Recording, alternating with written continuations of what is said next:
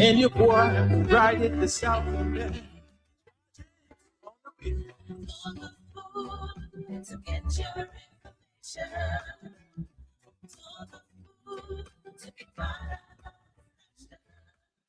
of school,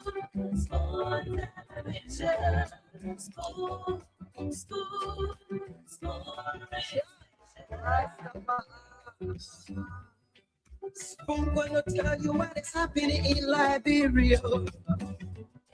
Spoon gonna tell you what is happening in Morovia. Spoon gonna tell you what is happening in Africa. Just to spoon. Indeed, Spoon will tell you what is happening in Liberia.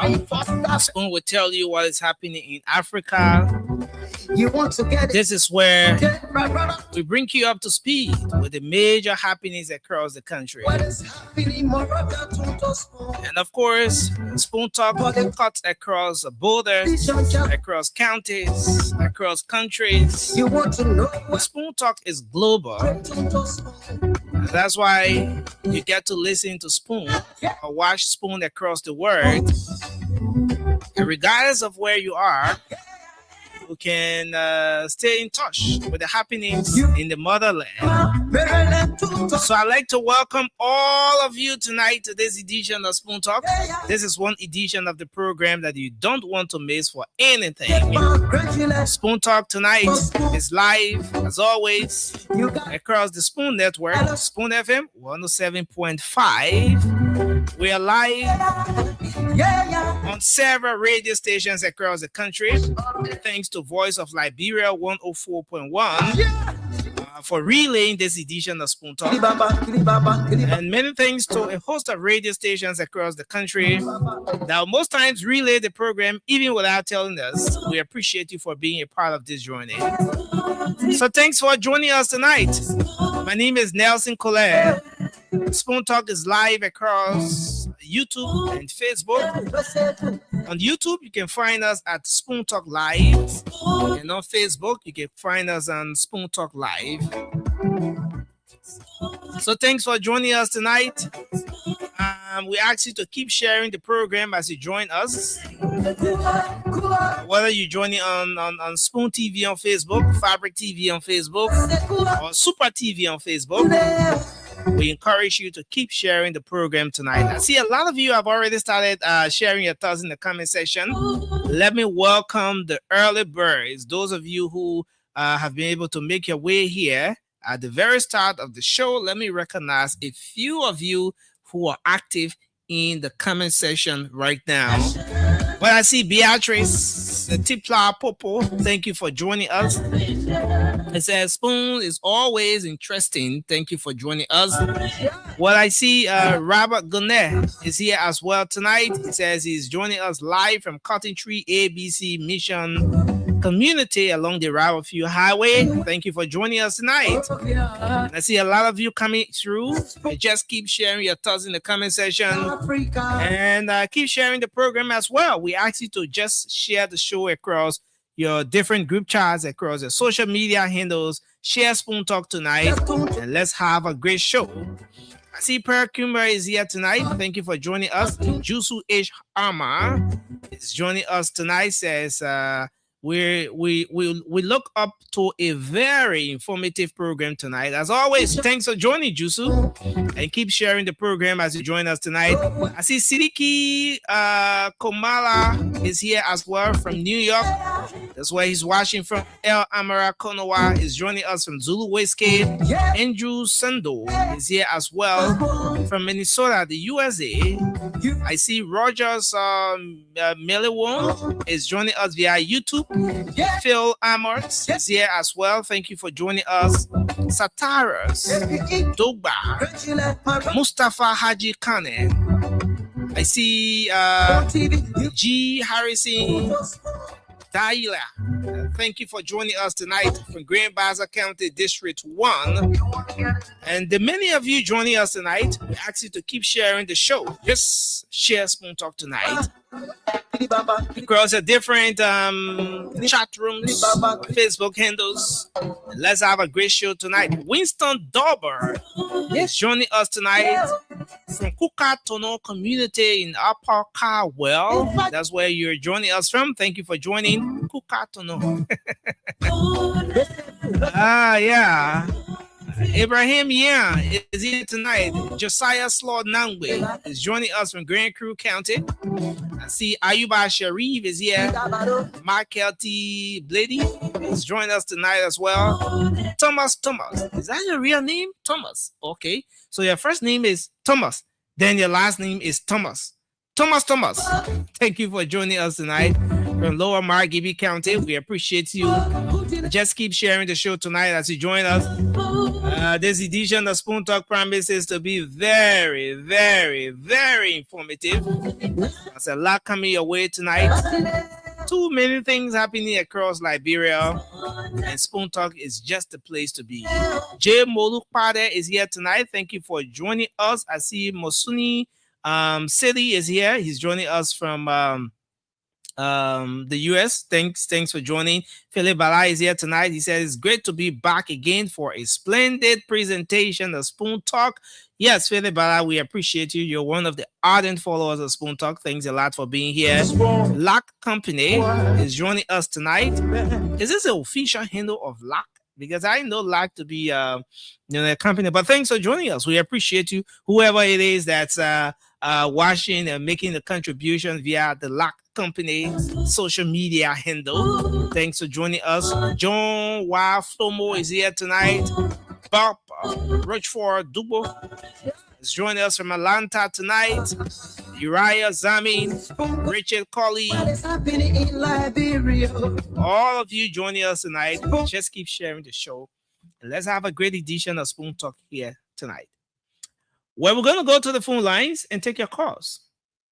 Let's hear from you. What are the issues that are of concern to you? What is it you want to talk about tonight? Spoon Talk is where we provide you the space to speak out on those different issues. So be it health, education, politics, sanitation, just anything that's of concern to you, you have the opportunity to speak out on those issues tonight. So let me activate the lines. So we start to take your calls on 0555. No, or 555 is down, but 00777 is the number to call. 0777 771075.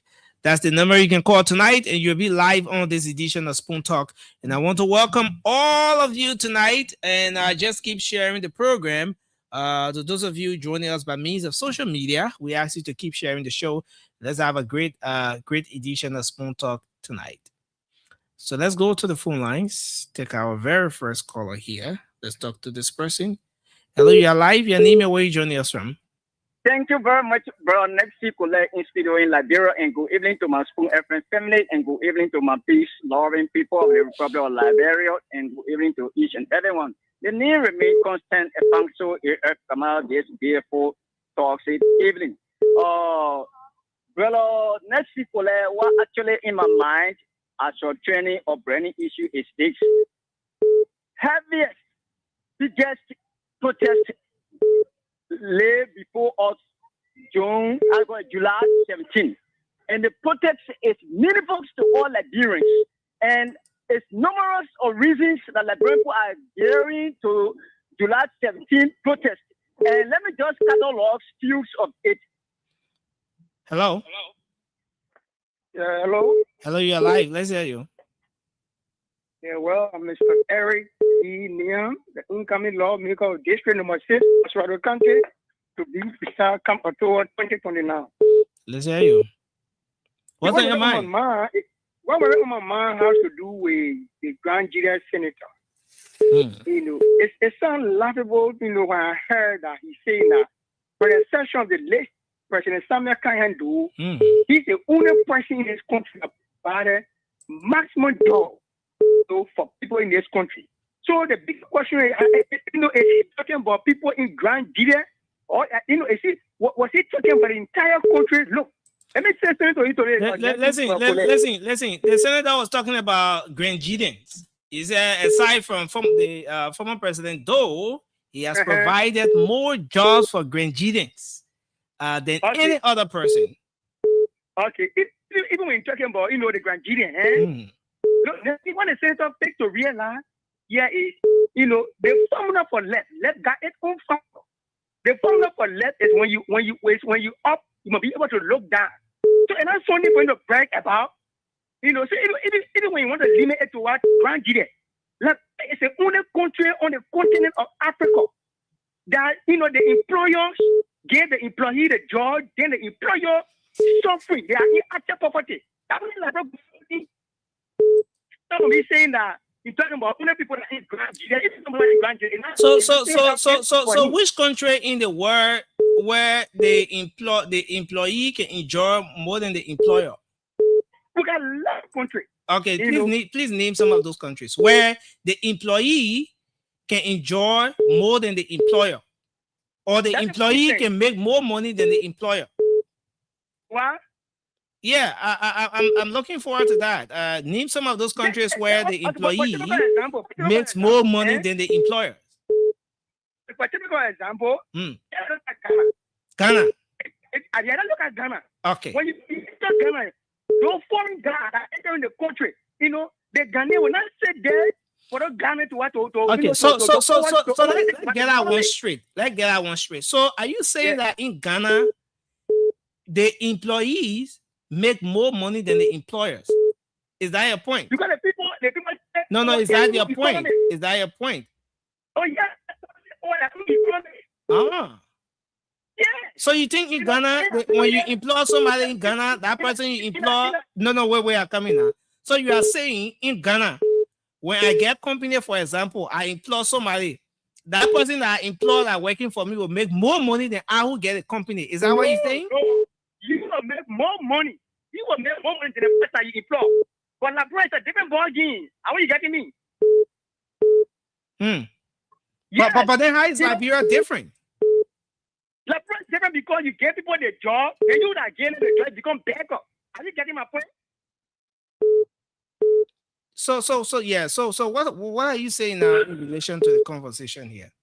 Okay, what I'm saying, the people in Nigeria, they gave, the senator the power, the mantle of authority to up there. But the same people are getting the power, the same people become beggar to him. I mean, you're twisting the whole thing around. But thank you very much. Let's take another person here. Hello, your name and where are you calling from? Yeah. Good evening, my dear friend, brother Nelson Colette, I guess. Good evening, sir. Yeah, they Pastor Command, the national chairman of the think tank group called the Unity Party. Pastor, let's hear you. Yeah, thank you ever so much, man, for the talking point of view. It sounds very fascinating. I want to speak on the Body RG appearance, Body RG and other heads of other security apparatus appearance at the Sunday yesterday. I think the Body RG, I'm first say kudos to him, for his steadfast leadership for the massive reform in instituting and the level of the Liberia National Police. And by and large, the security sector, I think we are seeing significant improvement taking place across the various security sector. So that's a testimony of the able leadership staff. But I think the police RG were very articulate yesterday. They spoke very well as related to proceeding, into the nothing medium or controlled drugs or cocaine. But the senator, with all due respect, I think it sounds very. Hello. When you say that, all due respect, now then you should address the person with respect. Don't say all due respect. Then the next one that comes is a disrespect. Yeah, okay. The senator, the police are, because you cannot come and inform the man repetition. You say, the man should be sacked. First, you say the president to take job from the man, and then you come in all way. Why that allegation against these top security personnel? Security head. Yeah. You come with allegation against them that you cannot substantiate. So that's why the police are offended because the mere repetition too, is of essence. Everybody repetition need to be protected. It's of essence. So the man take a repetition very cardinal. You cannot try to impose the man repetition and say the man should put political purpose on your intellectual purpose on you. So that was take off.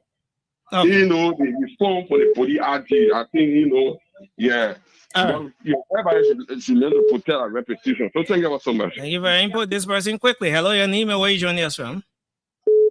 Good evening. I'm Honorable JVT calling from Kongwatan. Yeah, go ahead. Let's hear you. Anyway, let me introduce myself first. I'm Honorable JVT, Honorable Representative in waiting. We are to District number 2, Babel County. I'm 2029. Go ahead. So my point here has to do with the just issue. You know, I'm a strong supporter of this rescue mission, but where the fact belongs, is good that you put it there. Yeah. It just can come in the country at the end of the day. Nobody knows how they just enter, and they accusing a lot of people. No here and there, they just calling and pulling things. They cannot tell them what to put stop to in the country. We can't campaign for a government or kind of power, and then we trust the government. We expecting the government to do what they're supposed to do. Then the leader, which is the president, fighting to strengthen the country, then other people there want to undermine the government. It's bad. So the police RG need to answer question. If he can get clarity on the joint issue, the joint security at large, they can get clarity on the joint issue, all of them will be suspended. We need business in the country. Okay. Thank you. Thank you very much for your input. Let's take this person. Hello. Hello, Nelson. Yeah, hello. Nelson, it's Josh Mova from GST, which is the six most of country can communicate Nelson. Are you getting me, Nelson? Yeah, hello, you're live. Go ahead. Yeah, Nelson, I beg you, please, I put your phone, Nelson. Please give me the CEO number, water spoon number. This Josh Mova for long. I need to go on the radio for long, please. Please tell me the CEO number. Please, I put your phone. I want to tell you thing. Please. Nelson, I just want to tell you, they're telling for the platform every day. But some more it to cost some time. We should cost some time. We have a job. I'm not beg you, Nelson. Please give me the CEO number. I beg you, your phone. Listen to me. See what I beg you, Josh Mova. I need to talk to you directly. See you. I hold your phone, please. We don't want to start the show. See you. I beg you. So Right. thank you so much, Nelson. Thank you so much. I beg you. Thank you very much for your input. We appreciate you. Hello. Good evening, Nexi. Yeah, good evening. You're live. Let's hear you. This is Oscar Zigman calling from Gompasset in Nimba County. Oscar Ziegman, it's good to have you. Let's hear you. Nexi, what my man have to do with the director of police?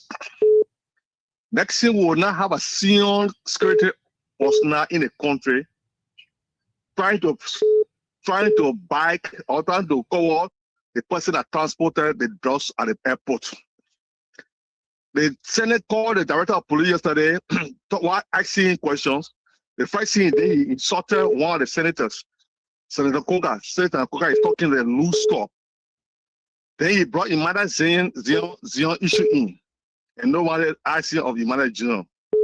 He said Imada Zion is a transporter. He just do a business. He go to college. He this and that.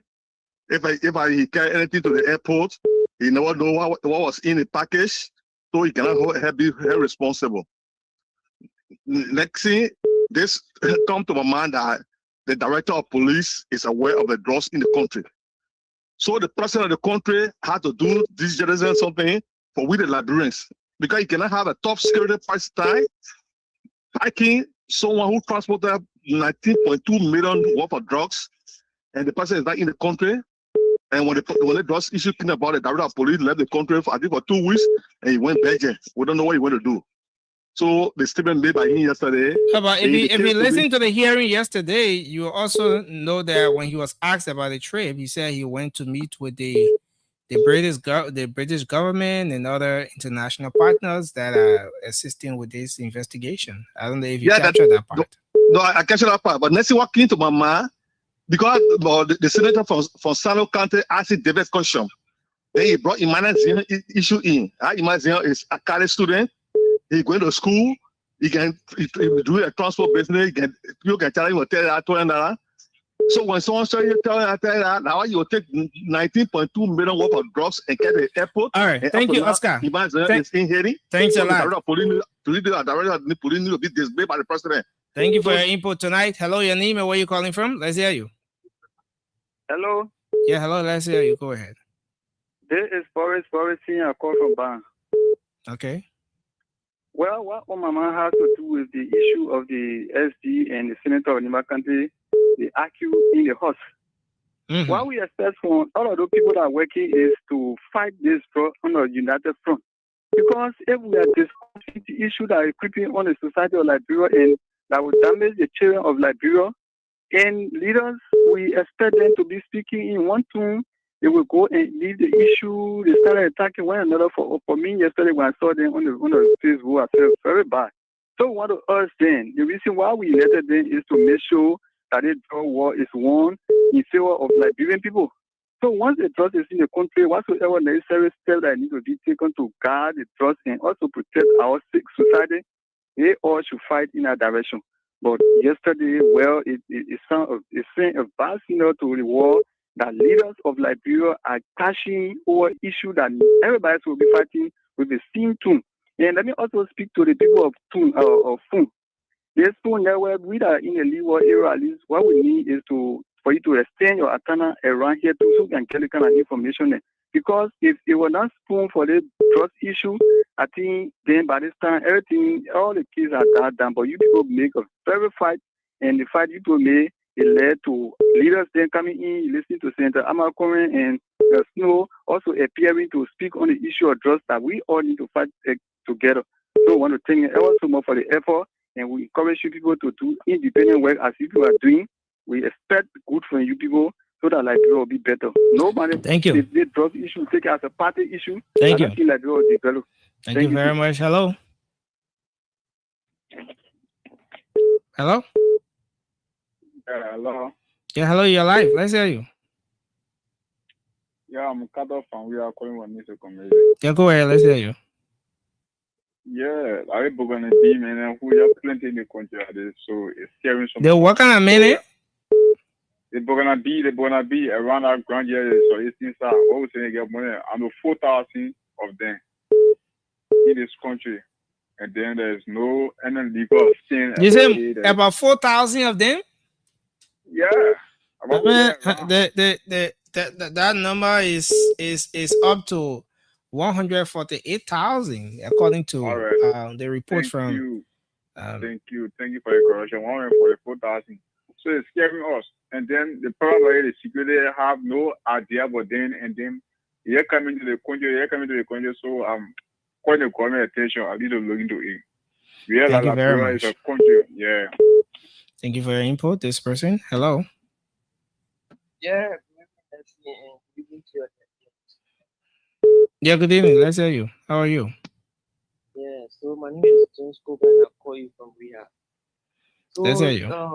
My brother, my concern has to do with the president's remarks today that, they just issue, nobody will go, unpunished. Next thing we are tired with it, too much rhetoric, too much talking. We need action. Since they just started. It has been almost 3 weeks now. The president keeps telling us, say, nobody will go unpunished, nobody will go on this scarf. We want action.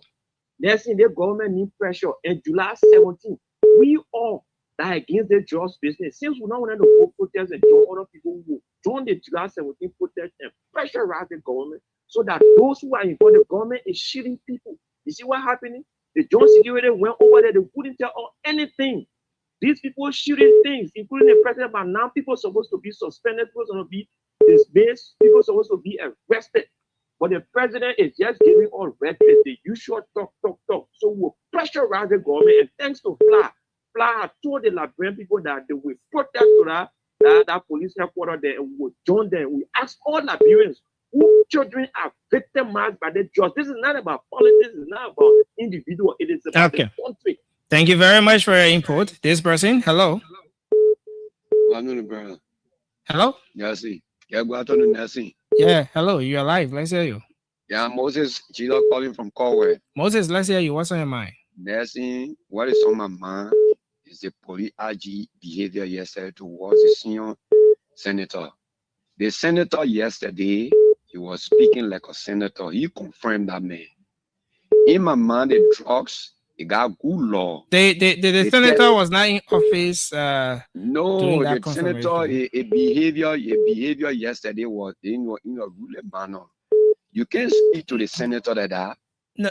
If the police RG, if that was him was investigating somebody and a person telling saying you talking loosely, by this time he was going to put that person in jail because he was going to say the person misbehaved. But for him, he spoke to the senator. Now the senator, I don't know, because myself here, I always say the NSA, the DEA, all the security apparatus in the country we gave them, especially the NSA, they call themselves covert. But if our international partner he come up with some of the hardcore information, we will never get it. So where is the covert they are carrying on in this country? For which every year when they pass budget, their budget is huge. If the international partner don't give us information, I mean, we will not get no information. Okay. 95 million drugs, the 150 million drugs in the country that the international community told the Liberian people. Now there's some more million drugs again that the international community. So what they covert they are doing in the country. Then the people called them yesterday, try to investigate them. Then only for the senator to say, look, they need to suspend you, then you'll be serious. Tell the man is talking loosely. Then the senator sat there. He saw an opponent, the man telling the man to apologize. That man statement went yesterday. It went. He said what he could say. So he apologized and he did. He just did it only late. It was not for him. So what the senator did, in my mind, they didn't do well for their colleague. They didn't do well for their colleague. They betrayed him. They should have punished the police director for what he did. Because he insulted the senator. The senator said something. Suspend these people. The drugs law is good. That where the drugs is, you arrest, you confiscate that horse. They tax it, they confiscate everything they get in personal interest. That what would be hearing. You got somebody horse that the drugs came from, arrest that person. The horse said, by this time that horse supposed to be confiscated. Because there where they took the drugs from. If you say you can't find the people who get the drug, tala. They play the horse, they play a drug came from that somebody that the person get a drug, so arrest that person. But up to now, they still keeping things. So it means that they are said they are involved. Thank you for your input. Let's hold you there. Take this person. Hello. Yeah, hello. Hello, you're live. Let's hear you. Yeah, I'm calling out to do with the RG yesterday. He actually told the senator I still to be a disrespect to the horse of Ella. And I think the president should take direct action by suspending Robin Smith on him in the past. Thank you. This person. Hello. Hello. Are you here? Can you hear me? Hello, can you hear me? No, I can hear you. I can hear you. No, my man, you gotta change your location. Hello. Yeah, Nelson. Yeah, hello, you're live. Let's hear you. Yeah, my brother. They just issue here. We don't trust this government. We don't trust this government today. We don't trust the government. The way they trust issues proceeding, we don't trust it. We need an independent body to investigate this trust issue. For me, I don't trust this government. This government has been compromised. Your hand can be in a cookies jar and be investigating yourself. We don't trust these people today. We don't trust them tomorrow. We ask the international community to come in. I don't trust this government. This government is compromised. Thank you very much for your input. Hello, your name and where you joining us from? Let's hear you.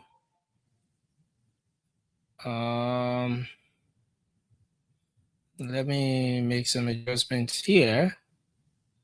Let's see if we can get this coming through, but keep your calls coming.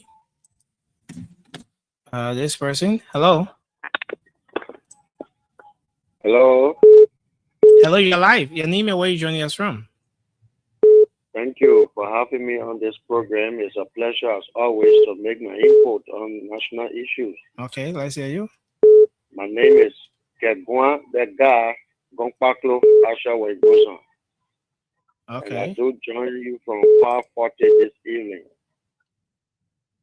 Thank you for the topic on the discussion, and it's always a pleasure for us to be able to weigh in on these kind of things, because Liberia is the only country that we have. You see, the issue about this drug business, the people who are persons of interest that their names continue to, not be mentioned, or that they continue to have their names, is making Liberia to lose international relationship.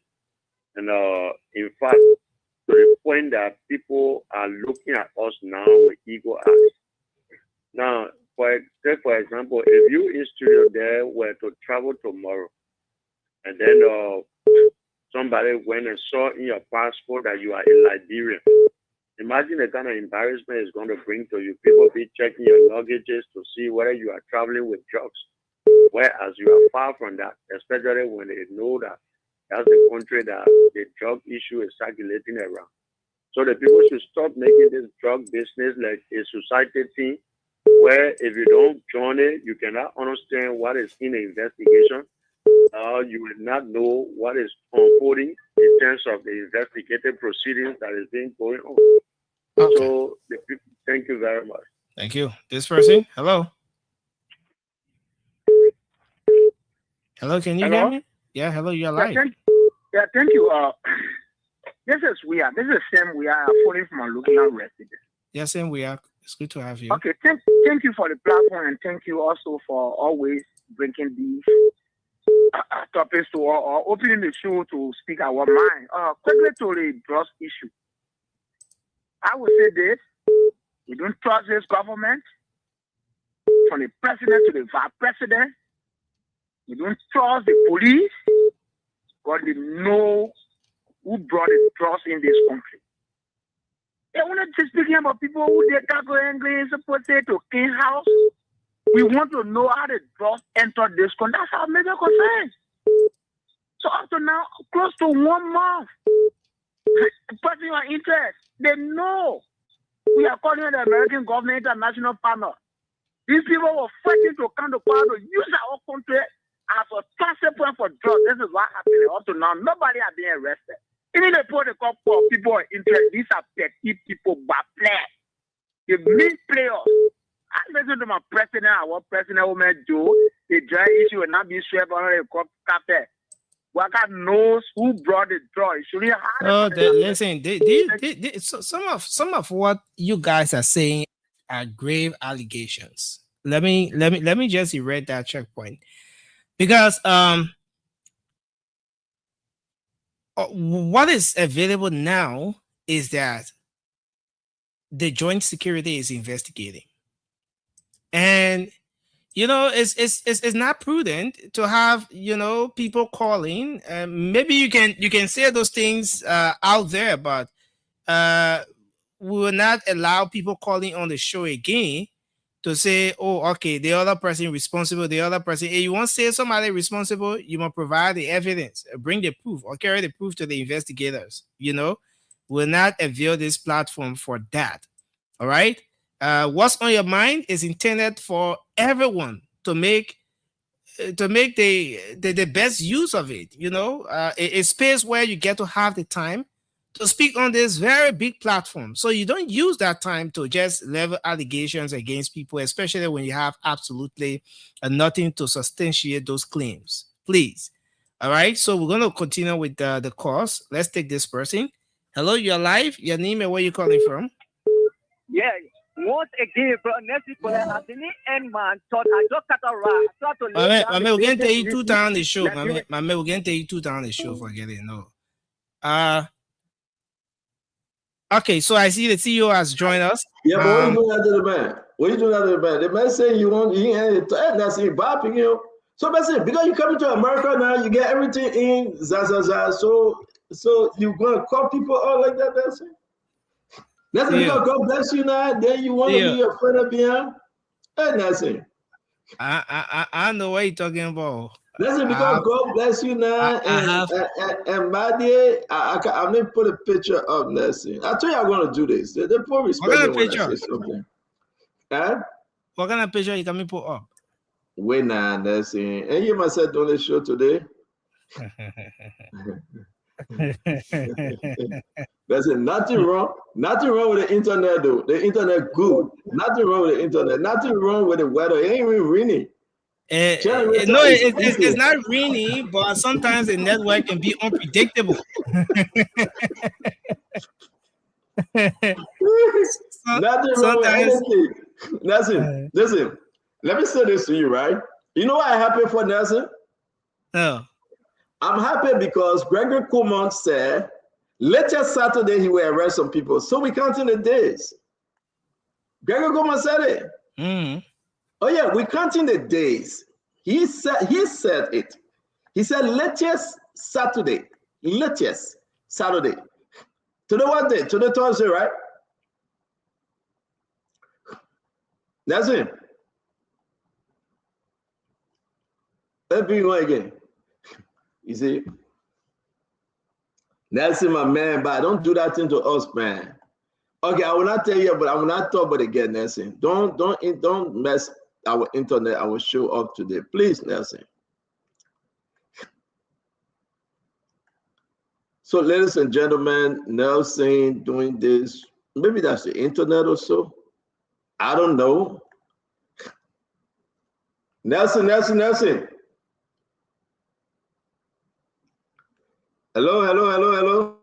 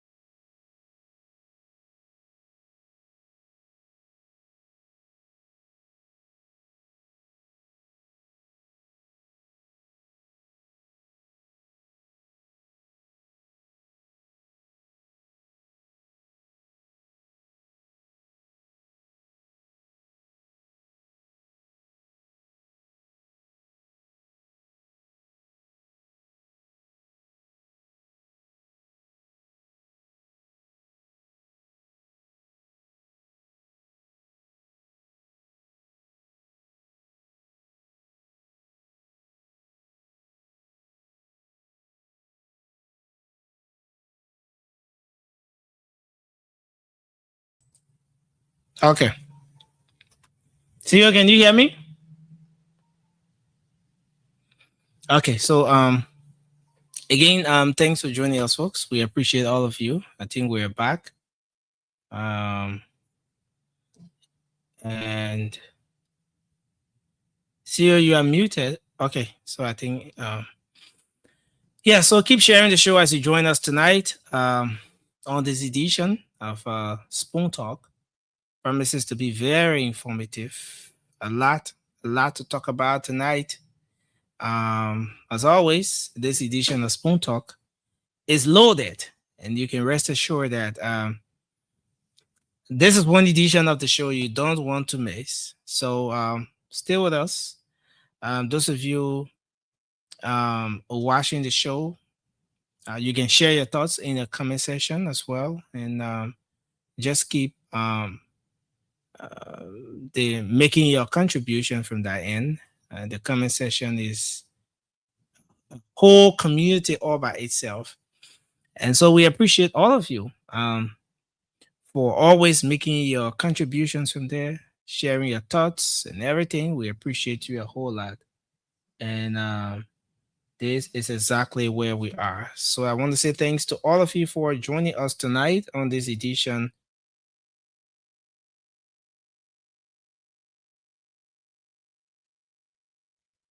So thanks to all of you joining us. We ask you to just keep sharing the show.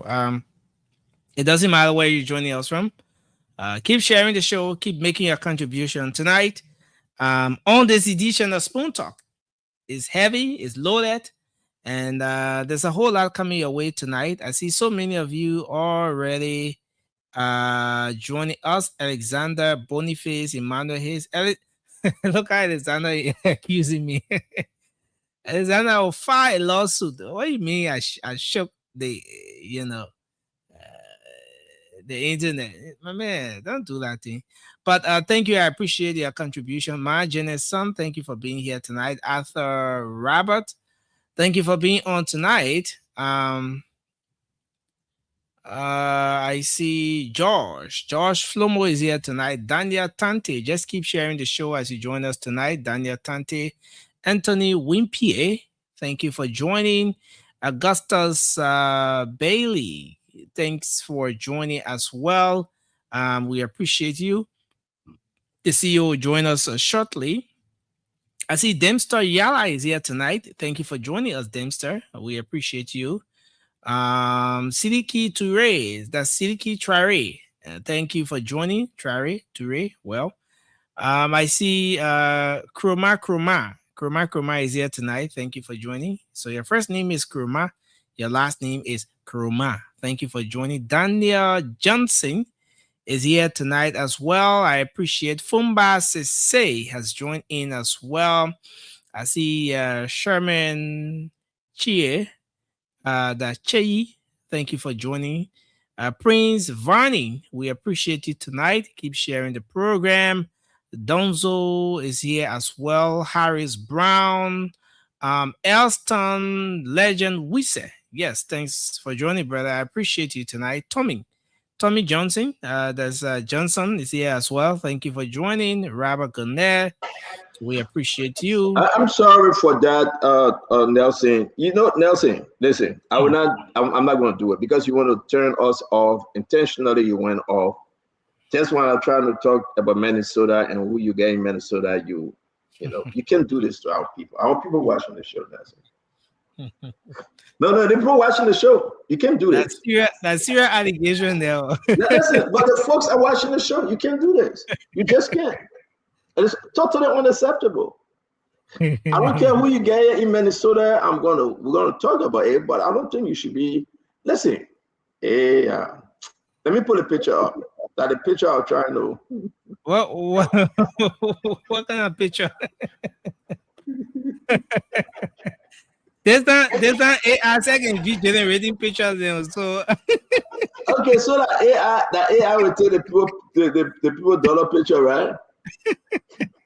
That AI will take the dollar picture. Wait, let me put it up. For you to beg, you can't say AI can take picture. No, but I mean, that's just beg. Just you know, get on your knee and beg. You know, I'm informed. That's it. Just beg. If you beg, I will not put it up. But the more you laugh, you don't want to beg, I will put it up. But see, the whole thing is, I don't know what kind of picture you can put up. That who picture, what the person name. That's it. While you waiting to know, just a CEO are begging you. Because when I put a picture up, it's death before dishonor. I can tell you right now. CEO, I'm begging you so we can do the Liberian People show. The Liberian People, I mean, they're watching, they're waiting for the show, you know. The people say you got a few more seconds, you're coming up. Continue to talk. And now you can talk. you know, I say give me option though, because Yeke coming on, Mariah is coming on today. We're gonna have a great team today. We will talk about, hey, Gregory said by Saturday. So we got 2 more days. They will be naming those folks out there. They will be naming the folks. They will be naming names. I want to say to all of you listening, it's very important. These 2 days will be very, very critical. It will be very important. They will be naming names. I can assure you they will. Gregory said they have people of interest, person of interest. They will be making the arrest. Gregory said they will be making an arrest, right? On some permanent people in government. So how many more days we got? 2 more days. Today is Thursday, Friday, Saturday. Gregory was on an oath when he said that. That's it. He was on an oath when he said that. Nobody put finger in Gregory more when he said it. Gregory said it. We believe Gregory. He must arrest somebody on this $19 million drugs. But the funny part is that, Nelson, we heard President Boyka saying he's setting up another committee again. For what? That would be his 3rd committee on drugs. What happened with all the other committee then the Papina said? So he got a committee for coach. He got committee for opium. He got committee for cocaine, different category of committee. So what discuss that one? And that's why yesterday I said all these cabinet meeting things are just blah. And you Nelson, you gotta understand when I say this thing. It makes no sense. You said in comment. No. We want an independent investigation. We do not trust Osotwe. We do not trust Osotwe. Nelson, I know you're looking. You're praying for me not to put the picture up. You want me to keep on talking. But I have to put a picture up and just ask you one question. And I want one question I want to ask you, and then we're going to move on, Nelson. Because you know, you already start the show. We enjoying the show already. I understand. But the question is, Nelson, who is this young lady to you? Oh. From Minnesota, Nelson. I mean, she sent her picture to me. She sent me the picture. Who is the young lady from Minnesota to you? See you have. Don't start up, Nelson. Stop. Nelson, don't start up. Nelson, stop. You can do ba. What's the person name? Nelson, do not do ba. Now we are asking you a simple question. Who is this young lady to you? Just tell me. I want to take the picture down. She sent it to me. Her name is Madie. Her name is Madie. Who is she to you? Nah, I don't know that person. You sorry? I don't. You know what? That picture looking there. Nelson. Who's the picture to you? Because why the person no sign? Why the person no sign? Oh, that Emerson, right? Okay, we good now, right? Yeah, it was. All right. So I'm asking you a question, Nelson. Who is this young lady to you? I'm just asking you. I want to take the picture down. A beautiful young Liberian lady. Her name is Madie. She sent me her picture. I want to say congratulations to you, Madie. Thank you for following Spoon. Because of Nelson Colette, you told me everything I needed to know. Nelson, who is the young lady to you? That's what I'm asking. That's somebody's daughter. I know Damo is behind this. I know Damo is behind this. I know all the men are behind this. Nelson, that's somebody's daughter. We agree, everybody behind it, but who is she to you? I mean, you got your fiance. I about to put your fiance picture up when she was graduating for the university. You got 2 kids by the fiance. I would advise you, Nelson, do not be wicked like some of us. Don't do it. I'm just seeing the photo for the first time. The 2nd of July, I pray God in heaven and I'm advising you. Hey, Nelson, the poor Liberian girl I'm sticking with you, don't leave her, Nelson. I beg you, don't do it. No. I've been serious. Don't do it, Nelson. See you my first time seeing the picture. Nelson, I'm begging you. Don't do it. Tell Maria the truth. She watching the show right now. Oh, the person named Maria? You go to the school and put her? Oh, but they're wasting your money. They get saying you see. No, but that's it. They're wasting your money. They get saying you go to the school and say that the person in Madia, you don't know her. I just say on the show, you don't know her. I can call her right now, though. I can call her right now. You want me to call her? Yeah. Her number at 952. Her email at 952. That Minnesota number. You got a number. No, I mean, listen. All you need to do, let me say this to you. And let me be honest, Nelson. You have come a long way. I'm going to give you an open advice with the people's daughter in Liberia. 2 children, my God. Don't leave her. I beg you. I take Papa God to beg you. Don't leave her. And I go, Nelson. Think on the children, Nelson. Think on your 2 picking. I beg you, Nelson. Yeah. I know that. Let me tell you, put daughter down. I mean, she's beautiful, she's young, but I beg you, Nelson. I told her everything. I told her how many kids she got at home. I did. I mean, she trusts me. She reached out to me and said, CEO, please advise me concerning Nelson. Nelson, do not walk in some of us footsteps. The Bible says there's a way seeming right unto the man. The end thereof is a way of death. You know what I'm laughing? Because that my first time, the way you put it to your mind. Let Nelson, let it go. Nelson, let it go. I beg you, Papa, let it go. So I'll tell all the women that are on the show today to beg you. Y'all please beg Nelson. Y'all please tell Nelson to let it go. All the women are begging y'all. All of you that are watching the show, y'all please, Sister Miata, tell Nelson to let it go. Yeah, I beg you. I beg you, all of y'all. Y'all tell Nelson to let it go. Nelson let it go. At the end of the show, please let the people know at the end of the show that the whole picture thing, the whole thing that you put up today from the beginning of this show, yeah, it was meant to start the show. Hello? Yeah, I'm begging for Nelson to let it go. What say you?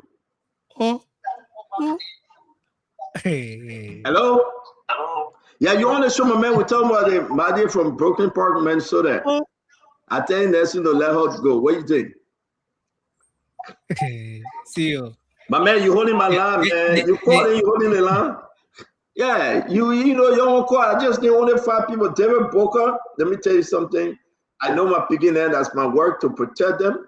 That's my work to tell them the truth. I talk to them in the back. If they don't listen, I have to come on the show and talk to them. Dude, this is not fair. This is not fair. And my man, I'm in the back. Anyway. Nelson. Nelson, I know what I'm telling you, right? Me, I know it because I've been through it. Let it go. Yeah, we got to advise Nelson. Let it go. I mean, she's beautiful. We respect her. Nelson, slip her eye and slip her mistake. Nelson, let it go. Your name and where you joining us from?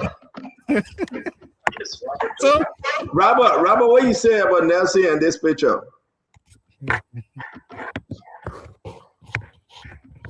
Your name and where you joining us from? Hello? Yeah. What you say about Nelson and this photo, man? I just advised him, man. Nelson is in a situation that he cannot handle. Yeah. That's why dual citizenship. So then you continue with dual citizenship. That dual citizenship, man, looking for? Yes.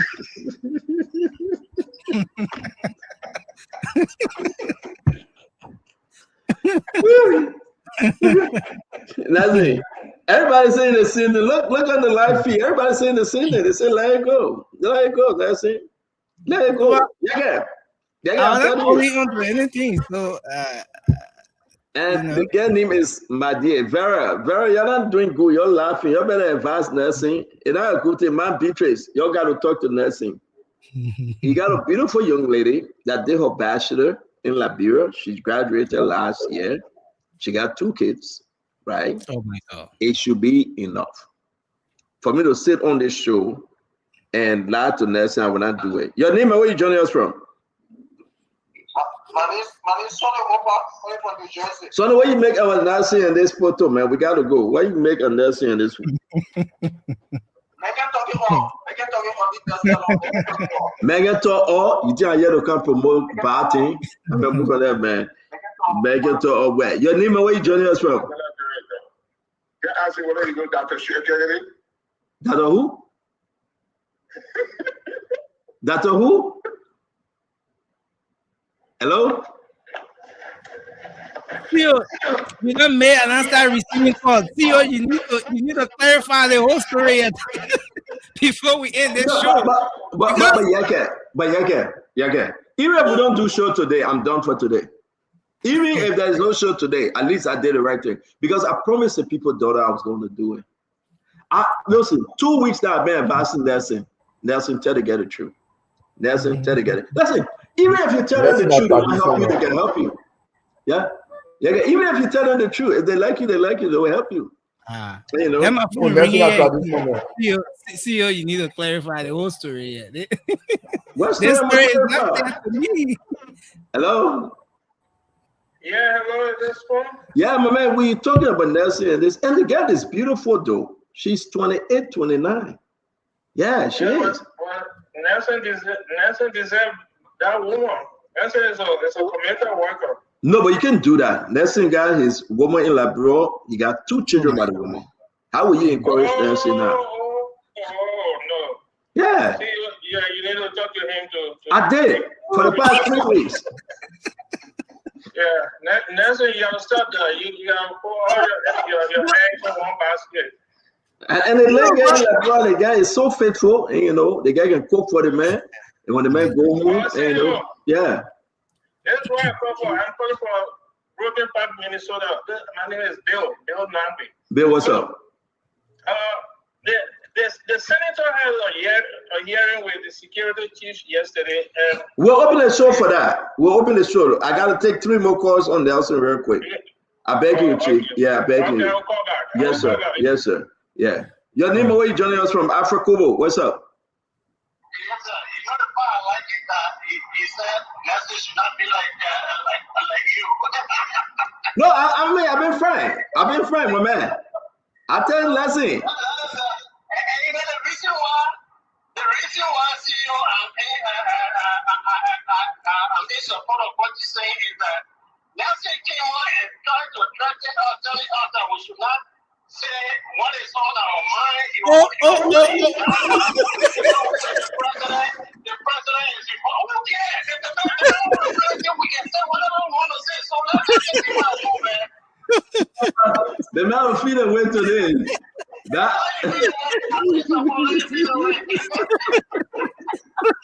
So you guys said I won't for me. Hello. Hello. Okay. Hello. Yeah. Hold on, it's up. Good. Let's start to understand that we are God-fearing people. Yes, ma'am. Let's start to understand that we are God-fearing people, CEO. Yes, ma'am. Nelson carrying the grace of God with you, so Nelson should follow your footsteps. Thank you, ma'am. What you're telling him, that is not wrong. You are right what you're saying. Yeah. Nelson stick to that girl in Africa. Yeah. And imagine I'm speaking from a personal experience. And you know, and Nelson got to listen to that. Yeah. Yeah. I got two children outside before I met my wife. 2, one by one crown woman, and one by one crew girl. I know what it means. So Nelson got to listen. So Yeah. so fear of God being it coming in. Hello. Yes, Mama.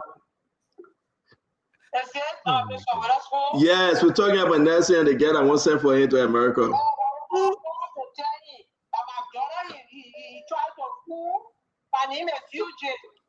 Oh wow.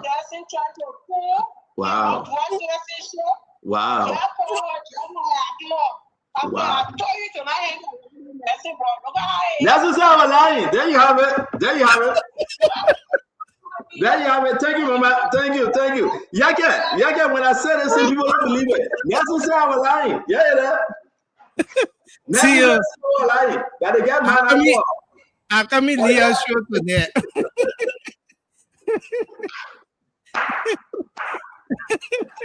Who are over even call CEO? No, CEO. This. Gotta get my call. Hello, your name and where you joining us from? Oh, so you are a woman and you're doing this? Nelson girl, a children man. Huh? Oh. I don't know.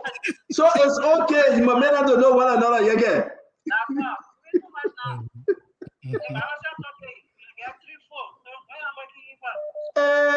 But they get my jackal. They get my son dancing for you again. Oh. Look at how much so. Your name, where you joining us from? Oh my God. Yeah, your name? This is Punta. Yes, my man. We talk about Nelson and the game Brooklyn Park. What do you say? Yes, this is Jonathan calling from Minnesota. Yeah. Nelson? Yes, sir. Jonathan Turner. Okay, I see why your phone giving problem. All right, we'll take the last call and we'll get it's 9:03. We'll take the last call. Your name and where you joining us from?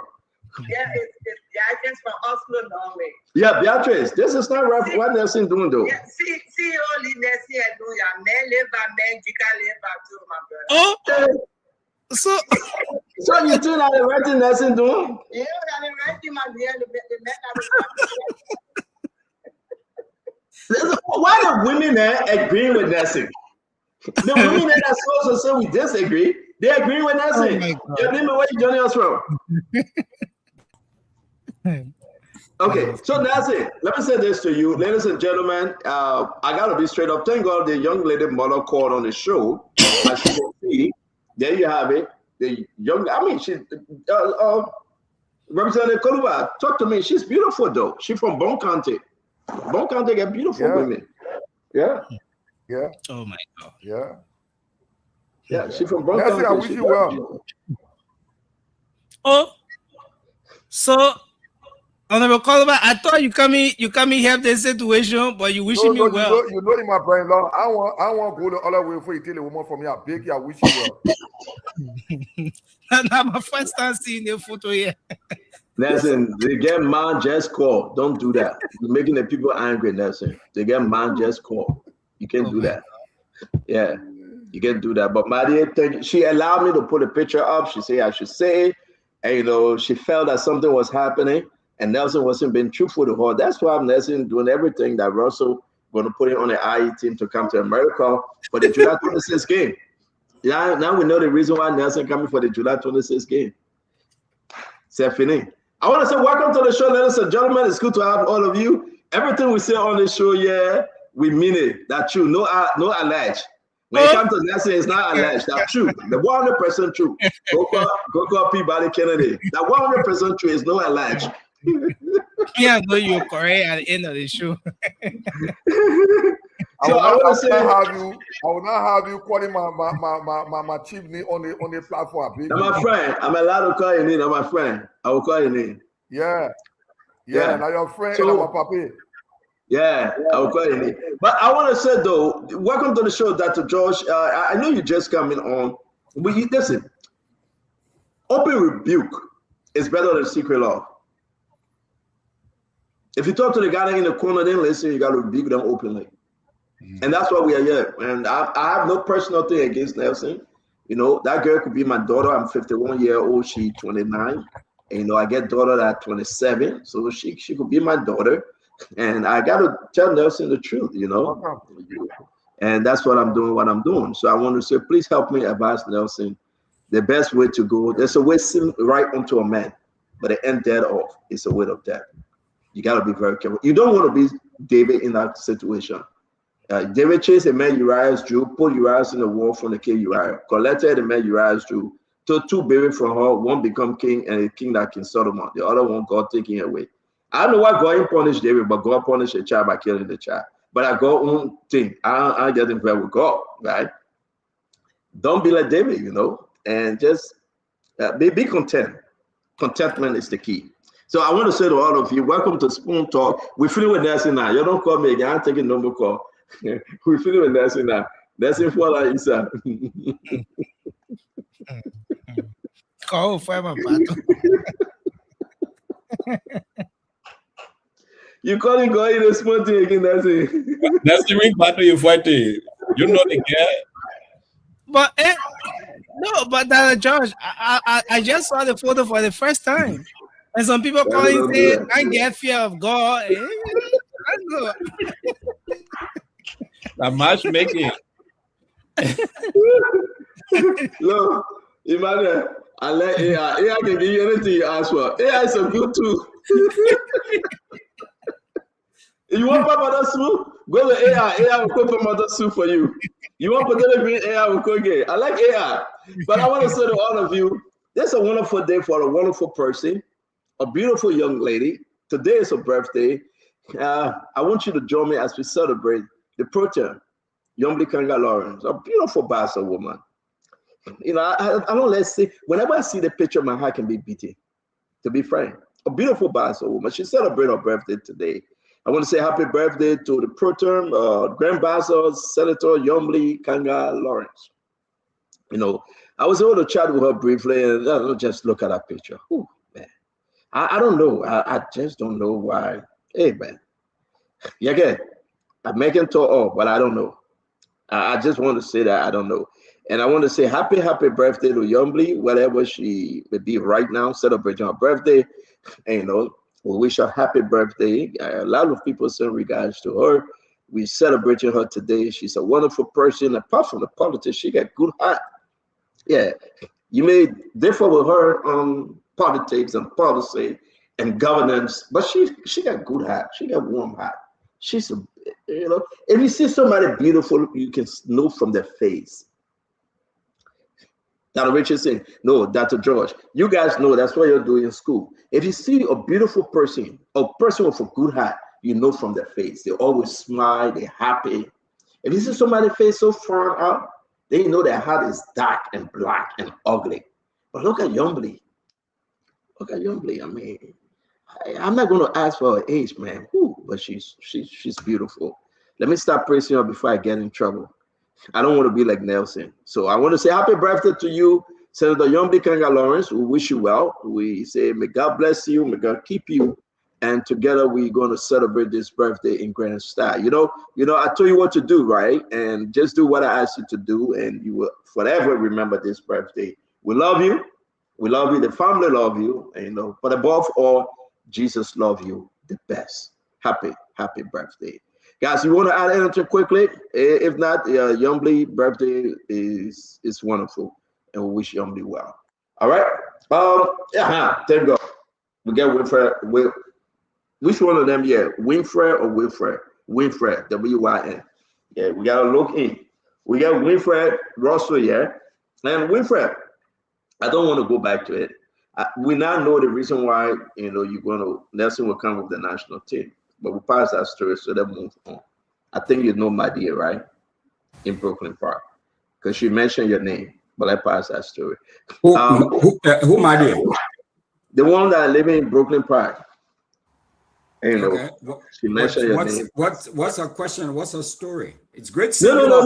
It's been a while. Yeah, but we passed the story, and she was talking to Nelson, the young lady. She said she know you, she know your family. She was talking to Nelson. But Nelson didn't tell her everything, so I decided to make it public. Nelson, is that your interest? Yeah, well, we passed that story. That Nelson interest, it wasn't, and it's complicated. Okay. It's complicated. Yeah. So you say okay, Mr. Russell? Oh no, he said the message is complicated. I know the person. I haven't seen the person before. No, but better, I am about to put you under the bus now. But the guys, they get into this thing. The other people coming on, right? Today, President Borga had a cabinet meeting. I want us to go there. Yeke, it's good to see Representative Yeke. How you doing, Yeke? How's everything from your end? Representative Koduba. All right, okay. Emmanuel George, how you doing? Good evening, Stanton. Good evening, Nelson. Good evening, Winfred. Good to see you, buddy. I'm doing great. I mean, it's very hot today, but then the weather is good. We enjoy this time. It's a beautiful day out here. Well, I'm doing great. Let me say good evening also to our fans that are watching it on Facebook, YouTube, and on the stations in Liberia, television and radio. It's a beautiful day out here. Winfred, I tried to get Lone Star merchandise, but it came to me until after the game because I think Amazon stuff, they are all coming from China. Well, no, but why are you buying it through China, brother? You got to send the link to get it. I'm trying to get it here in Minnesota. Oh, okay. Then send a link out. I'll try to get it through Amazon, but Amazon, when anything not Amazon. That takes more than 2 weeks. They're coming from out of the country. No, not Amazon. It's here. Okay. Yeah, if you text me the link. Yeah, I sure will. Yeah, I sure will. I will call you so we can get full details of it. I must say, Stanton, let me say, since Dr. George has just mentioned it, I don't, it's not my intention to put anyone on blast, but to just be, the man disappeared.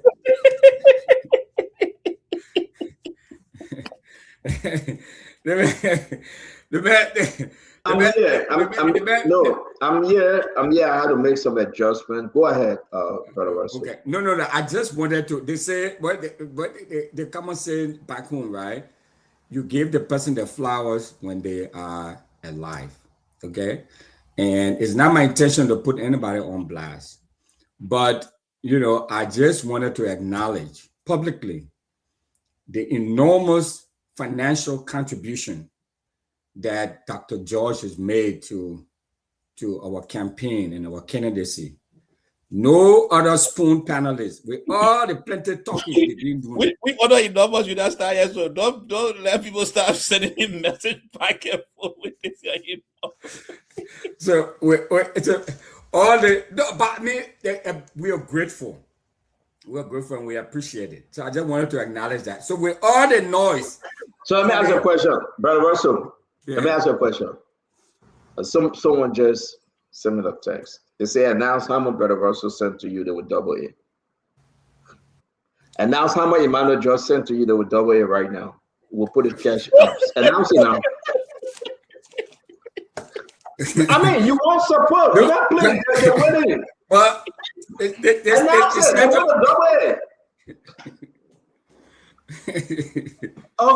But check out. What am I laughing for? You announce and say. Put it text on the screen. Put it text on the screen. I can't. I You don't want want to put and now the substantial amount, the big money. and now say they want to double But it. it's not secret. Text it to me. Text it to me. Yeah, Dr. Text it to me and I will send it to them. Stanton, it's in the group chat. It was public. Dr. No, George I don't have it. Can you send it to me? donation. Can you send it to me, please? Okay. Seriously, I'm not seeing it. No, I want to do it. The person You want put to it do how it. you can pull it up. I would, if it's in the group chat, I will see it, but I have not seen it in the group chat. It was it's in the group chat. I'm just trying to. When did he put it in the group chat? When? No. I put it in the group chat. When? My man. I put it in the group chat. Was it today? Not today. A while ago. Just go there and do a search. Well, can you just resend it, please? Not to be frank. This is a private anonymous donation from Dr. George. I agree. Granted. Yeah. Can you please, for the sake of our own conversation? Once you already called Dr. George, you're not anonymous anymore. You know what you do to my book. My man, why you getting leading, man? Let's go by the flow. I agree. Can you just send it to us? Let's talk about the Lone Star visit. We shouldn't mind. No. We're ready. Yeah, we're ready for the Lone Star visit. Yeah, right. Except you don't want the gentleman to double what Dr. George sent you, though. I mean, it's okay. We want him to double it. I would double it myself. To double it. Did you send it on behalf? Did you send it on behalf of ANC or on behalf of Emmanuel George? No, I didn't contribute on behalf of ANC. I contributed in my personal capacity. On behalf of CC. Can you contribute in your personal capacity on Spoon Talk too?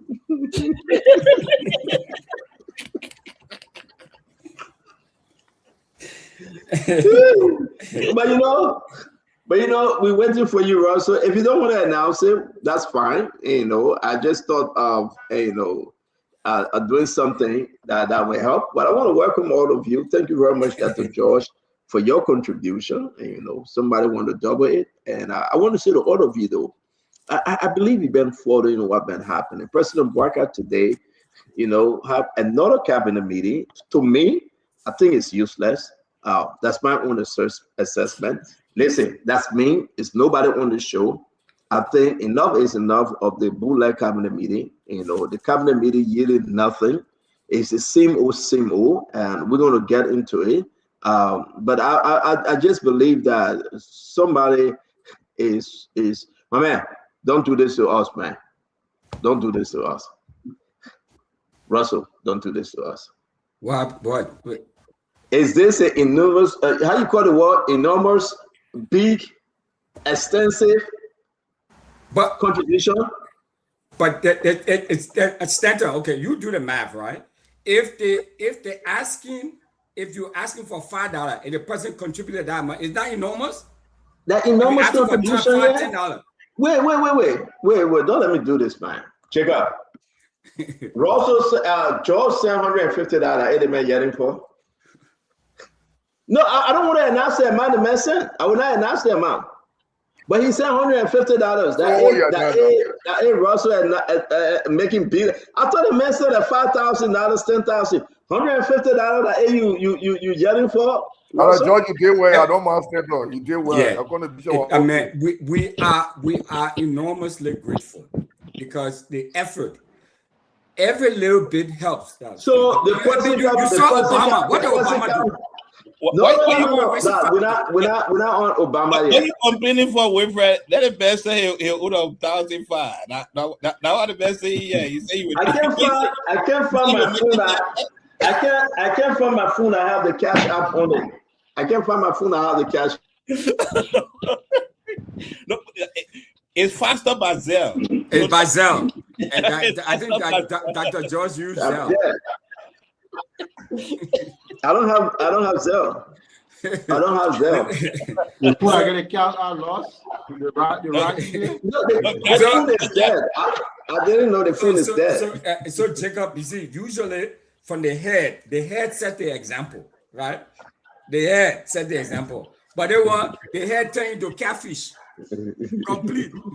Oh, I learned it from Musa Benete. Musa Benete promised the man he get a man anything yet. My man, I do it. Musa Benete, listen, don't let me go there. Jacob, don't let me go there. You won't see yet. Jacob, we all met here in New Jersey, and we met in Maryland. These guys then flew from Brooklyn Park. They paid their way. They got their own hotel. Musa promised to pay the people, but he didn't pay them up to today. You cannot tell me that's not true because you wasn't here. I'm here. I was there. Don't do that. Don't say that's not true. Because I can make talk. Musa did cover the hotel. No, don't do that. Russell, don't do that. I know you want your campaign contribution, but don't do that, Russell. Don't do that. Don't do that. Don't do that, Russell. I know you want Musa to get your campaign contribution, but don't do that. Musa is my man, but we gotta tell him to do the right thing. He didn't cover the expenses. The whole CMC refused. That Richardson refused to cover the expenses. Seriously. You know. I can assure you that if how you can treat all your friends on the national platform, all of them run away from you. Even my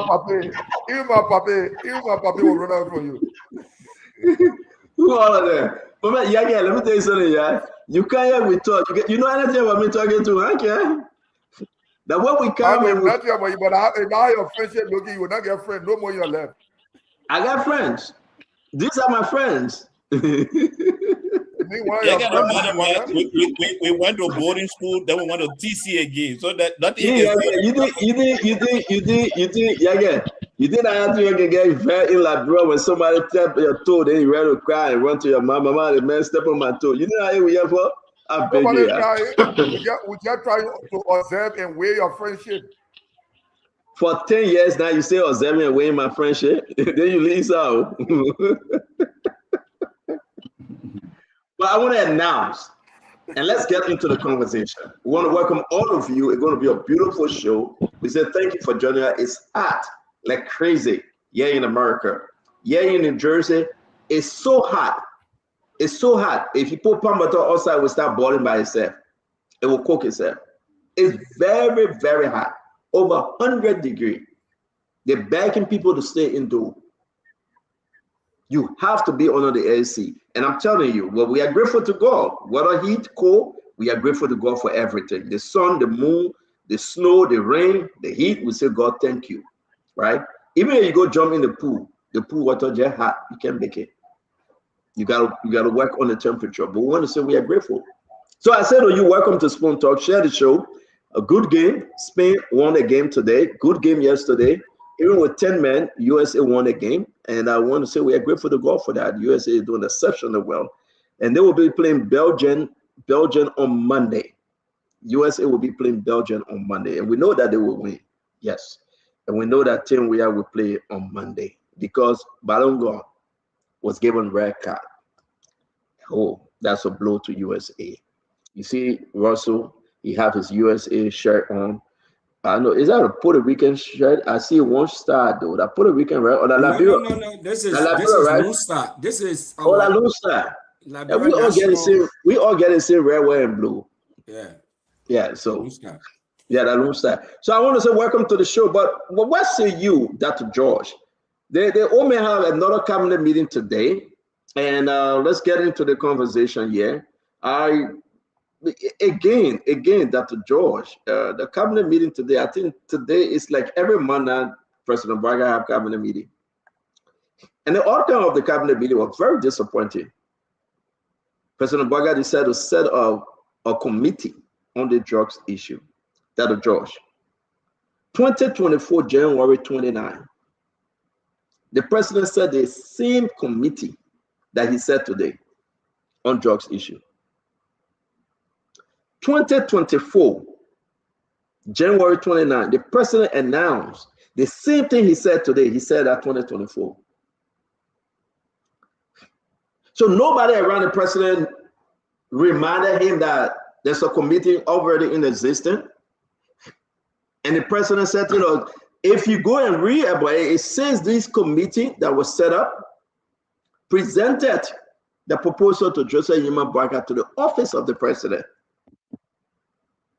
with different recommendations and suggestions, Dr. George and everyone else.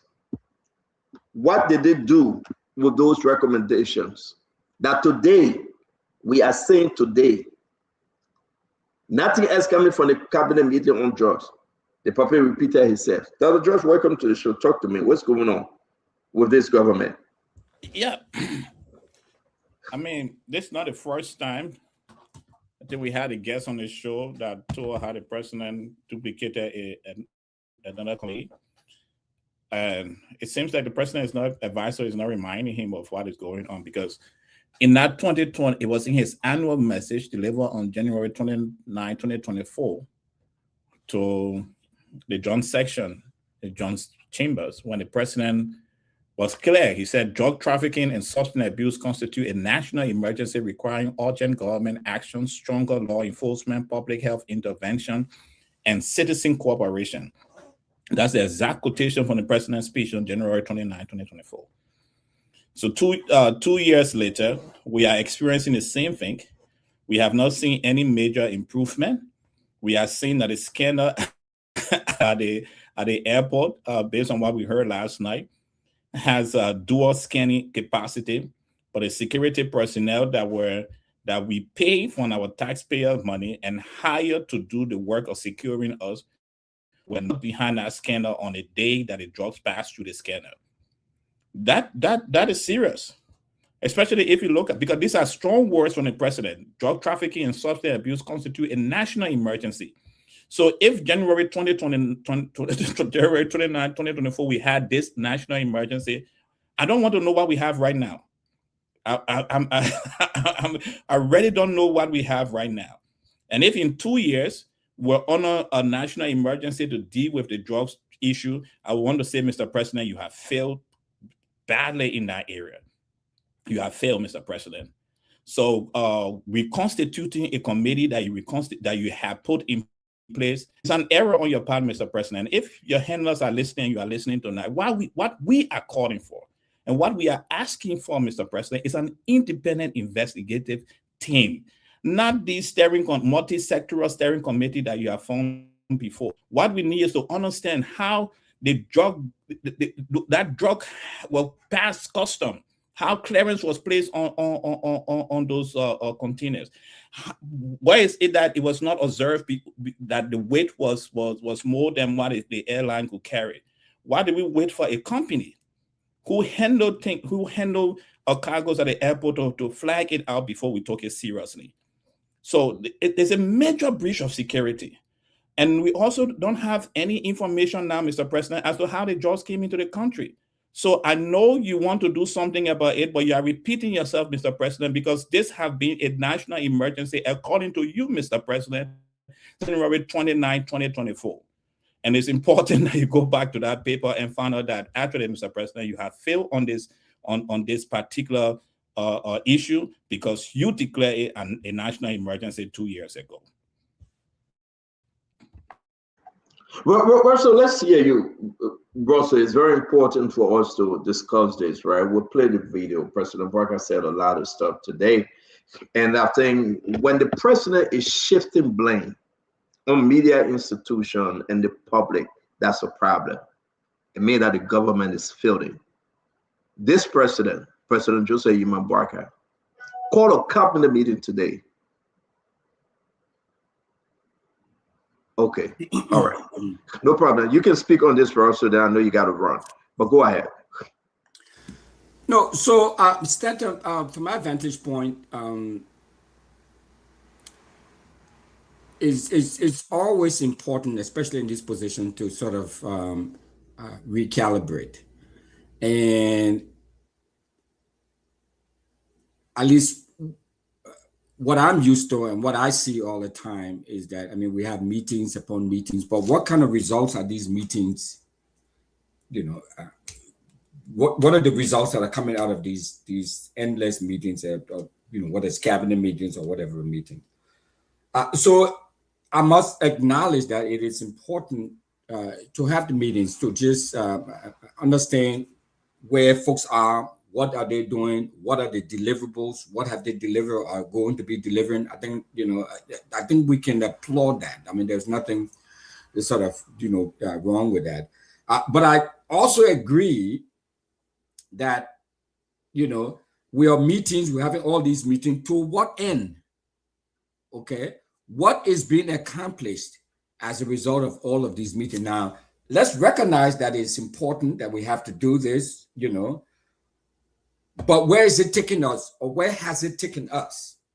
And the drug issue is Exhibit A with all of what that needs to be done. And this is front and center, not only on Liberians' mind, but we're seeing the ramifications of it, I mean, cut across. And there are folks here too who are talking about it, Stanton. You know, the officials here too who are talking about it. So it's important that we arrest that, you know, as immediately as we can. And so I would like to wait and see what the meetings and all of these meetings produce. And, you know, I'm not going to dismiss the concerns that people have or blame or scapegoat any one particular sector or area or the media or so. I think it's incumbent upon the government to have these, you know, whether they're fact-finding meetings or whether they're meetings to look at the processes and all of that. But I think what people want to know, Stanton, and what they're interested in, you know, Jala Jacob, is what comes after the meeting. You know, what, you know, all of these meetings are important, but to what end? Okay, I think for me, that is what is critically important. Thank you very much, Russell. And Jacob, let's hear you on this thing. Again, before we go to our brother, Representative Yeke, 22nd cabinet meeting. It's just coming every day, yielding no result. It's been so frustrating. The president will whine, the president will complain, the president will just, put cheeks out, like we say, cheek in our Liberian term.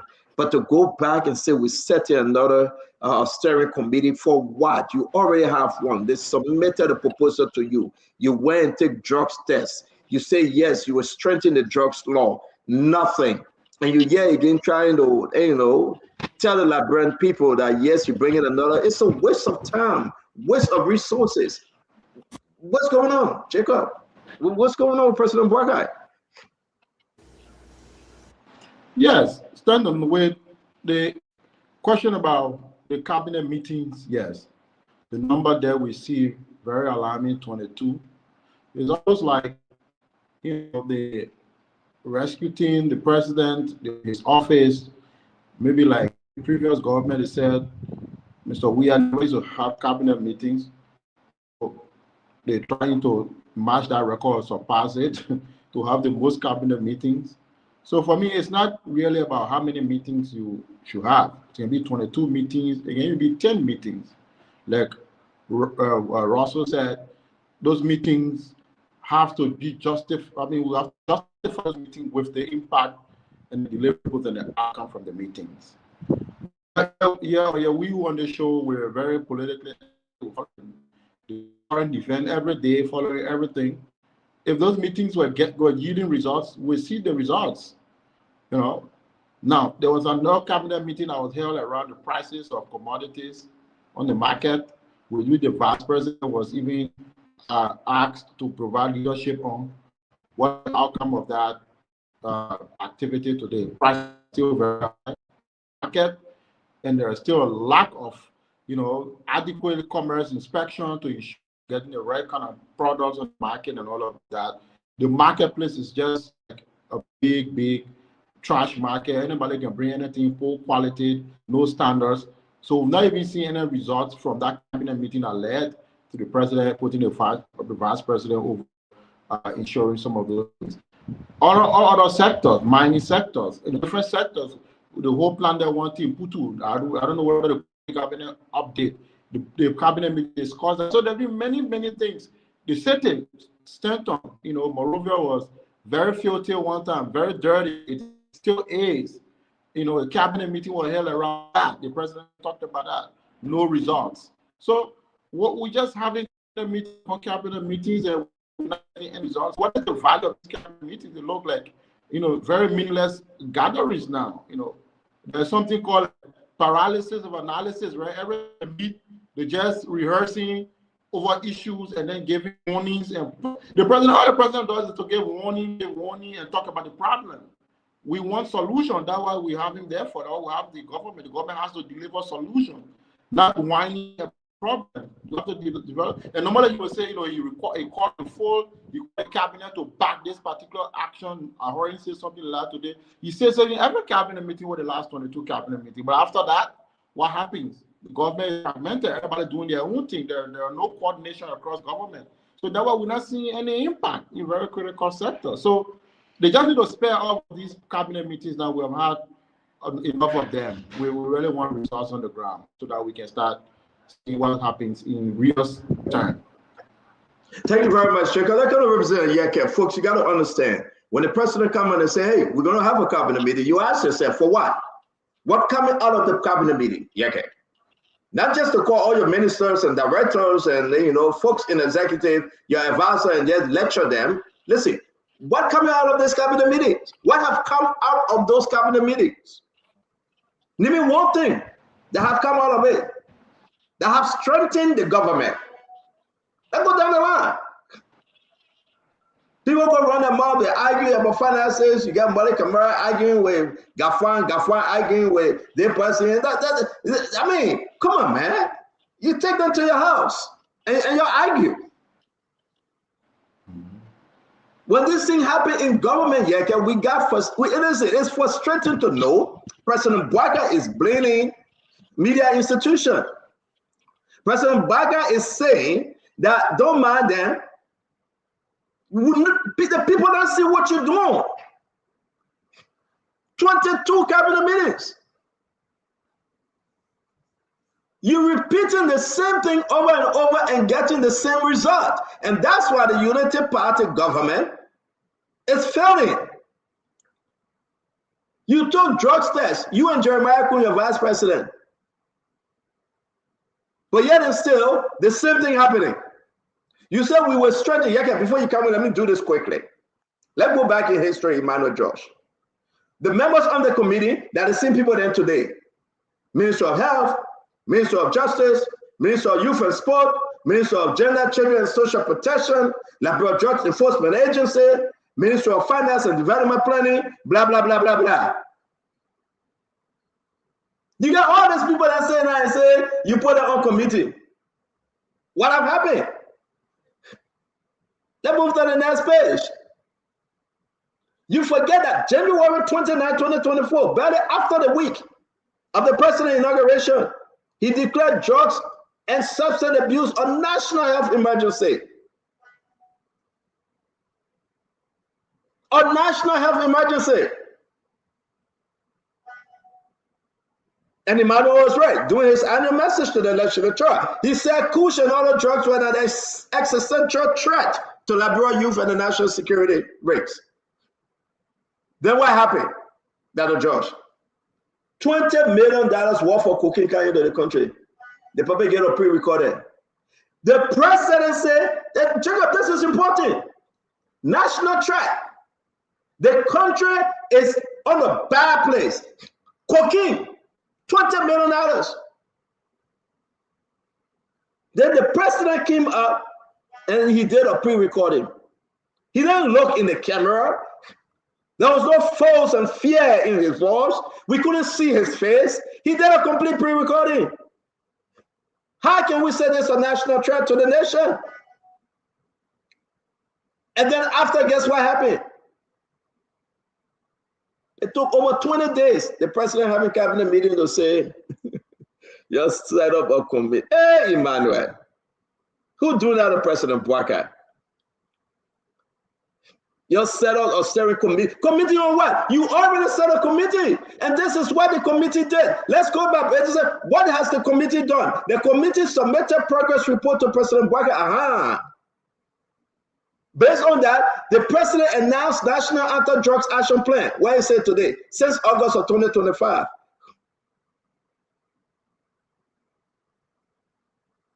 Listen to this, Dr. Jacob, Dr. Emmanuel George.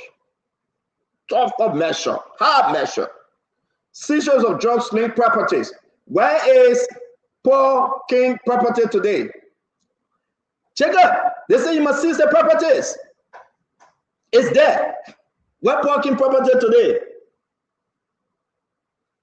6 months performance mandate for LDA commanders. Where? No drugs test. They're not taking it. Whistleblower reward, the whistleblower running for their life. Fast track coach, where? Expanded rehab center, none. Bola scanner, they said they ain't got no scanner. And that unit, anti-drugs curricula in school. These were the things that they put in place. Emmanuel, stop scratching your head because it was a lie. And today, $20 million just walking through. Then how can the president tell us, say he blaming the media? Then how can the president tell us, say, yo, wait, we're going to put a new committee together. For what? That's scam. Hey, Emmanuel, take it away. Yeah, we love President Bouakai. Yeah, we respect President Bouakai, but this is a scam. This is a scam talk. It's a scam talk, Emmanuel. Take it away, man. Take it away. Listen, whether you're a unity partisan, in position, no position, opposition, this one will not fly today because President Bouakai is playing fly on us. He's not being truthful. This president, he's not been truthful.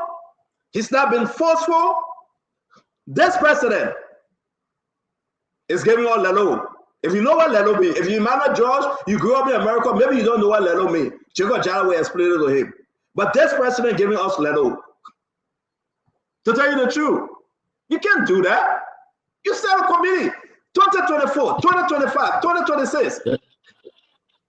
The other something for Lelo la Koloma. Give you a big Koloma. I mean, you can't do that, President Bouakai. Then you go, we play what you say. Go ahead, Dr. George.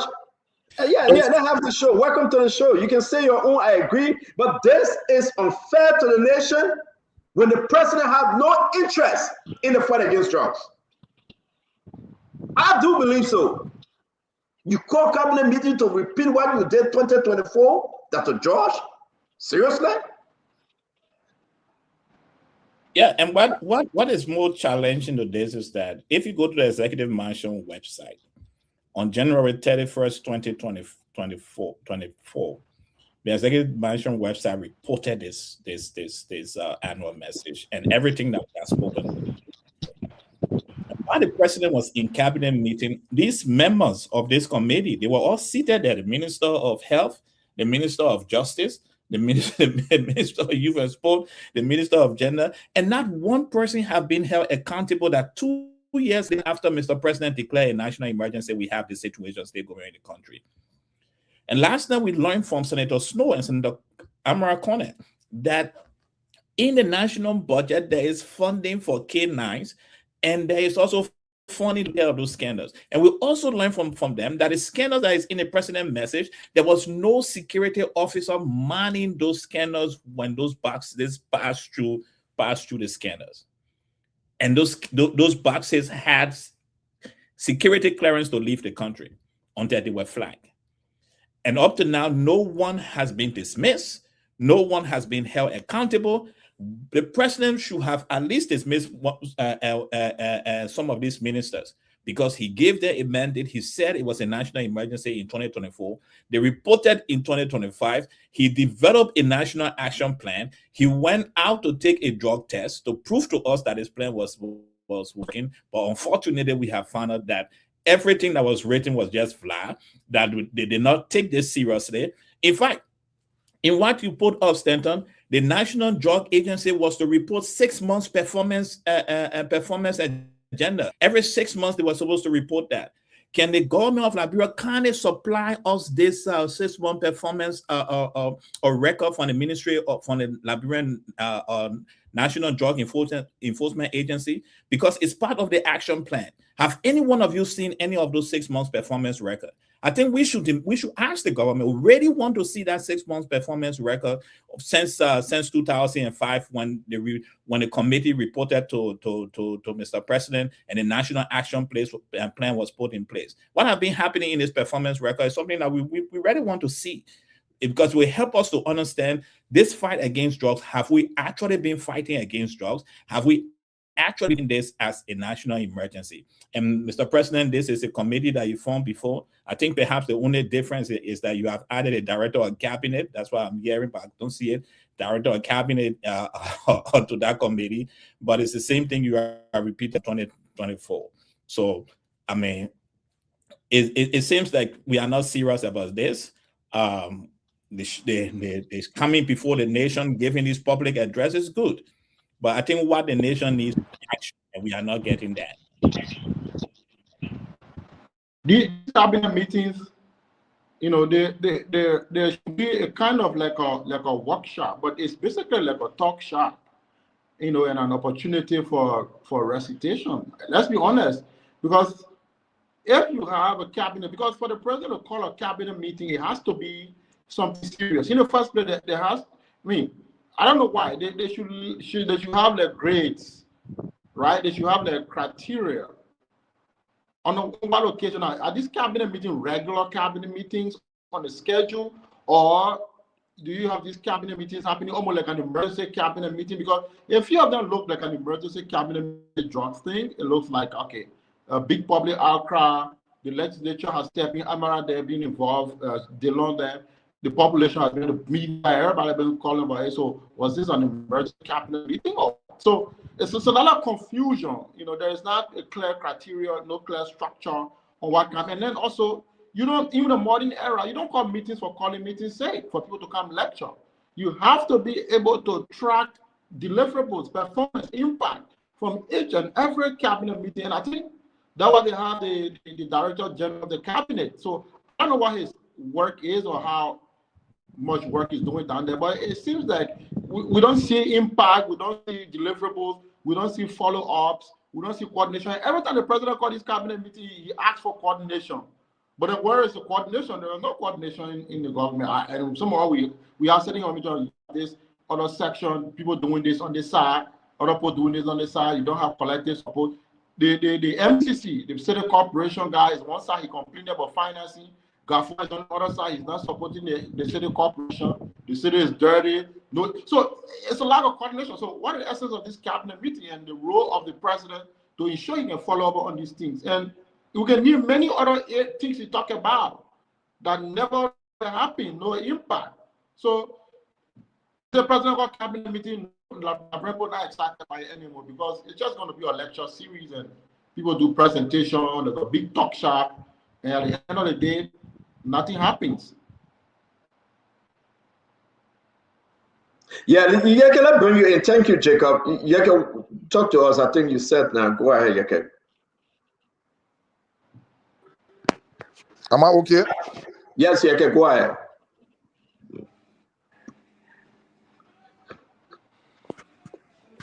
Yeke, go ahead. Okay, Yeke, I don't know what's going on. You are using two devices. Let me try this one. Can you hear us now? No. I was changing from the phone to the laptop. So is this one better? Stanton, I see what. Yeah, this is better. I see what Bwaka doing is a distraction. Bwaka will distract us from the situation. He can form any committee he want to form. It's up to him. But the LeBron want to know who brought the drugs in the country, how it got in the country, and who are responsible for it. Stanton, you can give Gregory Cuomo up to next week. He will not arrest anybody. Put me on records today. He will not arrest anybody. The thing going one more now. Nobody have been suspect. Then you say arrest. You need to have a suspect before you arrest. Where's the suspect before you arrest? You don't have a suspect. Why will you arrest? So the people that Waka is on distraction. You know, people create this situation where people go cook food. They spend $500 again for a cabinet meeting, for refreshment, $500 US, just for refreshment. And we know who they're eating that money. I want to be in Liberia before I start calling names. Because when I stay and start calling names, they'll say it's a gossip. I want to be in Liberia and start calling names. Stanton, Waka can say the journalists are responsible. It's up to him. The journalists were responsible yesterday when we were campaigning for him. That's what people were saying. So today it's of no news to say journalists are responsible. Because you want to leave me issue and talk about journalists responsible. You don't want journalists to talk about it. Jaha, you don't want journalists to go to the Guinea border to tell the Liberia what happening there. You know, it's wrong. We can have serious issue. Then you go start doing a cabinet meeting. Or in August 24th, 2024, Mr. Bwaka meeting business. How far he go? He talk about it, do research. August 24th, 2024. Bwaka talk about the same committee business. So how many times you form committee? You will crazy, we will talk about the drugs business until you will tell what's going on. So Gregory said,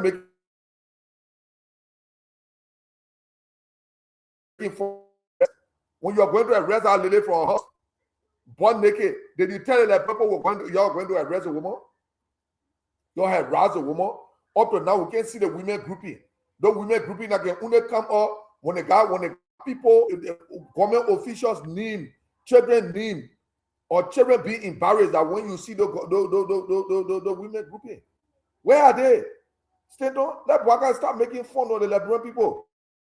Stanton, Marco, very stress alarm. People can work together for the time being. So when the interest for the you the saying of politicians, Mr. Waka, please tell the Liberian people who all you could now go to bring the trust in as the most important thing we want. We don't want to hear about committee. Committee, you have found a lot of committee, I made recommendation to you. What have you done with the recommendation you have done? Nothing. You want to distract us? Will not be distracted. Stand on when we come here. Don't forget about Joseph Market having a town hall meeting. It's up to him. Because he controls Liberian resources. Let him go to rehab and go call town hall meeting and it's up to him. We want to know who brought the drugs in the country and how it came to this country. Stanton, that's the most important thing that what Liberian want here right now. Thank you. Yaga, thank you for speaking. I'm going to say this real quick. Let me just remind everyone. I'd like to say, guys, it would be a wonderful show today. Dr. George, this is where, you know, I get so mad, Emmanuel. Why couldn't someone tell Mr. President that you set this committee up 2024? What do you think? I mean, he has advisors, though. The same people. Let's listen to Nakwabo.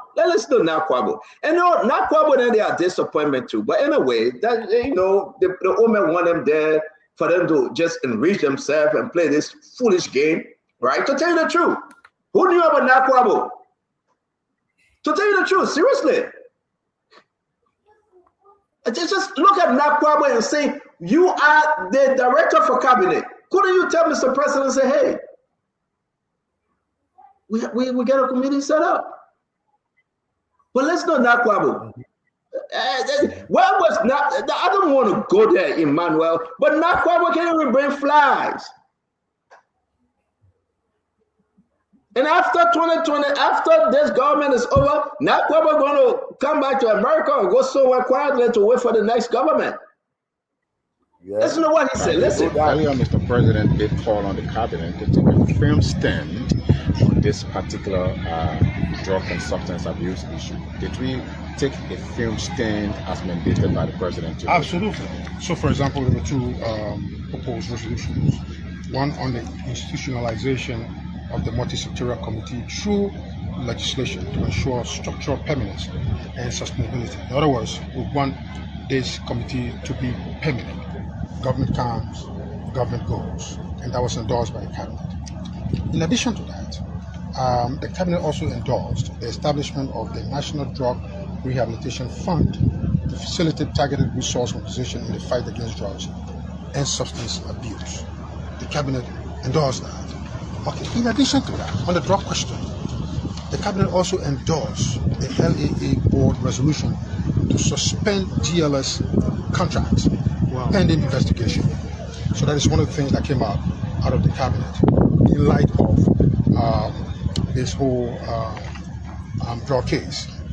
But the cabinet went beyond that, okay, to direct the LAA to conduct physical inspection of all cargo.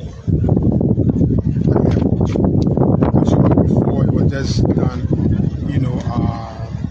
not the whole of the cargo. It was done, in a way that here and there. But in this case, we are saying that there should be complete check of all cargo. This is a complete disgrace. It's like he repeated himself. He went back, he read it, he lied to the president.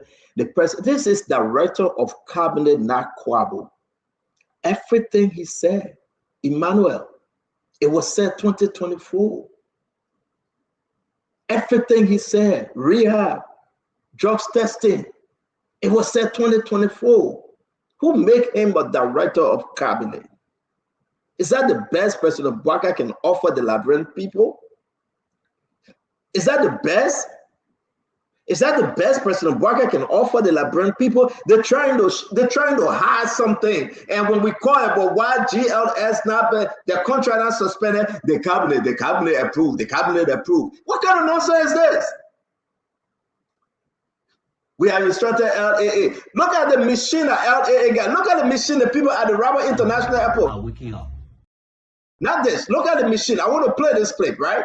The Rabat International Airport. All the machines, they are broken down. They are dead. They are rotting machine. Right now, Rabat IA, take a look.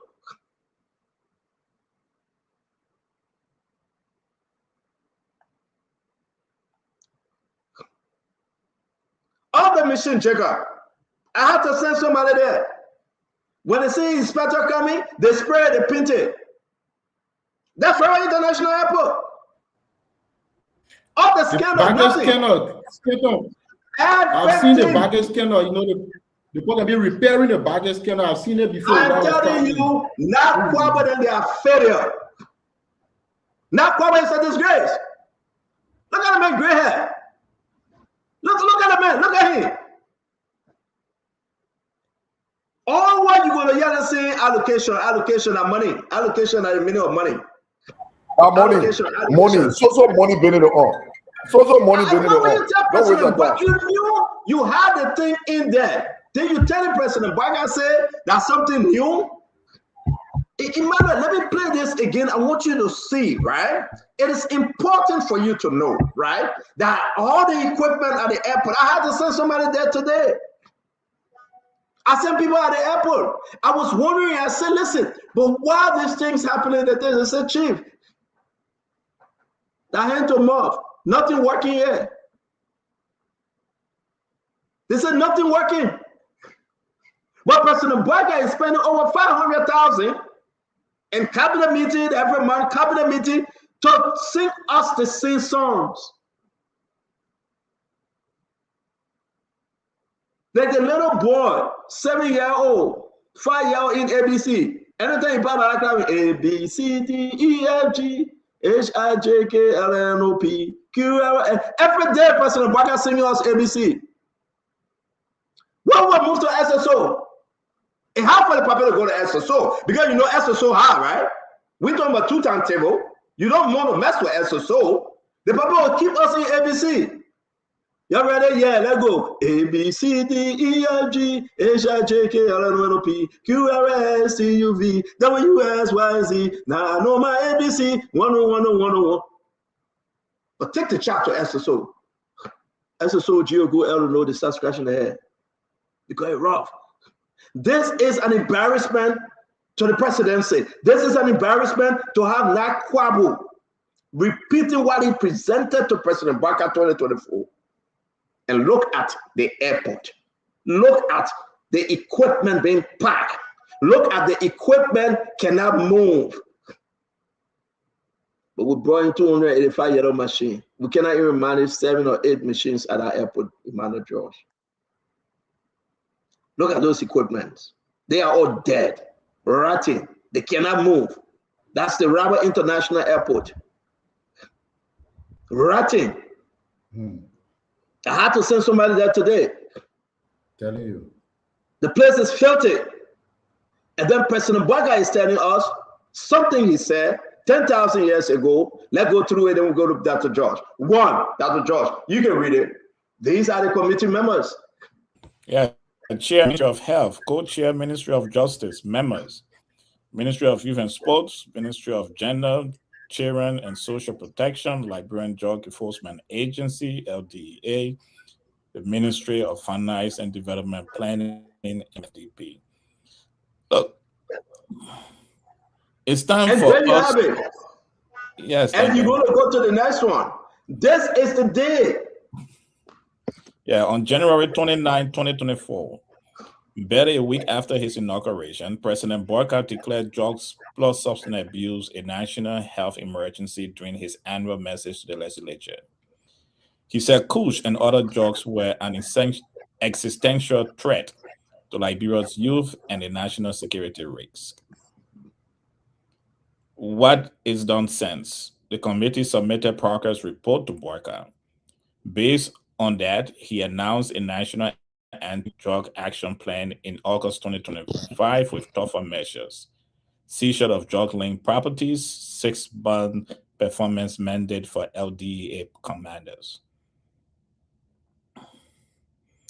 Whistleblower rewards, fast-track courts, expanded rehab centers, border scanners, blockade 9s. Hold on 1 minute, my brother. Expanded rehab centers, border scanners, and K9 units. Border scanners and K9 units. You know, you can't lie all the time. You cannot. You just can't. And that's why we come here every day to tell the Liberian people enough is enough. And that's why Edom Evan Snow, Amara Kone, majority of the senators are calling for an independent investigation. We cannot trust this government to investigate herself. The drugs was brought in the country by people within the government, as alleged. The drugs, the $20 million cocaine was brought in Liberia by people in the government. So let's see who Gregory Como going to arrest. Emmanuel, who? Who Gregory Como going to arrest? They lied to President Boyka. And then President Boyka is accepting the lies. He is. You got rotten scandals at the airport. You got rotten equipment at the airport. And you won't tell us. You won't tell us that it was because of your negotiation that Porkin went to Liberia.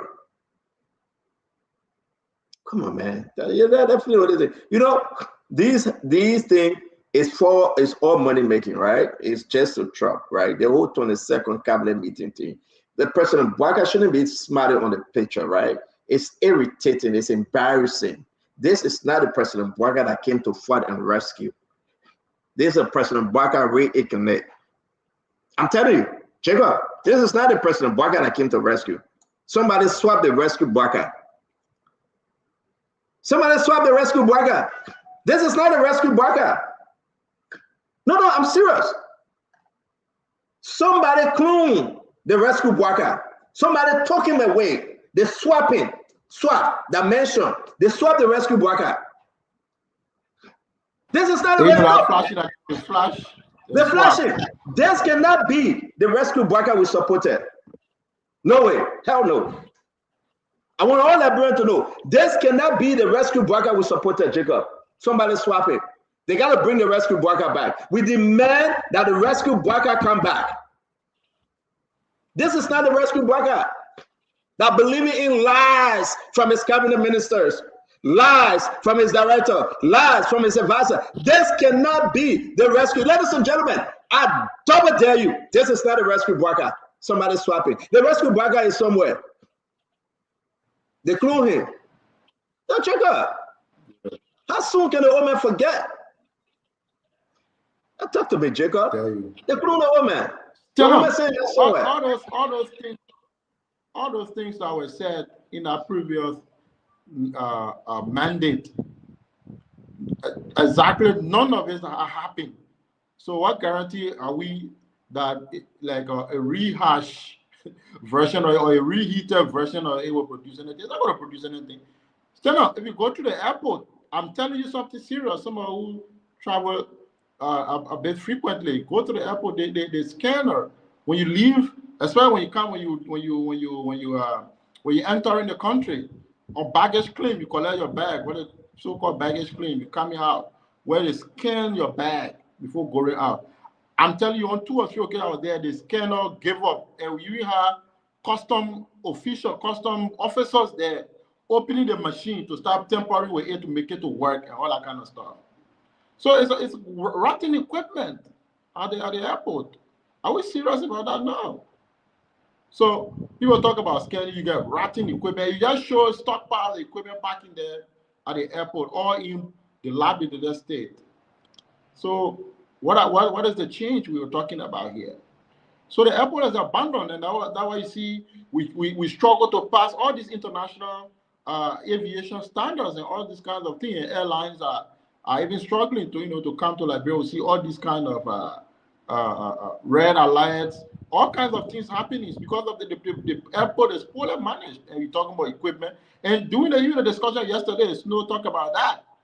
The security people, the DEA people, they're supposed to get draw scanning machines to the airport. And up to now, they haven't even gotten it because the DEA interim boss said it's still going through procurement. But when it comes to road contracts, all these contracts are supposed to go through PPCC regular competitive process. They always get no objection. But to get the real need for no objection should be on an equipment that will go and save the country. A lot of them, you don't get no objection on it. And since January up to now, the equipments are not available at the airport. So what are we talking about here? So when you say, I mean, you were the guys who were on the Unity Party team. So you would tell whether the rescue Joe has been swabbed or not. That you would tell that was but it's a huge letdown. This is an embarrassment, like you always say. And I'll push it beyond that. This is a disaster. This is a governance disaster on many levels. This is a huge failure on many levels, to be honest. And all we get is more and more recitation. These cabinet meetings have turned to meetings of recitation. We don't want that. And you talk about Nakwabo. It's unfortunate. We thought, well, Nakwabo, they're coming. We'll rather bring something impactful, transformative as head of the cabinet director, all of that kind of thing. But it's just the same old. We're not seeing any impact. Is the cabinet office publishing regularly? Are they publishing deliverables to say, okay, after all these cabinet meetings, the president instructed all these things to happen. By the end of the day, this is the impact. Publish something. Are they waiting for NEMO to go start tracking cabinet meetings deliverables again? So what is the essence? So, people like Nakwabo, then they're a huge disaster. I think the president needs to start kicking some of these people away and bring all the younger guys on board who will bring more energy and more momentum. Because he's sitting down there with everything. We're not seeing any result from the cabinet office. He's already regularly publishing bulletin. Let's see. Cabinet meeting. We have 22 cabinet meetings now. We'll soon lose count of all those cabinet meetings. It's 22. So what are the impact? What are the deliverables? So let's go there, right? And Jacob, thank you very much. And I like the fact that we have the chance to speak on this issue today. I'm going to play the video, the president speaking. He's not speaking like president. People don't fear him. The president just talking in a weak, soft tone. It's an embarrassment. There is no fear in his tone. The president is begging his cabinet minister to listen to him. The president saying, yo, please, I beg you, I don't want to do this, but I'm begging you. Can you imagine? Nakwabo is just there playing nonsense. Can you imagine that? We're in the good heaven. And that's what I'm saying. My Liberian people, this is an embarrassment. The president has been cloned. Somebody swap the president maybe somewhere. We got to find a person that changed the president. That's not the rescue president. That can never ever be the rescue president. Emmanuel George, what you guys did to President Braga? That's not President Braga there. Listen to the president talking. Listen to him talking. Listen. Today's agenda is on drugs. But before I go to drugs, I've been seeing a lot of communication from almost every ministry about people making this trip for this sustainable development conference. I would like to the Minister of Foreign Affairs and a few of us to sit down to find out really whether everybody has a vote, or who all should be going. And because it costs money to travel, but not just the money that it costs. We are in the middle of quite a lot of things that are happening in the country. For all the people to just be leaving, and some people want to carry 3, 4, 5 delegates, is something we have to look at seriously. I don't like to stop people from traveling because a lot of travels are necessary.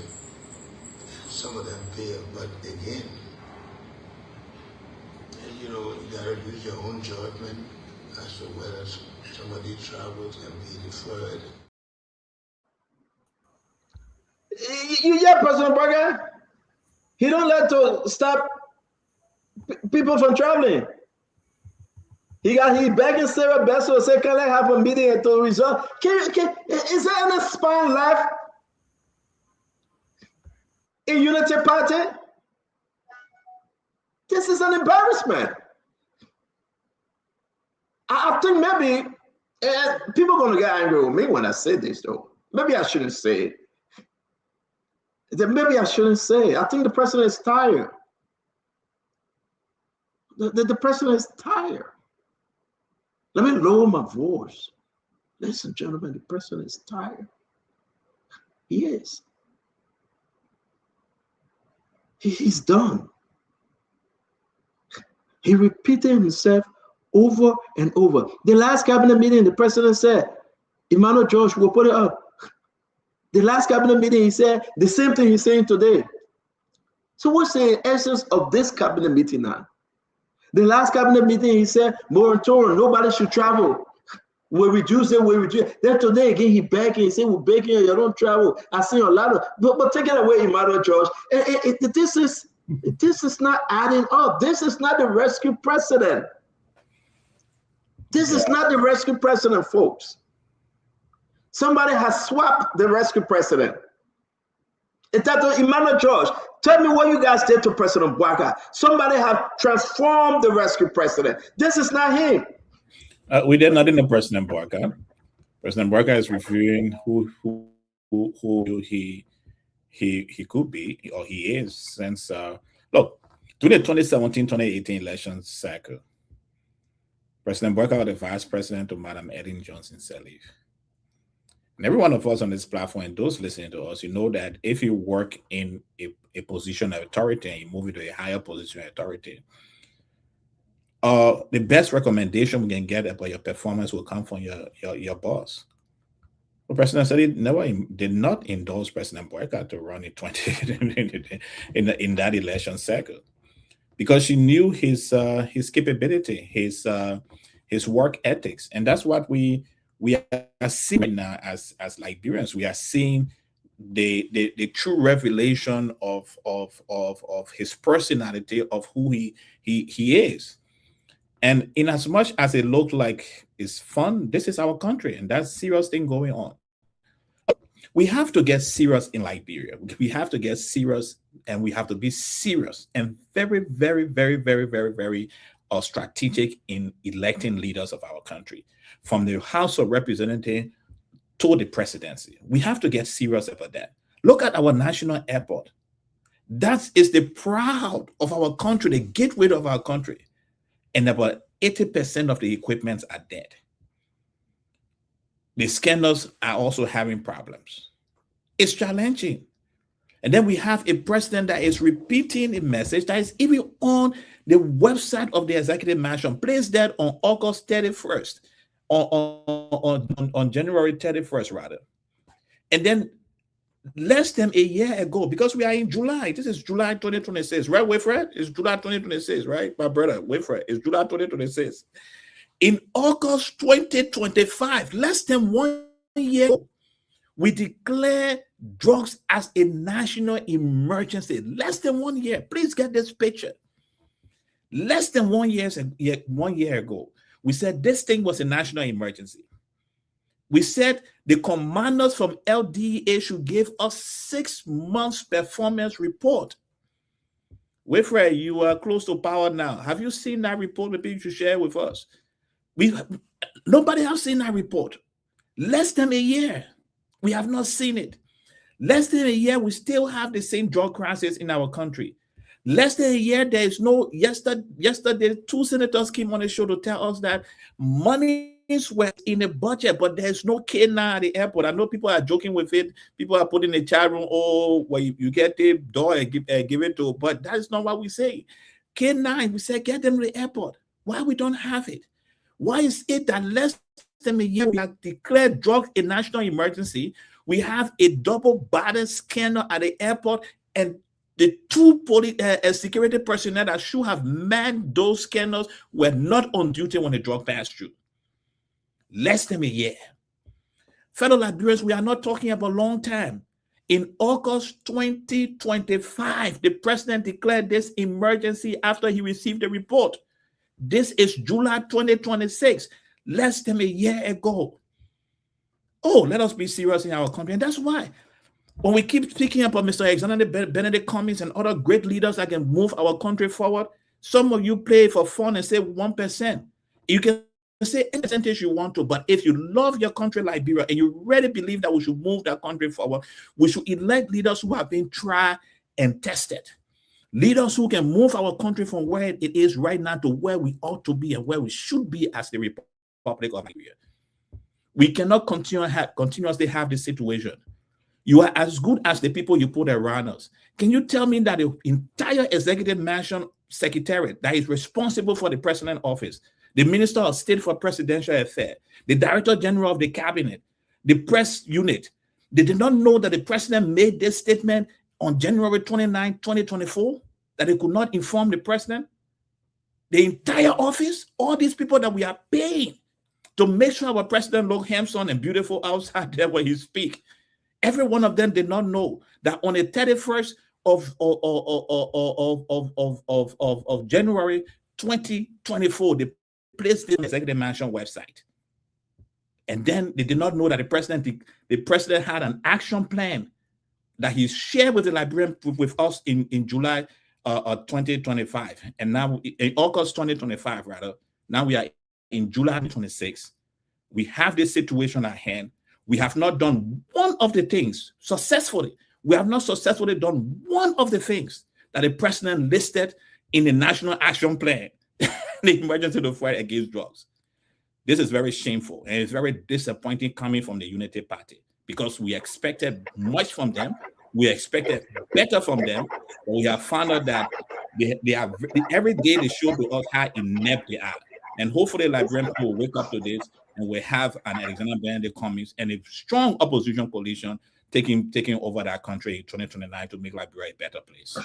You know, it's an embarrassment to see Wilfred Bangura running away again. It's an embarrassment. It's an embarrassment to see, you know, Jacob, I pray God that somebody can bring back the rescue Joseph Imabwaka. I don't know what Yekeden did to him. I pray God that somebody can bring him back. We are seeing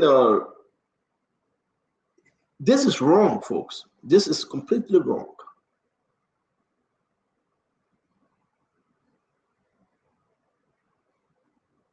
If you listen to President Bwaka speaking, he probably said, hey, I'm ready to go home. I'm tired. He said, hey, I'm ready to go home. I'm tired. No juice, no flavor, no sugar, no honey, no pepper, nothing. It's lukewarm. But the Bible says in Revelation, I'm going to spit you out of my mouth. You're not hot, you're not cold. You lukewarm. You lukewarm. You're neither hot nor cold. President backing Sarah Beslo Yanti. The president is backing Sarah Beslo Yanti. Please tell your people to start traveling. Hey, man. Hey, God. Yeah, the president is backing. After the president said that in the last cabinet meeting, he said it today again because they're not respecting him. No respected of the presidency. They are not. They're not respecting him. The president cannot fire. The president can suspend and bring back. The president is just cool as a pig. And that's what we hear every day to tell the Liberian people. And I want to say something that people don't like, but I'm going to say it though. I want to say it. I think President Bwaka is tired. This is not the rescue President Bwaka that we knew, that we championed for, that we campaigned for, that we fought everybody for. This is not the rescue President Bwaka. Somebody got to bring back the rescue President Bwaka. Somebody got to bring back the rescue JMB. Somebody got to bring him back. Somebody got to bring him back. This is absolutely wrong. We welcome you after Yeke. You're going to come in with for Bangura Asado. It's good to see you on the show. But guys, I want to say to all of you is you can talk about the president though, but I want to remind the Liberian people, right? Gregor Coleman said, give me up to Saturday. We're gonna, Jacob, you remember you heard that, Jacob? Gregor Coleman said, give me up to Saturday. Let's listen to Greg. He's my friend and brother. Let us know him. Definite. My brother, before the weekend, there will be people charged the place before the weekend. This week. All right. Yes, sir. Before the weekend on Saturday. Before on Saturday. So before the weekend. Thank you. Hey, yeah. He said before the weekend, Saturday. He said, Gregor Coleman himself called Saturday. Today, on this side, it's still Thursday. Tomorrow, that Friday. Gregor Coleman said, give me up to Saturday, I will arise. Ladies and gentlemen, Gregor Coleman was under oath. He cannot lie. He must, even if you will arrest Mumwe, he got to arrest Mumwe. Yeah. Even if Gregor Coleman will arrest the Boni, he got to arrest somebody. He was on oath. Yeah, unmute yourself. We can't hear you. We can't hear you. Yeah, we're not hearing you. Maybe you got to go out and come back in. Yeah, go out and come back in. We're not hearing you. You got to work on your device. I said though, even if the man got to arrest somebody, right? It can be Chikle, it can be Mumwe, it can be the Rehe Lazy, the Bebe Rehe Lazy that can go like that, Bebe. The man got to arrest somebody. How's it? You know the Rehe Lazy they can use for medicine to catch women? You know that, right? The Rehe Lazy they can dry the hair and feed the hair dust. Yeah, you know that Lazy, right? The man got to arrest Rehe Lazy. Bangura once told me about it, and I told you, see, I'm not part of Rehe Lazy. As I beg you, I didn't use Rehe Lazy. I beg you. Background was coming in office and tell me Ray Elizabeth. You a Jacob, but I read his story. Look, I'm gonna make Gregory come again. Listen to Gregory. The man either arrest Mumwe, he arrests Drawfish, he arrests Baplex. He got to arrest somebody. Maybe somebody somewhere waiting. Maybe it's not on the Paul King. The man promised that by Saturday he will arrest. So everybody, you got to set your clock. You got to set the alarm. Saturday will be a big day. Gregory Coleman will make an arrest between today and Saturday. Even that the right hand listen, the one I can bad, the one I can go like this. Right? If you begin them growing, no hair in the middle of the head, they say, baby, eat your head. That right hand listen. Right? Don't look for the women there. You got to mash the listen here. You drive, you mash it, right? And that's how it is, unfinished building. Then the girl will come to you in unfinished building. MTA. When you mash the right hand listen here, then the girl will come to you in an unfinished building. That the medicine that used to bring up and put men in trouble, right? Even and I read no. End that story. End it. You know about Ray Hiller's story. End that story.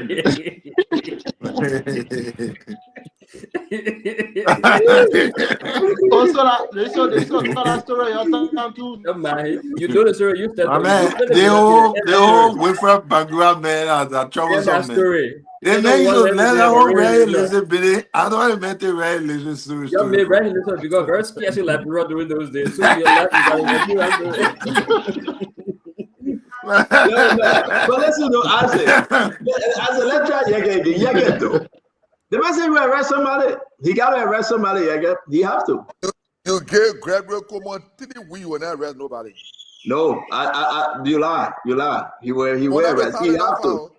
Like I say, my winning be in the ocean. Wait for another side enough. I hold him when I go arrest that woman and bring her outside and say that the woman brought the drugs. Okay, Gregory, not Gregory Paul. But this is where I want to disagree with you. If Gregory Coleman needs to go to the graveyard and arrest somebody, he will go there, man. It is not about the arrest. It is about the person he's going to be arrested and the aftermath of the arrest. The thing is, Gregory, are you going to arrest a taxi driver to just tell us you will come here and tell us that you arrest human being? Taxi driver. We know taxi driver, you bring 90 million. If you will arrest someone for us to talk about as a first step, you must arrest the big fish first. You cannot be arresting the taxi driver, the cargo handler, and can't call nothing now. Yeah, we know you're joking. We know you are joking. Although Gregory Coleman became so angry, just because the people asking questions, he was a little disrespectful to Koga. But the truth is, Gregory Coleman is in the cookies jar. He must stay here from there. Simply because this entire cocaine thing is the government, and they have to convince the Liberian people. Everyone here knows Gregory Coleman to be a good talker. Gregory Coleman is noted for talking about suspect every day. But since the drugs issue came out, the first time Gregory Coleman go talk, he got angry. He had people calling over there, he go answer questions, he insulting lawmakers, telling Koga all kind of things. You can't come tomorrow and tell say you arrest one poor boy that just came from doing they do 1 or 2 fishing over the ocean that he can't call nurse or no. We know no fishing man can come and bring 90 million drugs. You have to arrest the people that are concerned. And we know exactly who Gregory should arrest. We know that. So the issue of arrest is not it. What did you say? No, I was asking for you to kindly bring order to the show. I did just jump and just talking. It's not his turn. Okay, but we'll come to you. Let's just allow him to finish now because he was. Yeah, my man, you been talking the whole day. What you thought you about? The real listen to you. We don't want to talk about it. You want to debunk the real listen to, so we're not to come to you, Jenna. Dr. John knows the real loser story. You get the real loser thing. We'll come to you. No, but in all fairness, listen, Gregory Coleman has been the cameraman. He has been even the camera until he is in a history books as the first RG that is overly active on TikTok. He even produces TikTok videos. When he's walking, when he's talking, he places those videos on TikTok.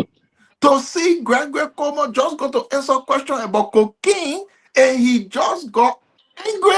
It was a little strange.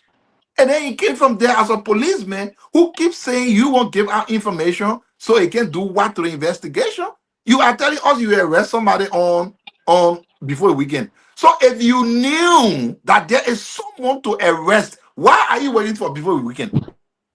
The day he was talking, how did he know before weekend? If he actually knew that to be truth, why didn't he arrest yesterday, day before yesterday, or the day he was talking there?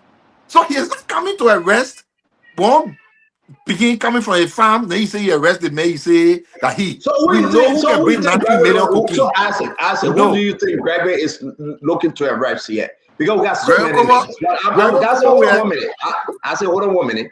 We got so many names, brother. Isaac, though. But it's an embarrassment if Gregory go down to start arresting security personnel there, right? It's an embarrassment if Gregory go down to start looking for people and say we arresting our sunshine, right? The people down there, you say you get arrested for them. We don't want that.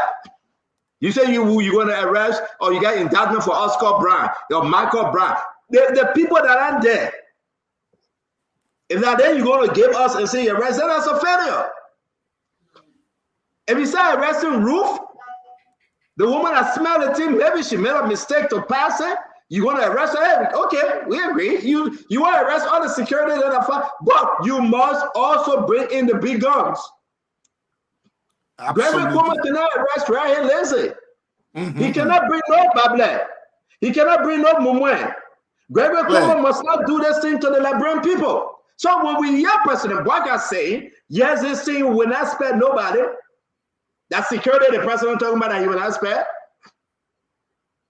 I say, will not spare nobody. That security the president talking about. That's the question that right there. You will not spare. I mean, the guys, man, come on, you're to your own, man. Listen, we want the real rescue President Bwaga back. Now, all I'm going to demand, I'm going to protest for the rescue President Bwaga to come back. The President Bwaga we get, he's not rescue. He's not a rescue President Bwaga. The JMB that's speaking today, he's not the rescue JMB. I wonder what sedition did to the rescue JMB. The rescue JMB never really got started. He only stopped doing the campaign after the campaign. But what the opposition did to the rescue JMB? What did Emmanuel George did to the rescue? What ANC did to the rescue JMB? This is not the rescue JMB that promised that there will be no child setting true gun between cars. He promised that. If you're driving in Montreal today, you can see the trainer saying sachet bear water. What is supposed to be in school? I say, you're in Liberia, Jacob. Yeah. There's a UNICEF report on that. Stanton, I was reading the UNICEF, the UN children report. They're reporting like about 28%. So Stanton, let me just come in. Jacob, I beg you. And that allow, the adjunct professor Bangura to come in. Thank you. Thank you very much. Thank you very much. No year before. Go ahead. Good evening, absolutely, gentlemen. Good evening, Mr. Stanton. Alexander Witherspoon. It's great to be back. Good evening, Yeke. Yeke, what's up? Stanton Witherspoon. Yeke, what's up? Great to see you, man. Yeah, wonderful seeing you. Stanton, it's good to be here, and good evening to the audience, fellow Liberians around the world following us tonight. From the first topic I was listening, I thought that it was important to make a few comments about how you felt about the president's cabinet meetings that he has been having since his incumbency as the president. Apparently, not many folks are used to these kinds of large bureaucracies, government bureaucracies meeting, oftentimes to inventory work they have done to make alignment and realignment, reinforce government policies, introduce fresh ideas, and to ensure government efficiency. The purpose of the constant meeting of organizations is to do exactly that. You do audit, you compare how far you traveled, and you renew your mandate, and you challenge people who have responsibilities. You remind them about the urgency of delivery and the consequences of not delivering. So this is consistent with public administration, consistent with how you run, your bureaucracy. Even cabinet offices and agencies meet every week. Some of them meet every Monday. Some of them meet every Tuesday. It depends on what day you want to choose. In political parties, in a month time, there are meetings. So this is not a strange thing. Once you're running an organization, you got to get accustomed to the habit of always meeting to assess progress, look at hurdles, look at challenges, look at creative and innovative ways you can use to achieve your objectives and circumvent and overcome those challenges. So we give it up to the president and the government for the constant meeting of the cabinet. We know that in past government, it was very difficult to have cabinet meetings. And so we all saw what that led to, the consequences of not often meeting. So you don't really know where you are with policies and deliverables. And those who are behind, when you meet, you know where people are. So you measure performance, et cetera, et cetera. So I don't think anybody should really have a problem with why the government continues to meet. The other thing I heard was committees. Committees can be set up for a time. Committees can have, duration. It can be time bound, and some of them can be ad hoc committee.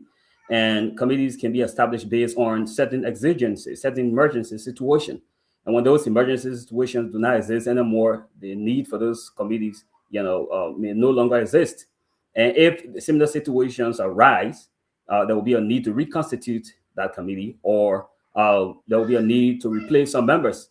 So the reason why you do that, you bring fresh ideas and you create a sense of emergency to deal with the new challenge at hand. So I do not think that should be any reason for anybody to be discouraged or disappointed. Things are happening, and good things are happening, and there's a reason why committees are refurbished and reassembled. And new members are put on, other old members are dropped and reassigned. So this is very consistent with running a government. I want to comment on. I'm sure you're just saying this in passing. No, the president is not tired. If anybody out there thinks that President Boubacar is tired, I think you must be joking. What kind of tired president will go to cabinet all day, presides over cabinet meeting? All of the cabinet meetings the president has summoned or called, he has presided himself.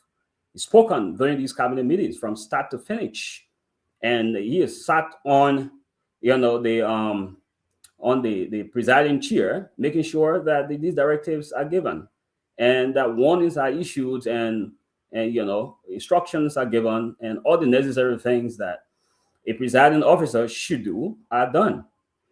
President Boubacar and President Trump are peers, except that President Boubacar, I think, could be just a year older than Trump. But both men are 80 years old, and both men are president.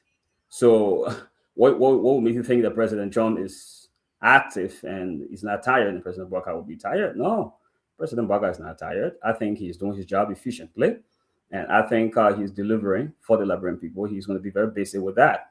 So it's great being on tonight. We're looking forward to the debate. If people disagree, people have the right to disagree. But I thought that it was necessary to mention that the President's Excellency is going to be very busy, as he is, in making sure that he delivers for the Liberian people. Thank you very much, Stanton. I much appreciate that. Over back to you. Thank you very much, Fabagura. Uninterrupted. 3 minutes, 48 seconds. Uninterrupted. Isaac, we yield back to you, my brother. Finish up your meeting. I give you another 2 minutes, Isaac. Thank you. So I understand our brother will be so very uncomfortable to discuss the issue of the arrest. So what he discussed, how the forest is growing, how the king Jew coming in the water, how the water going in the ocean. Although we're discussing the issue of arrest, that Gregory comes in the arrest, but no, I guess he better want to talk about how the president, he sleep yesterday, he woke up, he joke. That ain't got nothing to do with our discussion, but that's okay. That's okay. But we come back to the topic where Gregory Kumo said he will arrest people responsible for the cocaine. I like one of these singers, is it Bob Marley or Lucky Dube? One of them said, you can fool some people sometimes, but you cannot fool all of the people all of the times. Gregory Kumo in his life may have been successful to fool some people in Liberia during a campaign, but no, they cannot fool everyone every time. And this is one of those times they cannot fool everyone. The Liberian people expect nothing less than arresting the big fish. We know that 19 million worth of cocaine cannot be brought in this country by no taxi driver. We know that. Here's the thing. For almost a month, this government has resisted any attempt to name any individual or to arrest anyone. You know the reason why they finally gave it? The reason has always been that they wanted to conclude the investigation because any naming of an individual or arresting of someone might derail the investigation. Now we want to ask, has the investigation concluded now? Why is Gregory Coleman now talking of arrest?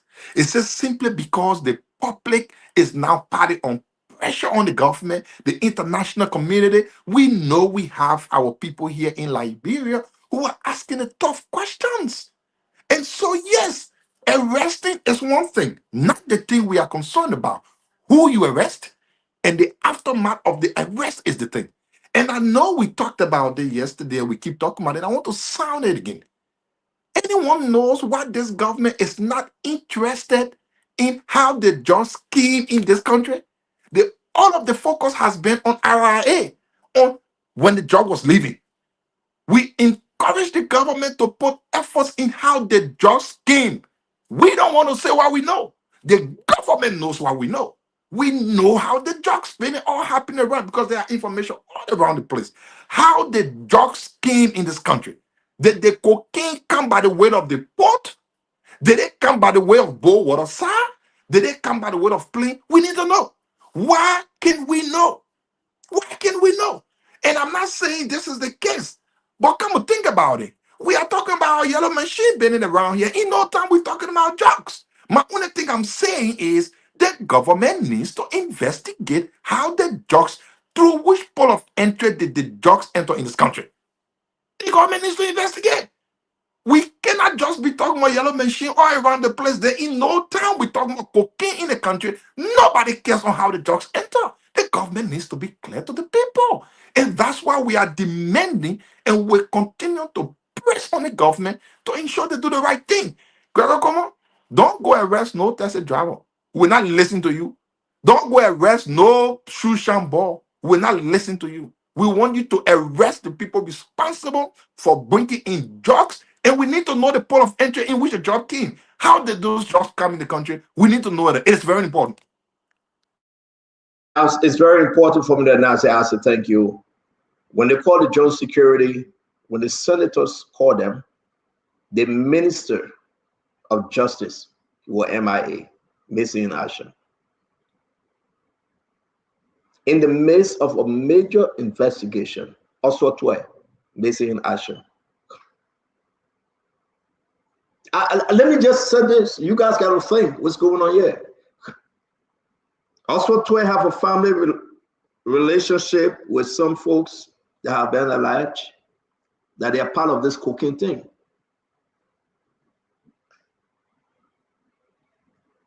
In the midst of the major cocaine, drugs, cocaine, also to the Justice Minister, also to is missing in action.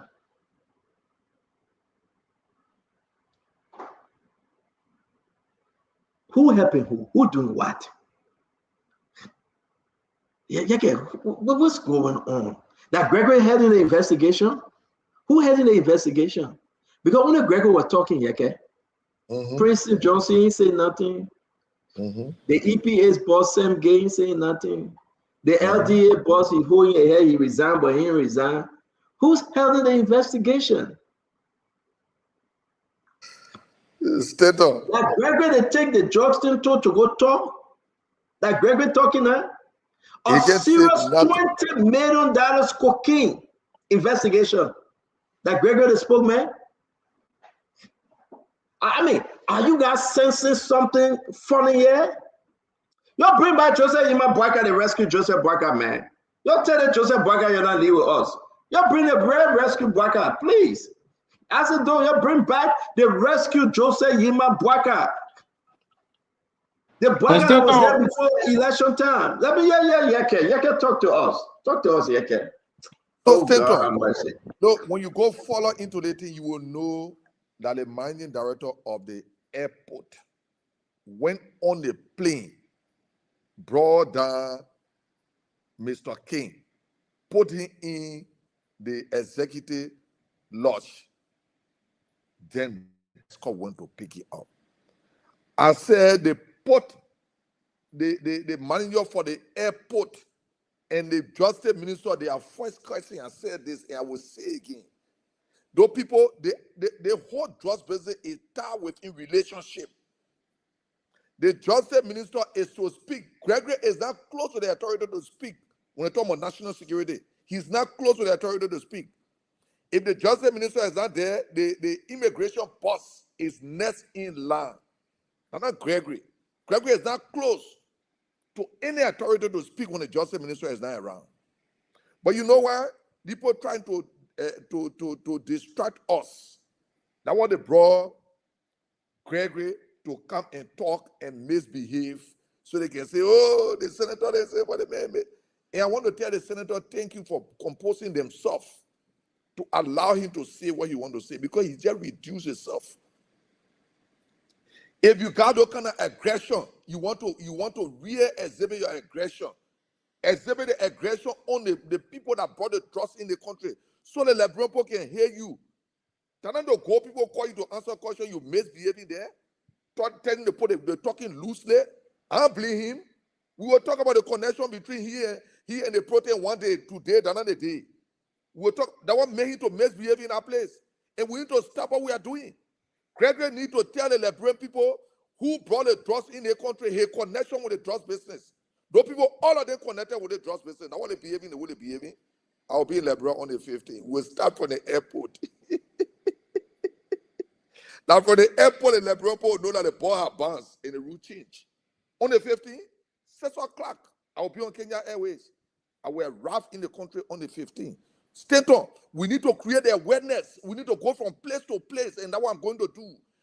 Make the country charge politically so the people can tell the people what's going on. We're not doing nothing different in the country now onto the drugs business. We'll get to the bottom of the drugs business. When we finish it, then we'll go to the border issue.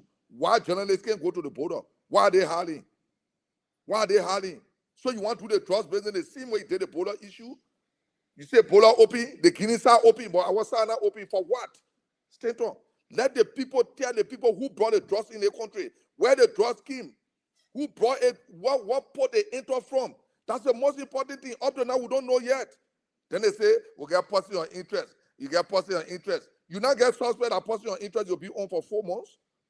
Stanton, let Bwaka stop joking with the Liberian people. Now what he was elected for. The race we took to bring Bwaka to power. Now what we brought him to power for. And we're straightening him up. I owe no regret for voting for Bwaka. But Bwaka will regret why he don't want to do the right thing that we brought him to power for. Thank you. Kev, welcome to the show. Thank you very much. I like how everybody just quiet, giving each other the chance to speak freely. But I want to say that it's a troubled time in our country when we talk about Michael Brown. We're going to put Michael Brown indictment up. We're going to put Michael Brown bond request out. And you're going to see that Michael Brown, Gregory Kuma said he went MIA. They don't know how he left jail. He broke prison and he ran. Who taking all? Who not taking all? That's scam. We're going to put that up. Kev, welcome. It's good to see you. Thank you, Stanton. I will listen to my brother Bangra. But Bangra, you reading for teleprompter because I couldn't get nothing that you were saying. I was trying to figure out what you were saying. I was trying hard to just understand. But I guess maybe you thought you were in the classroom, so you had your teleprompter. But I don't know if people here that you're a student, because I don't understand anything you are saying. You know me, so I don't I don't understand. Because the reason is that Gregory Coburn talking about state actors from now to this weekend. This morning, I woke up. I thought I was going to see the siren all over, you know, because something flashed on my Facebook. You know, I knew that Uncle Sam stuff. I thought that was, you know, the state actors. So I keep looking, and to see. I think that is the issue here, because the president cabinet meeting, right, where he don't have anything to say, you will go in the cabinet meeting. Because I remember Gregor Kuma had a press conference. He stated in that press conference there was no criminality in the 3 missing boys. The following week, the president had a cabinet meeting telling the justice minister he needs to look into the missing boys. So they're doing that always. They're talking about state actors. He's going to arrest state actors. The president had a meeting today talking about, and you know, calling doctors and other people to talk about substance and days, how with children taking drugs. And we're not talking about kush here. We're talking about cocaine that being and packaged. They package it in Liberia, exported it. There's a warehouse and people wake up in the morning dressed to go to work. The same way with that you go to work in the morning to go lecture, that have people dressed to go to work in Liberia. And that's what we're talking about. Under Joseph Iman Boakai watch, never happened in that country. The people going to work in the morning to package cocaine. That's what we're talking about. Nowadays, he used the word refurbish. They're refurbishing. I think you hear that? So the first one before, now they refurbish. Hey man,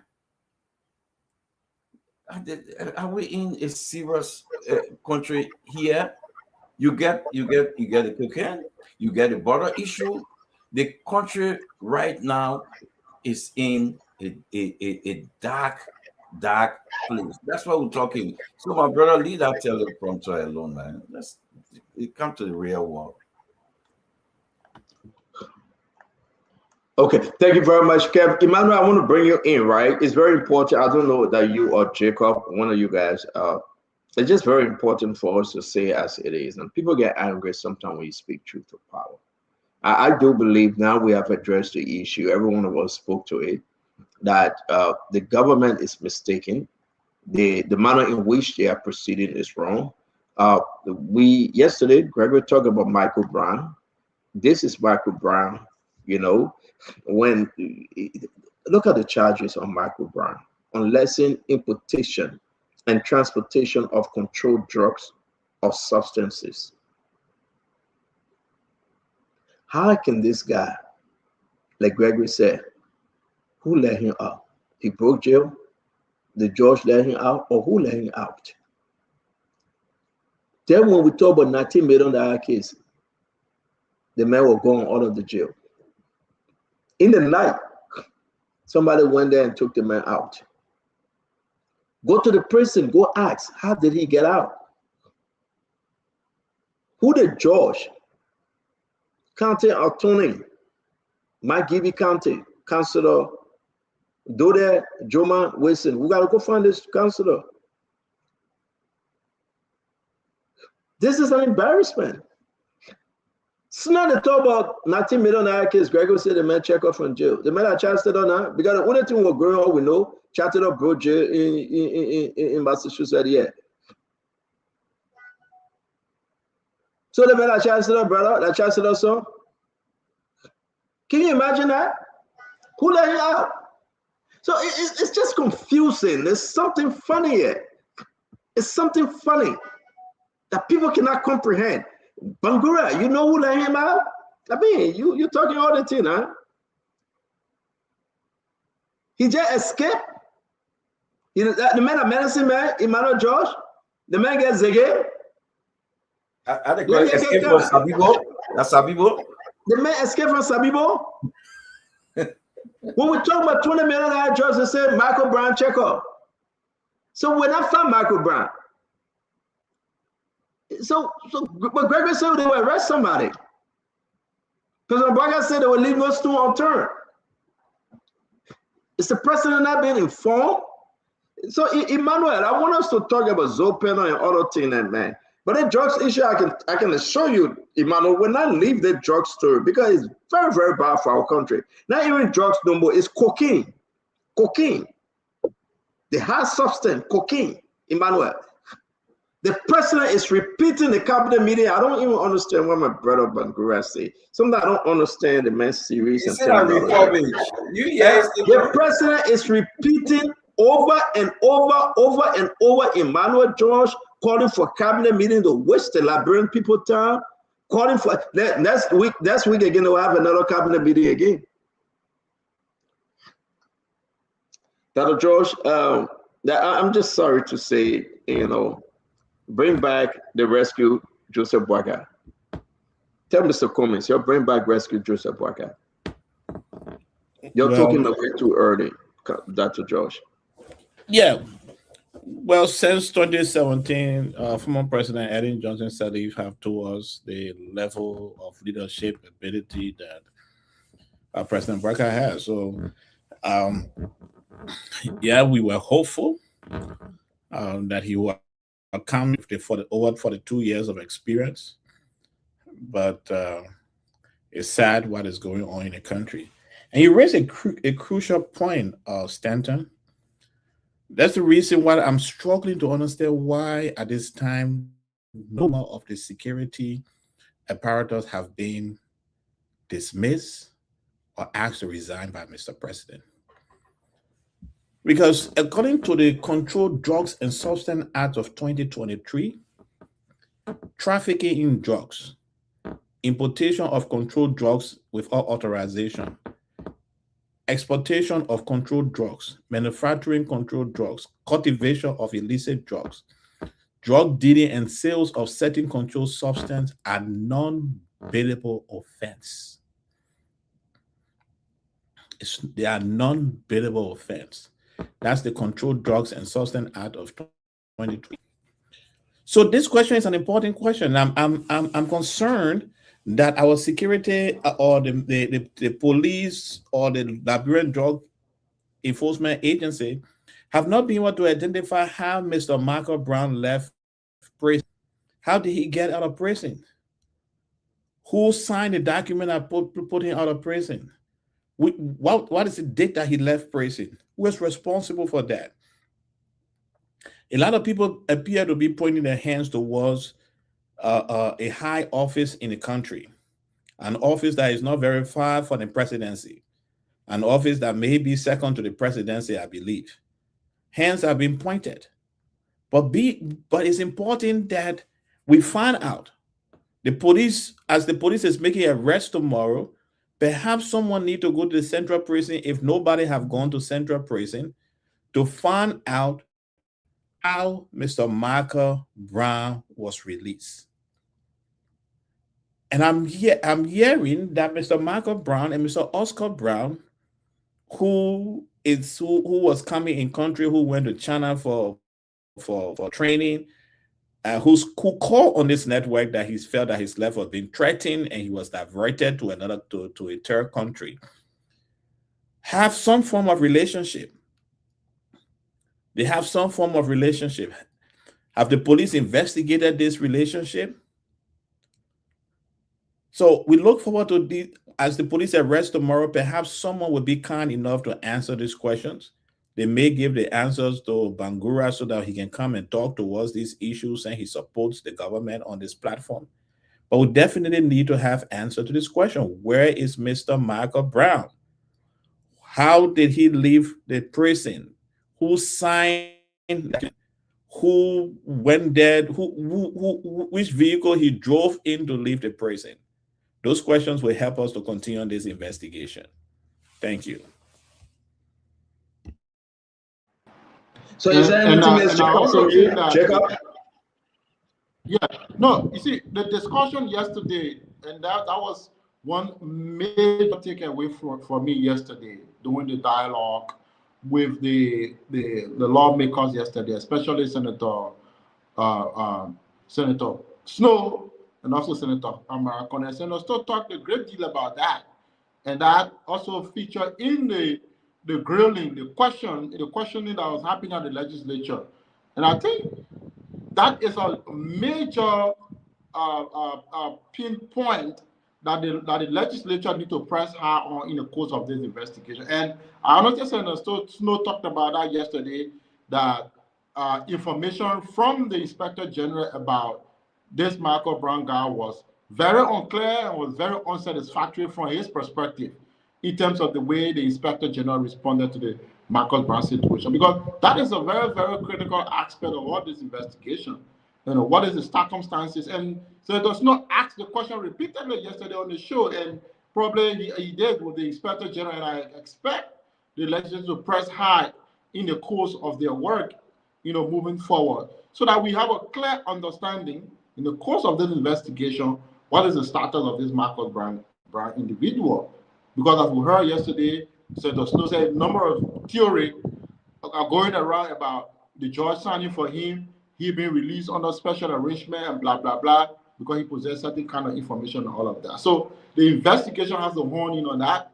And as Senator Snow yesterday, Senator Amara Conner said yesterday, this is something they have to continue, because they brought it up to the attention of the public. They need to continue to press to get more information on this. If this is a critical part of the investigation, it has to be part of the investigation and allow the investigation to lead us to the actual source of all of this. And stand up. Yeah, before we leave the topic and go, I was saying something else. I just want to pick it back on it very quickly again. You know, again, I will reinforce, Stanton, at which port of entry did the drugs come in at? It's important. Let's look at things from a reasonable perspective. One, which countries do we have plane coming from directly to Liberia? Brussels. Brussels airline can come from Brussels directly to Liberia.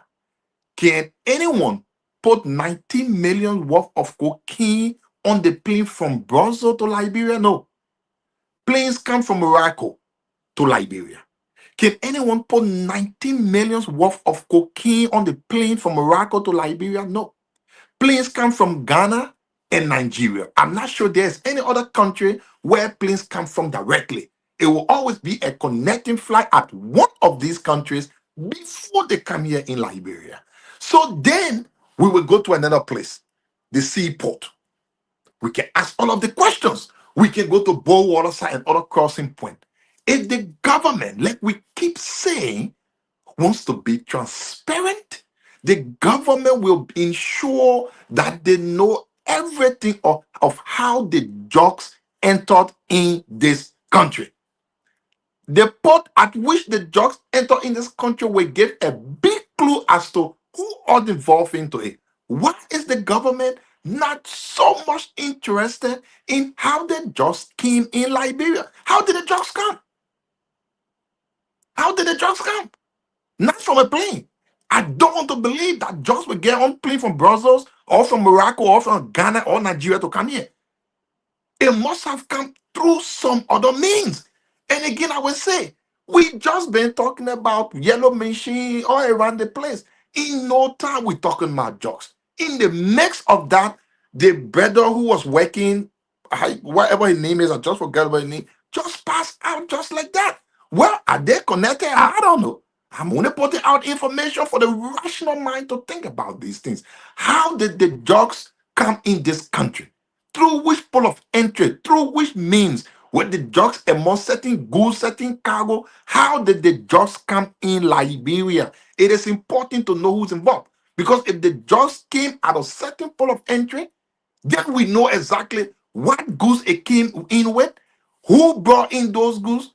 You will be shocked. Let the government be interested as well as how the drugs, the cocaine came in Liberia. Where did it pass to enter in this country? They need to look at it. It is very important.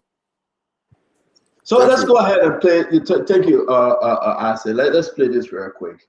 The one they cabinet meeting today. You say you still got into a cabinet? Nobody will will be spared. That we get involved in the importation, distribution, or whatever role we play in the drug sector, because it's damaging to our country, it's damaging to the health of our future generation, and we always been seeing a lot of good work that have been done, but again, it looks like it's something that has already been entrenched, that it's a syndicate that we need to break. But the drug epidemic is a national emergency. So Emmanuel, what's going on with the LDA officer in charge? What was happening to him? He's under pressure. He resigned, but he resigned. I want you to take a look at him. It's like he's zoned. Something is bothering him. You know, let me say this though. And seriously, something is seriously going on with the LDA officer in charge. He really don't want to be there. He actually resigned. That's true. And the people said, don't you do that. Yeah, that's true. Something seriously is happening. He knows too much. And I just pray that God can protect his life. Something seriously going on is eating him up. If that guy had anywhere to go under the ground today, he was going to go under the ground. Emmanuel. The place was full. And let me play again. I want Liberian people just take a look, Emmanuel. Then listen, maybe this psychology, you do human behavior and mind reading. I mean, you and your course on this show that all you do that thing to read human mind. But so please read this guy's mind. Something is terribly wrong with him. Nobody will be spared. We get involved in the importation, distribution, or whatever role we play in the drug sector, because it's damaging to our country, it's damaging to the health of our future generation, and we always been seeing a lot of good work that have been done, but again, it looks like it's something that has already been entrenched, that it's a syndicate that we need to break. But the drug epidemic is a national emergency that we have to deal with. And so it will be nice for the cabinet. You know, thank God for that journalist. I don't know which one the network he's from. He kept the camera on the LDA officer in charge, Emmanuel. He kept the camera on him to show failure. Emmanuel, what was your observation? The officer in charge, the man that's supposed to be there, focused 150% on the drugs issue. The man is confused like hell. He wants to go. He is done. Yeah, from it's my opinion that from the way he sat and the way he moved around, it appears that the LDA boss was disinterested in that meeting. He appeared very tired, struggling with something in his mind, trying to find answers to it. And he seemed to be overwhelmed by a lot of stuff running through his mind in the video that I saw. And I think it speaks to the fact that when you have authority and that authority is taken away from you by other agencies, and you cannot speak out against it, you will have that kind of body language. Now, according to our laws, the issue of drugs should be the point investigator, the lead should be the Liberian Drug Enforcement Agency. They are the ones supposed to be giving us reports. But even yesterday, when Senator Amara Conner and Senator Snow appeared on the show, they were very concerned about the appearance of the LDA Director General. They spoke to that several times, that they felt that he was not interested.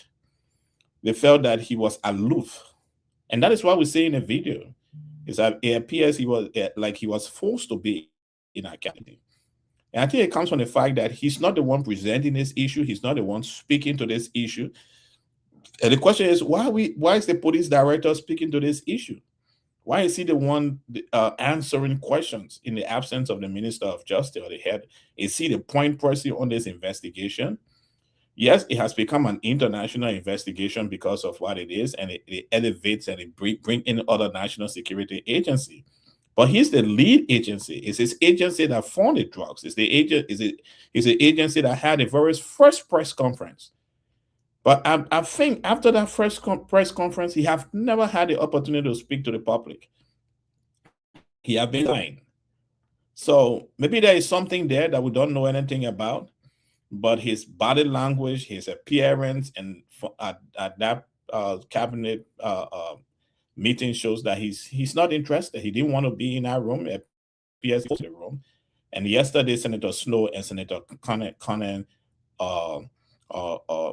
spoke to that too, because he did appear. So it's 2 days in a row that he's appearing like when he appeared today, and that should be a challenge to the investigation, and that should be something. Maybe he want to go. He resigning. They said don't resign. Will not take the letter. He want to go, Emmanuel. He know too much. He know how the drugs get in the country. He know what's going on. He have heard too much, but his back's in. Bangura. Yeah, Santan, I saw the body language of the OIC of LDA. I am not a body language expert, but I got concerned too about what that might be communicating, and why some folks may think that it could mean that there's tension in his mind regarding the investigation that he is part of, that he essentially began leading. It could also mean that the same tension could be how discouraged and disappointed perhaps he is when he hears some, citizens, some Liberians criticizing the work that he has been doing so far. It could also mean that he gets disappointed when he hears from certain quarters of the society that nothing has been done so far, and he thinks that perhaps he's putting his best into it. So I can't read body language, but it represents some kind of tension, going on. And I thought that maybe too it could mean that he's not too well, and he just tried his best to go to that meeting. It could be he's not too well because he kept holding his head, and that is not a normal position when you are in a very important meeting. So maybe he was just there, but he was not too okay. Perhaps this is just pure speculation. Until you hear from him what happened, we'll not be able to know. I'm not the body language. And I respect what you said, though, Bangura, because the optic is bad. Jacob, the president called a meeting on this major issue. The president is late, by the way. It's been almost over 21 days. This is a president that say he take drugs issues seriously in the country. He put out a pre-recorded speech. He called now he called a cabinet meeting over 21 days, and he shifting blame. The president should take responsibility. He's the commander-in-chief. He's the head of government. He shouldn't fail the Liberian people. This is an embarrassment. That's why we are calling for the rescue Jose Yeman Barker. This is not the rescue Jose Yeman Barker. It's an embarrassment to the leadership. The drugs issue have disgraced and have opened up Pandora bags. I don't know who's going to close it when it comes to the leadership. President Barker is not speaking in a much stronger tone. The president's tone is slow, it's weak, it's very weak, and the president Jose Yeman Barker speaking in a very weak tone, And that's an embarrassment. There's nothing serious. You go for the meeting, you're talking about people traveling. We are talking about drugs issue for the sake of good heaven. It's like it's a flash. And President Bwaka, I don't know. He got to do better. That Nakwabo is a disgrace to the government. They moved Nakwabo now to put him to be an advisor on something. It's just a mess in the whole executive mansion. Everybody just doing their own cultural no blood. You know what I'm saying, Jacob? Cultural no blood. It means they come to EU. They come to that menu. Pure Can I ask you one question? Yes, sir. Yes, sir. Then we'll bring Jacob in. So I want you to think on all the time you've been talking to Bwakai. Have Bwakai spoken with authority before? So Yes. you want him to speak with authority now?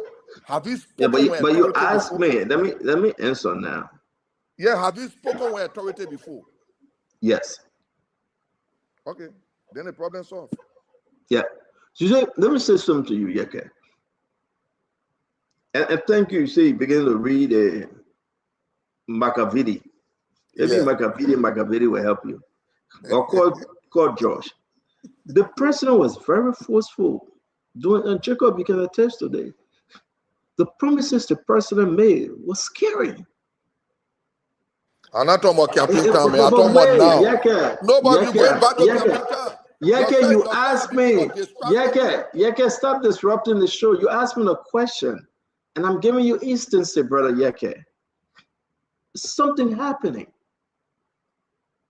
The president have lost it. Let me use that, Jacob. President Bwaka have lost control of the government. The president have lost it. Okay. So you cannot come and tell me, I know President Bwaka. Prior to when he was vice president, when he was running for election, and even when he took over,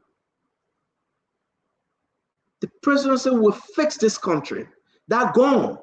Do you hear that again, Kev? No, Kev went in the back. Emmanuel, do you hear that? You can't hear that no more. We'll fix this country, we'll fix it. You can't hear it no more. It's gone. I told the president to stop saying, we'll fix the country. We need action. So the president stopped saying it. The whole drugs issue, you're just a minister now in the country. The whole drugs issue, you run away, things going bad. But we got to remind the Liberian people, which are one of these guys, will be arrested tomorrow. Which one of them?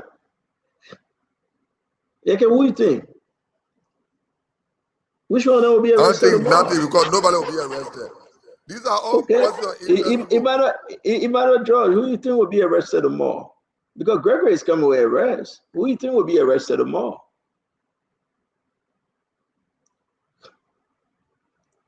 You are muted, Emmanuel. It's my opinion, and I made it because it's my opinion that if they are to arrest tomorrow, it will be Paul King, because they have not taken seriously the second, as far as the public is concerned, they have not taken seriously the concern about Rahim Ba, Ibrahim and Emmanuel that went to the bank to make the payment. The police is not showing up the CCTV from the bank. They are not sharing that, though we have. They are not flagging the fact that they place the sticker on the boxes for it to be shipped. Today, GLS at a cabinet meeting were held responsible. License has been suspended, even though we have information that is the company that flagged the box because it was oversized, but they have been flagged. So when you put all these together, you will find out that the most likely person that may be arrested may be Paul King.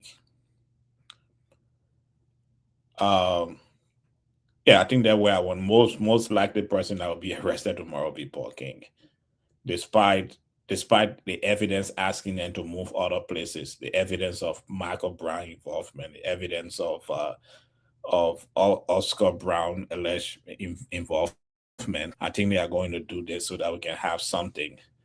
And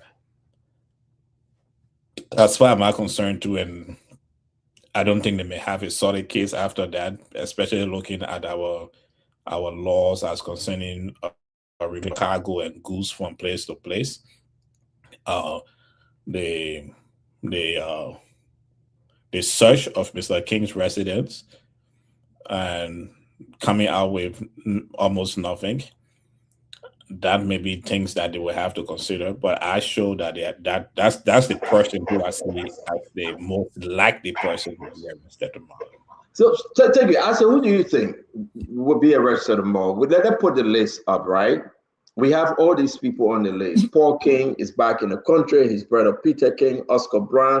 Now we talk about Michael Brown. All of them. Let's put the list. So let bring people think. Who do you think? And many of them stay out there. That we hearing about the name Tony. We are hearing about one, McGibby person were instructed. The name is one Dede. I'm not calling the last name. Dede was instructed to release Michael Brown by authority in government. It's from McGibby, Kakatan. So all the things. Who going to be arrested tomorrow? I said, who you think? I'll keep the list up though. We got Fedeyo, we got Festor Musa, we got Ruth Bayoui, Achi Yanfor, Ato Abdullah, Geraldine Zion, Emmanuel Zion, Mohamed Bowe, Paul King, Oscar Brown. You can add Peter King. They're all of them. Tell me, Azim, we're going to be arrested tomorrow. What do you think? So let me give a prediction. I would think there will be no arrest, but there could be indictments. There could be indictments for people that are not seen, that they get found, but having someone being arrested, I don't want to think so.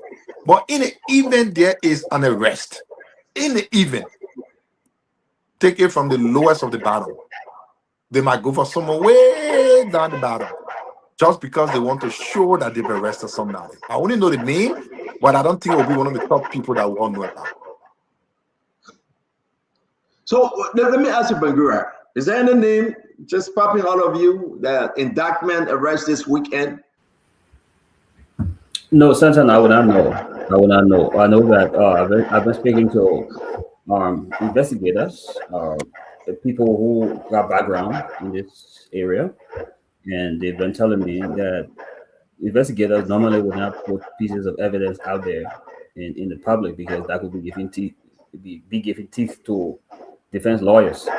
So we watch and see. We will watch and see those that will be named. If there will be arrests, we'll watch and see. Indictments, we'll watch and see. But I certainly do not really know. I think only the investigators know whom they will be arresting from now. Chika, can you hear us, Chika? Can you come in? Do you think any of these individuals will be indicted, arrested by this weekend?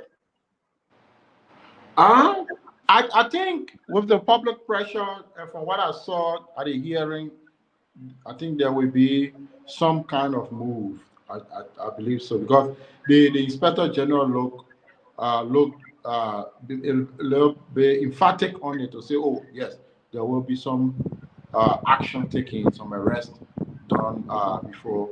He said this weekend. Somebody said before Saturday. Say yeah, before Saturday. So, but I don't expect to see any name or any arrest that will shock us.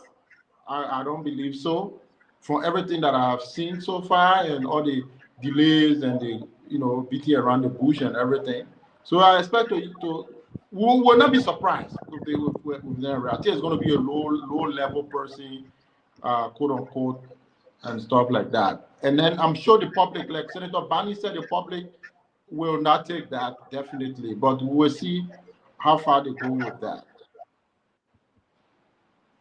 So, you said, well, you don't think there will be any indictment arrest this weekend, but Gregory Kuma said it. We're going to say, Nelson, can you come up with us, Labyrinth people, right? Because we are wanting this thing down. Just let us know the names up. Who you think? Which one would move you? But even on this list, as it do, if they indict or arrest anyone on this list, are you satisfied? You think you'll be fine? Oh no, oh no, oh no. I mean, please don't believe me, I beg you. Don't take my word for it. Let's go back a little bit to our brother Emmanuel Gongo. Emmanuel Gongo works in the government. He supported the rescue mission. He campaigned for them. He gets paid by the Liberian government, by the Liberian people through the government. Let me quote what he said. He said there is no way any human on the planet can convince him that big government official hands are not in the cooking business. Let me repeat it. He said there is no way anyone can convince him that big government officials' hands are not in this cooking business. If Emmanuel Gongo cannot be convinced that, of course, government officials' hands are into this, according to him, who am I to be convinced now? Who am I? An opposition Isaac who is not in the government? No, I would not be satisfied. No. So let's call Nelson. Nelson Kola, can you come on, please? We're going to go to the phone line. We put the name up, but the only person that we ever heard, maybe true or false, I don't know, right? And thank God Machiavelli on the show here, and all the great men and women. Jacob, now you guys know this history better than me, probably, right? The only person that we ever heard that person broke jail from America. Who was that person? Chastelo. Nothing came back on. When the Chastelo, we didn't know. Federal prison. Escape Yeah, jail. but we didn't know that Michael Brown know how to break jail. This the only person. Gange, that we ever heard. There's this only person. Chastelo, watch it. When we're picking that, we heard that the man was ninja. We heard that the man climbed on the wall. He was a ninja. He was a ghost. They had the people lie to us. He's the only person that brought jail. But if that is true, or if that was true, why you can't break jail now? Why you can't break jail now? But then we hear that Michael Brown broke jail. Hey man, you know, we just want to remind you guys, nobody's stupid yet. This government will pay for this drugs issue if they fail to deliver. This government, the Liberian people will not forget this if they fail to. This will be the beginning of the end. So we need a transparent, independent investigation. The people say they can't trust the government to investigate themselves. Oswald Toy is sleeping in America, somewhere in Maryland. I know the address. I know the location. He went to Minnesota on for funeral. He came right back in Maryland. If the man were listening, I'm sorry, they met a government official. If you don't want us to talk about him, tell him to leave the job. I know he in Maryland. I know where he's sleeping. I know him. I know the location. I met a person before. I talked to the person. They get two kind of people on earth. They get male or female. They get woman or man. That I'm man. Why are you not so seriously? They get two kind of living being on earth. Male or female. No, this time they get 3 and 4. They get transgender and ingender, bisexual. They get so many of them now. So they consider that. But the one I know, also 12 is straight. He's that papa straight. That papa like chamone. That one I know. He ain't let no bisexual, transgender. No. He's straight. That woman straight. Yeah. So I will say to you. So he's telling you that the country to investigate. So we ask you, our fellow Liberian, please. It's time for you to call in. Somebody said in Jemotan. I call no Neo. I don't know what time. Emmanuel, come back. You send me information, you run away. You said Jemotan, Maryland. I beg you, Emmanuel, come back. Don't run away. So we want to say Emmanuel said the man in Jemotan. So we put the list up, right? Let's take some calls. Who you think Gregory Coleman and the spanless John Security? They are spanless. They are spanless. Who do you think they're going to indict or arrest this weekend? We got Fede Yo, we got Festo Musa, Roof, we got Archie Nyanfor, Ato Abdullah, Geraldine Zion, Emmanuel Zion, Mohamed Bowe, Paul King, Peter King, Oscar Brown, Michael Brown, and all the Browns. Who do you think? Let's take our first call. Your name and where you joining us from? Yeah, good evening. This is Morris Zion calling you from Minnesota. Morris, are you related to Emmanuel Zion? No, please. It's a second time asking me. This thing is spelled Z-E-O-N and mine is Z-E-Y-O-N. There's complete difference. Thank you for the correction. I just have to ask you. The people want me to ask you. Okay, thank you. All right, what do you think? Who do you think they're going to arrest? You got any hope? Well, my brother, I'm so disappointed. Saying all the news listed, these are news hearing up and down. We want the big fish to be arrested. Our country image is damaged. Let us stop the fluctuating here. All the names are here, they are just named outside the whole entire investigation. We are built to them, our family are in our country. We are built to each and every one, the investigating team. We are built. Let them arrest the big fish. Let put this thing to an end. It damaging our image. We as Liberians outside. Thank you. Thank you very much, my brother. Thank you very much. All right, let me take this one. Your name and where you joining us from? Okay, Stanton, this is. Okay, sorry that you went off. Your name and where you joining us from? My name is Sonny Hopper, calling from New Jersey. Sonny, go ahead. Who do you think on this list? Who they going to grab tomorrow or this weekend? Hopper, our son, you as it do. We have to put somebody's on a lay 50 men from down the bottom, or there's no beef fish. You have to close the arm up because you know the police. So you don't trust the system?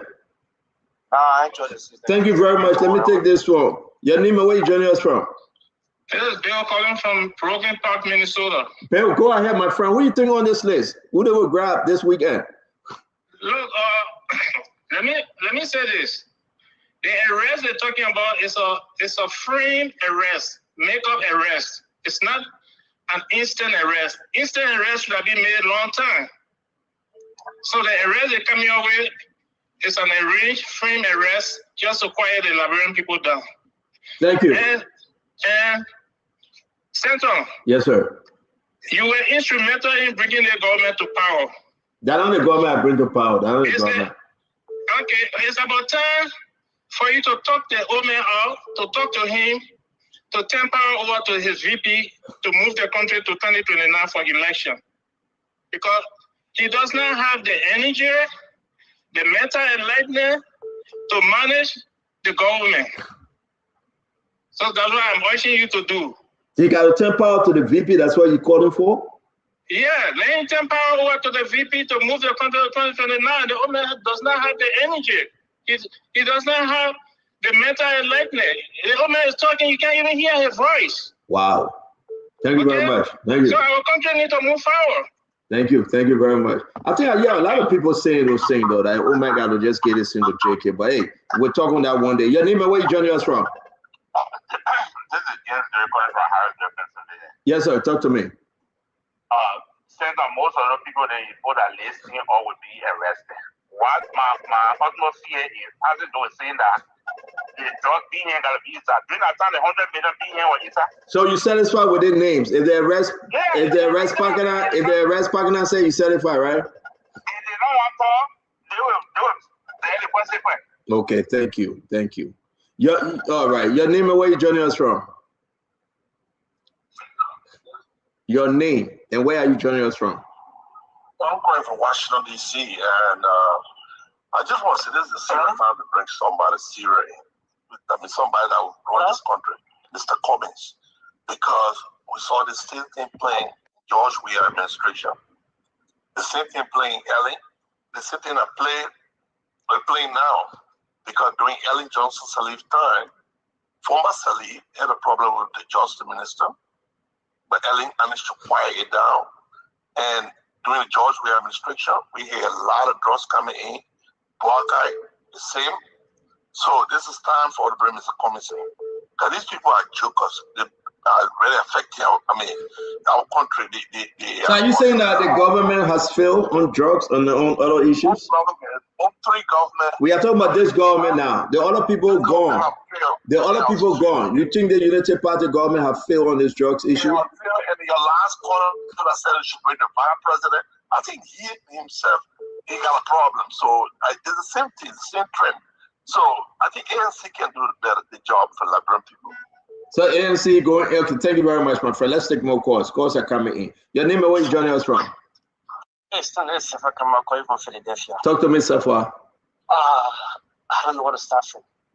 Start from ABC. No, because through the drugs issue that we actually ran against this government, the previous government rather, we campaign on drugs. And we don't know where to start from. It's so embarrassing on a serious note. I know we're going to arrest tomorrow, but I don't know. Seriously, I'm very disappointed in the front of drugs. You are disappointed in the government and the handling of drugs? Seriously. Wow. Because there's no hair, no teeth. I mean, nobody seems to be happy though, but the disappointment is just trending. Like people saying it's embarrassing that even under the rescue, that's why I'm saying that we get a wrong Joseph Boakai here. Because that's not a Joseph Boakai that promised all rescue though. It seems to be because we had the same issue last year. We had a committee, and today another committee, another committee. Every month a committee. But thank you very much. Let me take more calls. Thank you, sir. Thank you. Yeah. Your name and where you joining us from? Yes, and this is Mamu calling from Bismarck. Mamu, talk to us. Yes, the arrest tomorrow will be a staged arrest. Reason being, this thing has happened over going for a month. The government has not done, security has not done what it should have done in effecting the arrest. First of all, protecting the crime scene. Nothing was done. So they will stage an arrest just to say they did something. But this is not actually what they're supposed to do. I just want to make that clear. Thank you. Thank you very much. Let me take more calls. Your name and where you joining us from? Yeah, good evening. Bob Robinson calling from Kentucky. Kentucky is in the house. Man, I have Kentucky Fried Chicken. Many fried chicken is okay with this is very hot. I know, but talk to us though. You believe in this arrest this weekend coming up? I want to say that the arrest is stage managed because if at all it should have been arrest for the initial stage, where they saw the drugs for the airport, people should have been arrested. So their arrest now is just trying to tell all that they don't serious because it's going to be stage managed. All of the people, they are already talking to them and telling them, hey, listen, to quiet it down, we have to hold some of you. And that is why going to happen. Wow. So let me bring you another person. Your name and where you joining us from?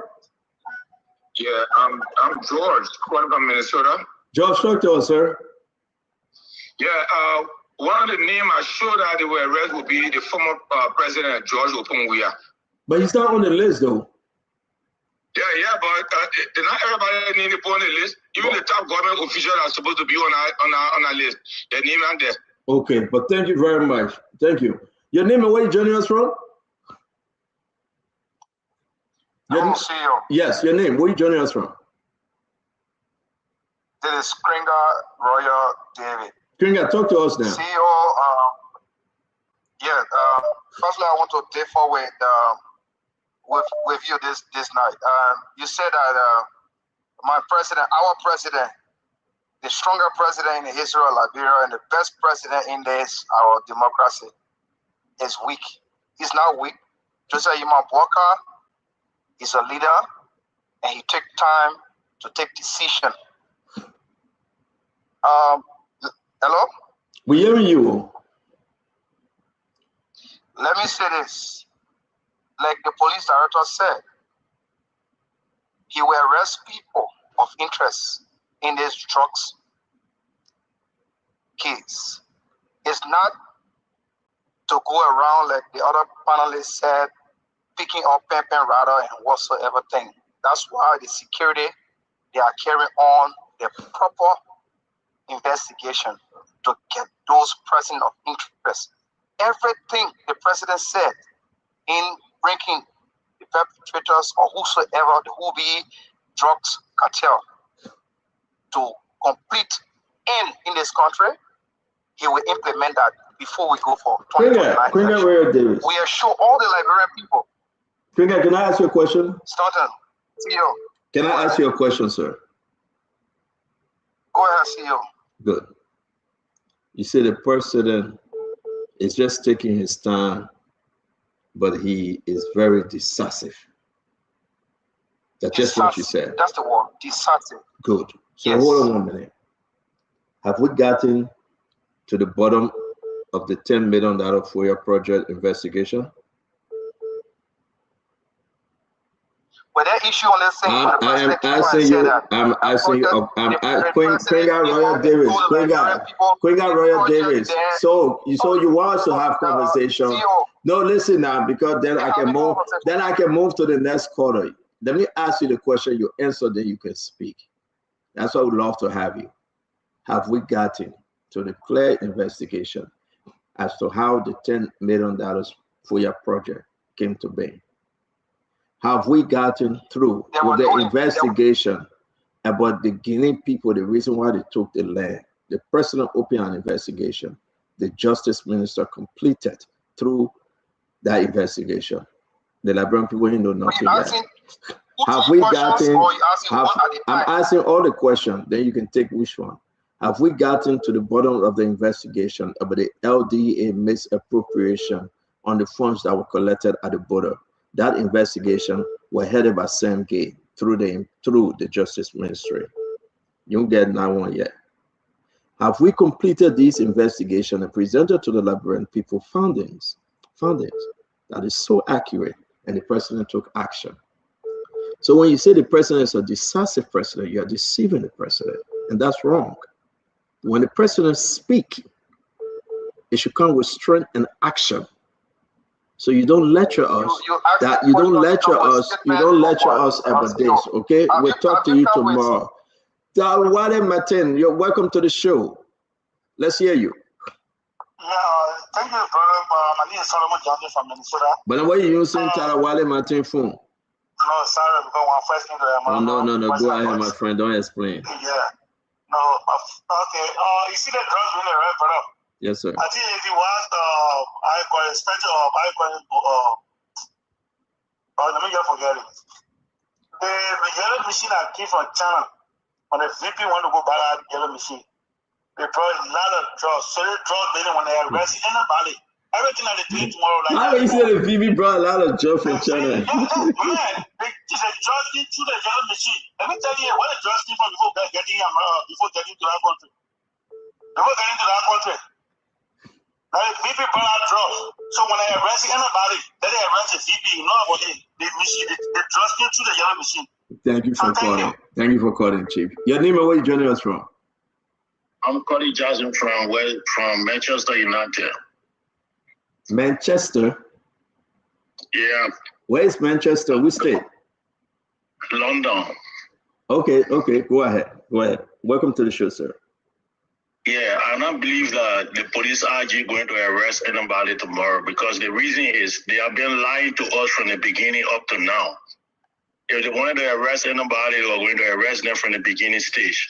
But the DEA, the police director, the whole security sector, all of them are in cool. They know what they're doing. They understand themselves, and they don't want to come our way. Something to tell the Liberian people. The people are failures to the country. They need to change them. That's the only way we can have good governance. That's all on my mind. Thank you very much. So you see, let me take the last call, Bangura, because it's after 11:30, 11:42 to be exact. Your name and where you joining us from? Definitely calling from Minnesota. Definitely not for the.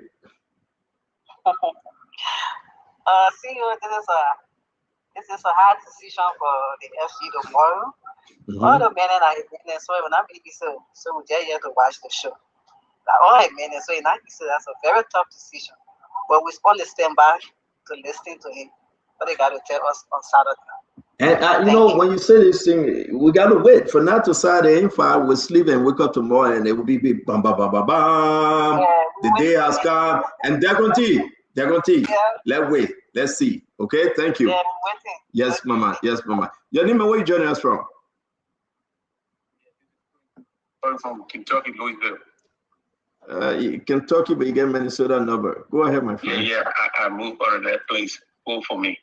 Yeah, so the thing, the IG, you know, the guy, you know, when in the article, when they flash, the IG, just flash you put your in flash all the Liberian people and get your names. All that thing is they can't do anything. So Liberian people get there. The thing are big hands, you know, thing and little thing and big boys in that thing, cocaine and how you call it, wheezy, marijuana thing and no. Those are big boys thing. And what the people say, thinking on the yellow machine, who knows? Those thing from China, they bring you all kind of thing and put a thing. They didn't investigate the VP office or they really see what to eliminate those kind of operation. But the thing got big hands in it, bro. And not little kids doing nothing. That cocaine we're talking about here. $19 million. Thank you. Thank you very much, my friend. Bagura, let's wrap this up. Nelson, thank you very much. Yesterday you were on the show, right, Nelson? Were you on yesterday? No? I was on the show yesterday. No, I said Nelson. Nelson. No, it was not Nelson. Yesterday? No? Adama, okay. Yeah, you don't tire and sleep here. I put you on a zero too late. So yeah, there we are according to the law of spoon. Yeah, we'll find anybody need. Tomorrow you'll get Agnes. Today that mad here, tomorrow you'll get Agnes. I met Nelson.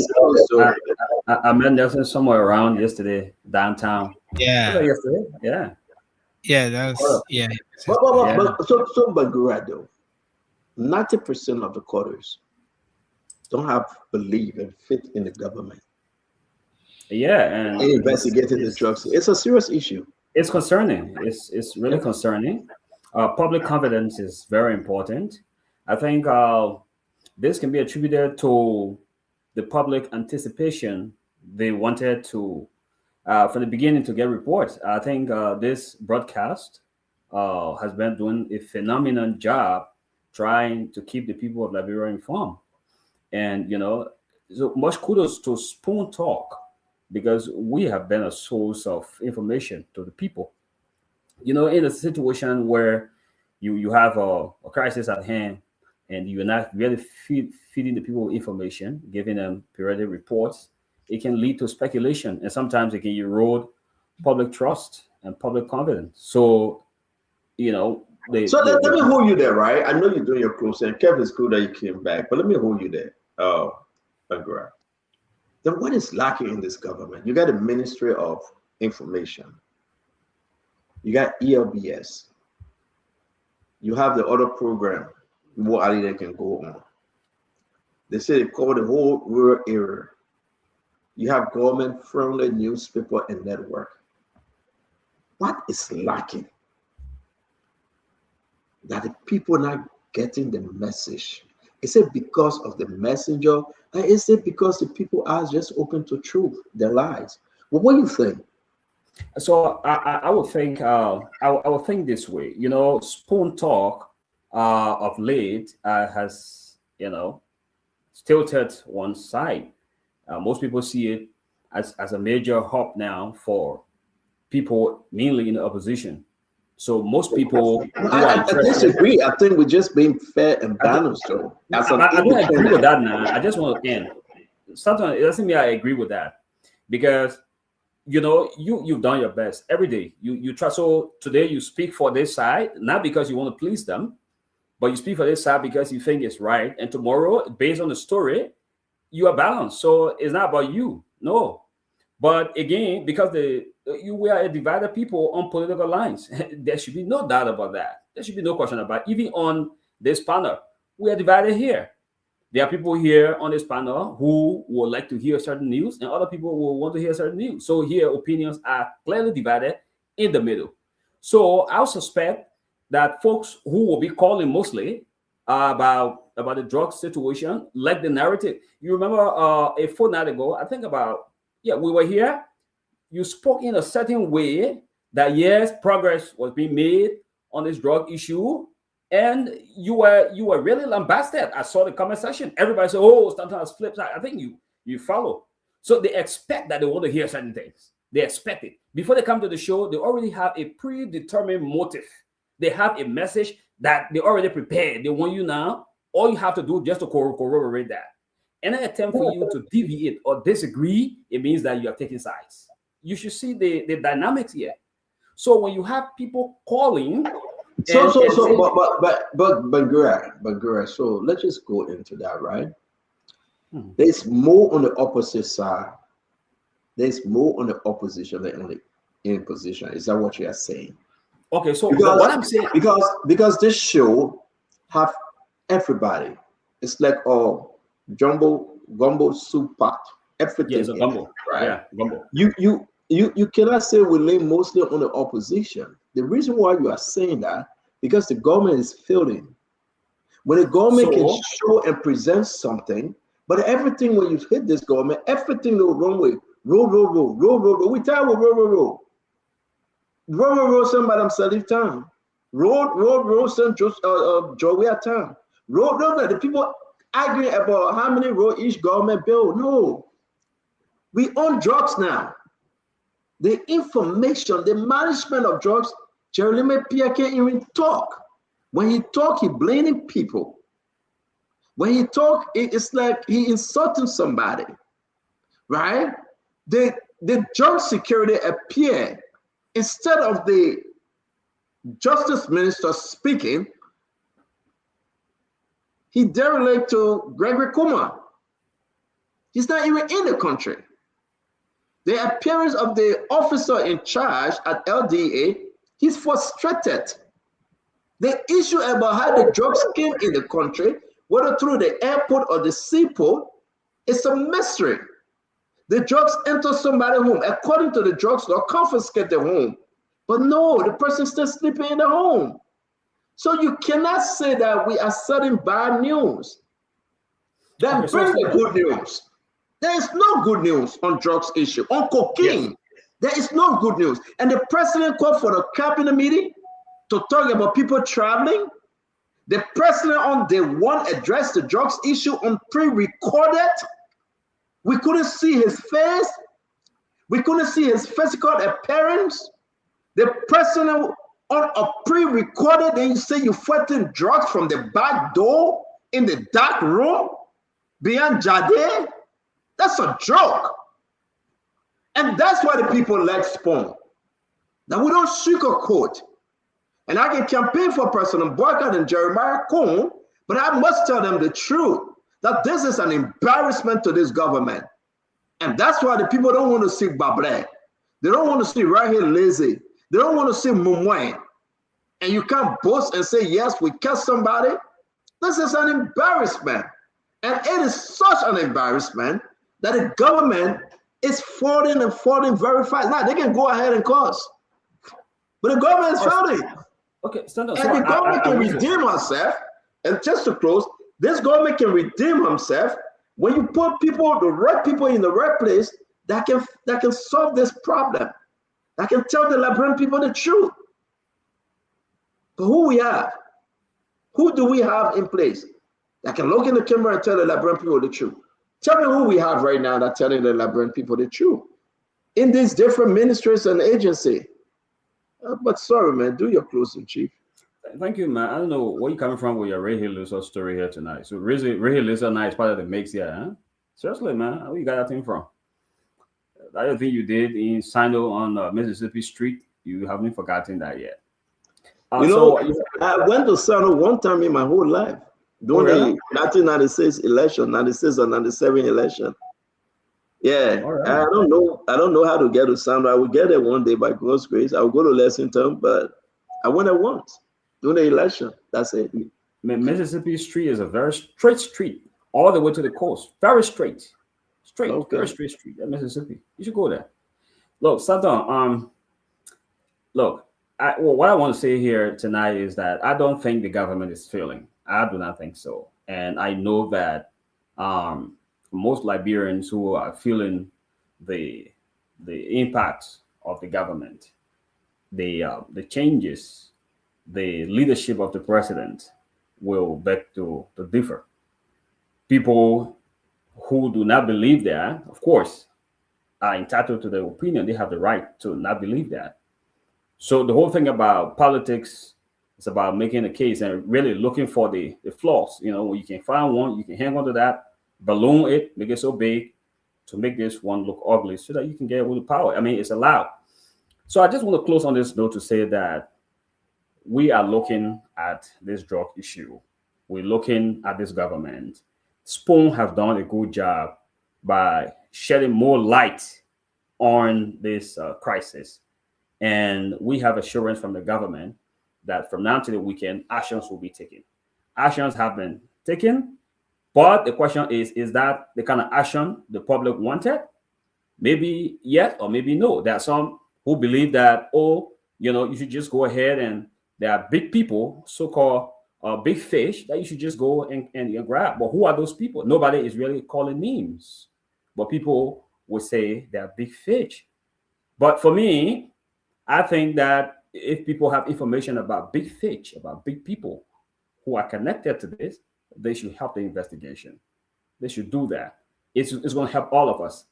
And so tomorrow or day after tomorrow, the arrests that will be made, the indictment that will be made, I think it will be in the best interest of the investigation.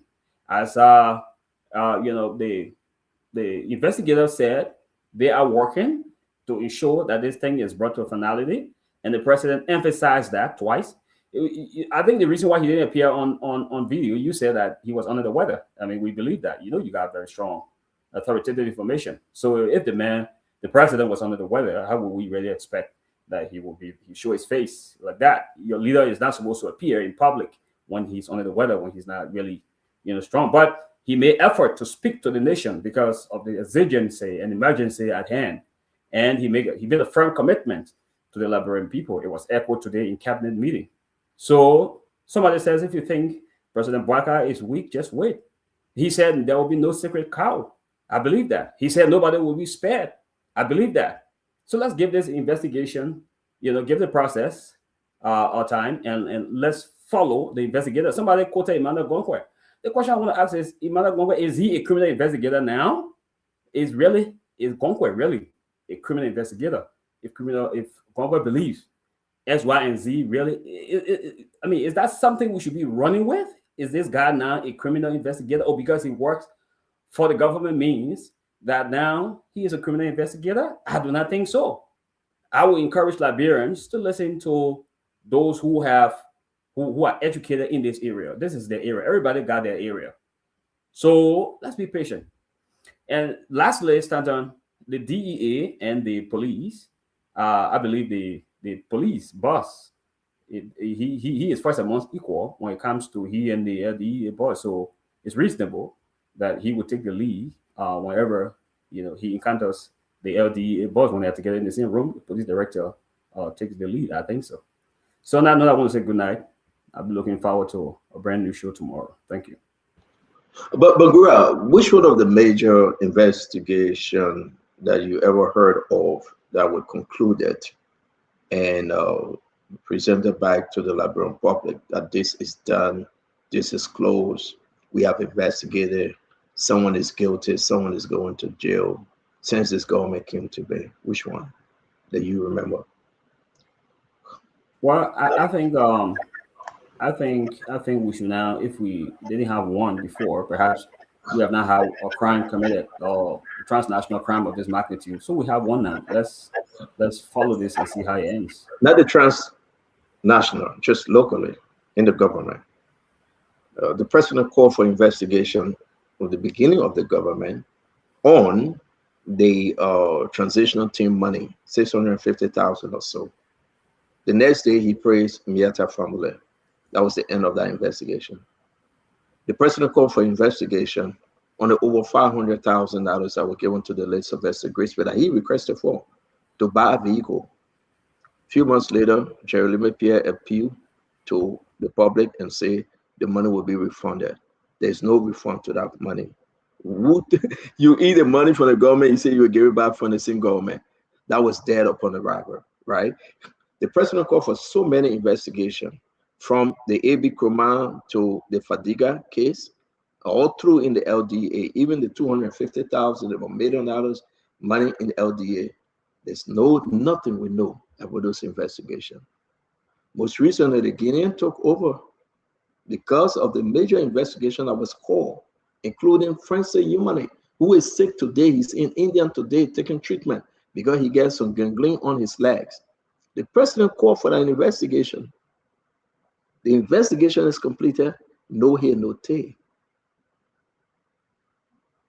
Again, I want to ask you, Bangura, how can the Liberian people believe this government that they will have a conclusive investigation when all these investigations just go beyond Jade and it's undercover?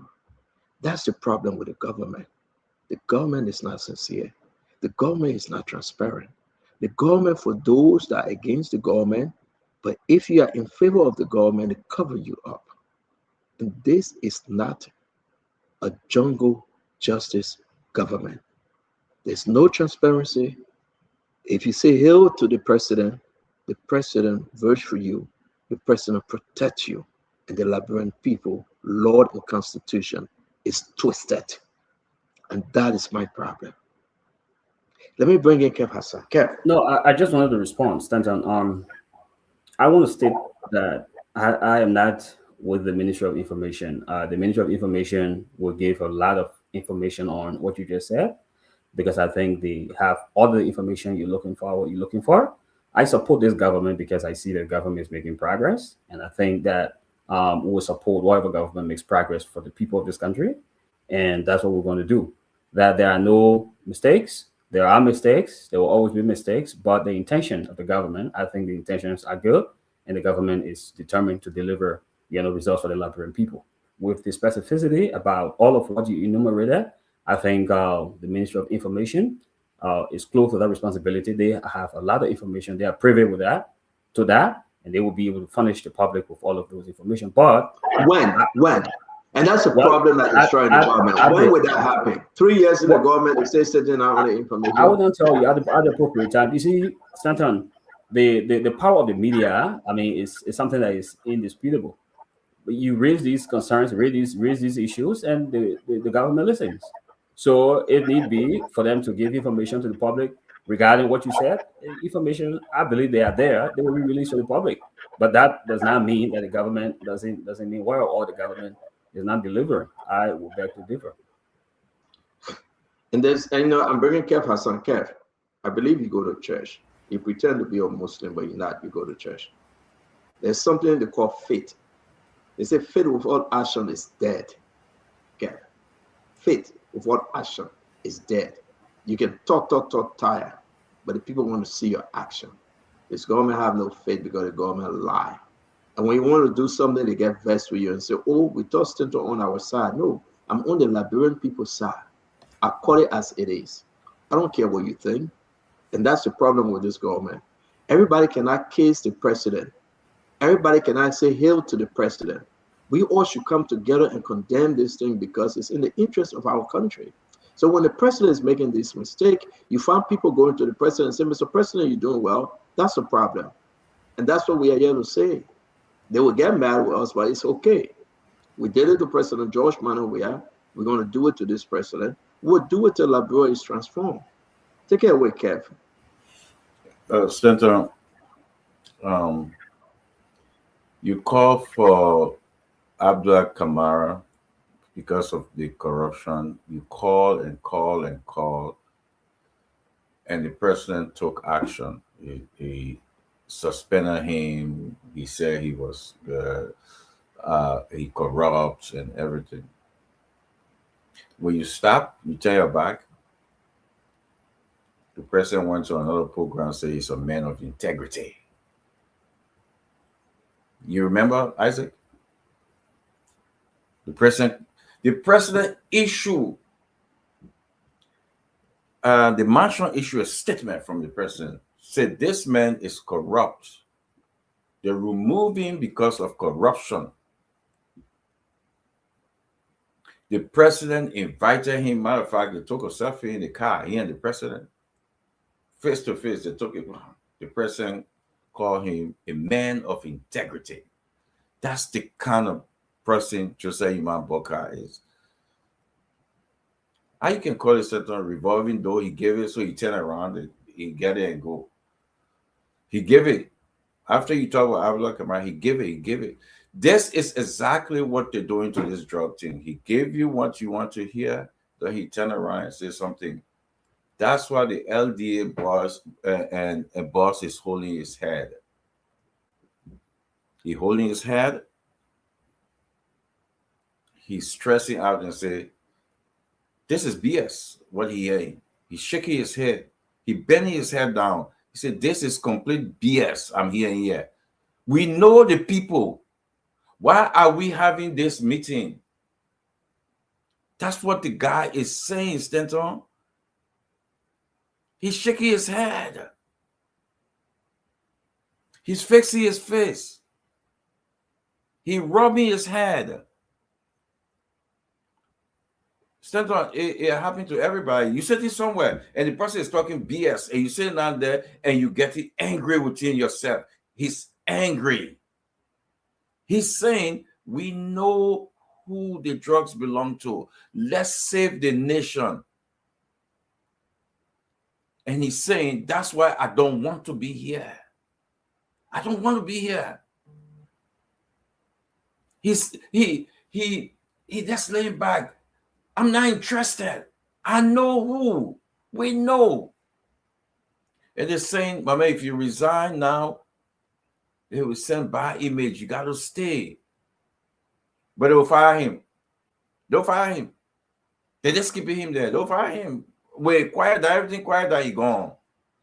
You're safe this state. They will fire him. So this government is a government that will flash you and you take it, it gone. Watch the campaign of Joseph Iman Boakai. He flashed everybody. Oh, no child will be selling on the street. He flash it. People take it. Then he turned in another end. He flashed something. He said every country will get TV station. TV station and government TV station will be running. He flashed it. He said he will give jobs. Everybody. He said you will not graduate from college and you don't have job. We'll give you job. He flashed it. Listen, Stanton. He said we'll get free insurance. When you're sick, you go to a hospital and they will treat you. He said that's why we'll spend money in the healthcare. He flashed it. He gone. The most of all, he said, I will ride wheelbarrow. He turned around by 2 Lexus car, $1.2 million. They probably can flash. You should call anybody now in the country, you call him Flashy. Flashy, they flash you. Let me tell you something. And anybody who familiar with the older folks in Sierra Leone, like I'm familiar with them, that's how they behave. They flash you. They are calm. The papi is a typical. Yeah. So anything I want to instead of when I love you, let me leave it. I mean, go ahead. Answer coming, man. Yeah. Answer coming. We gotta go. I can see it. So, if the studio is there, I send out video clip. That's what I want to close on. If you can please play that, and especially the use of push. The use of push in our country is a existential threat, eating away the future of our children and the country. We must stand up and face this national security risk together.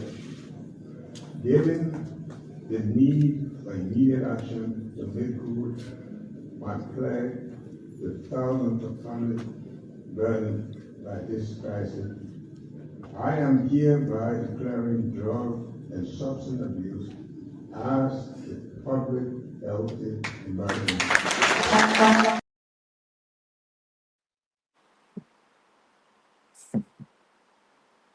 so nothing. I don't want to laugh too much, but this is interesting.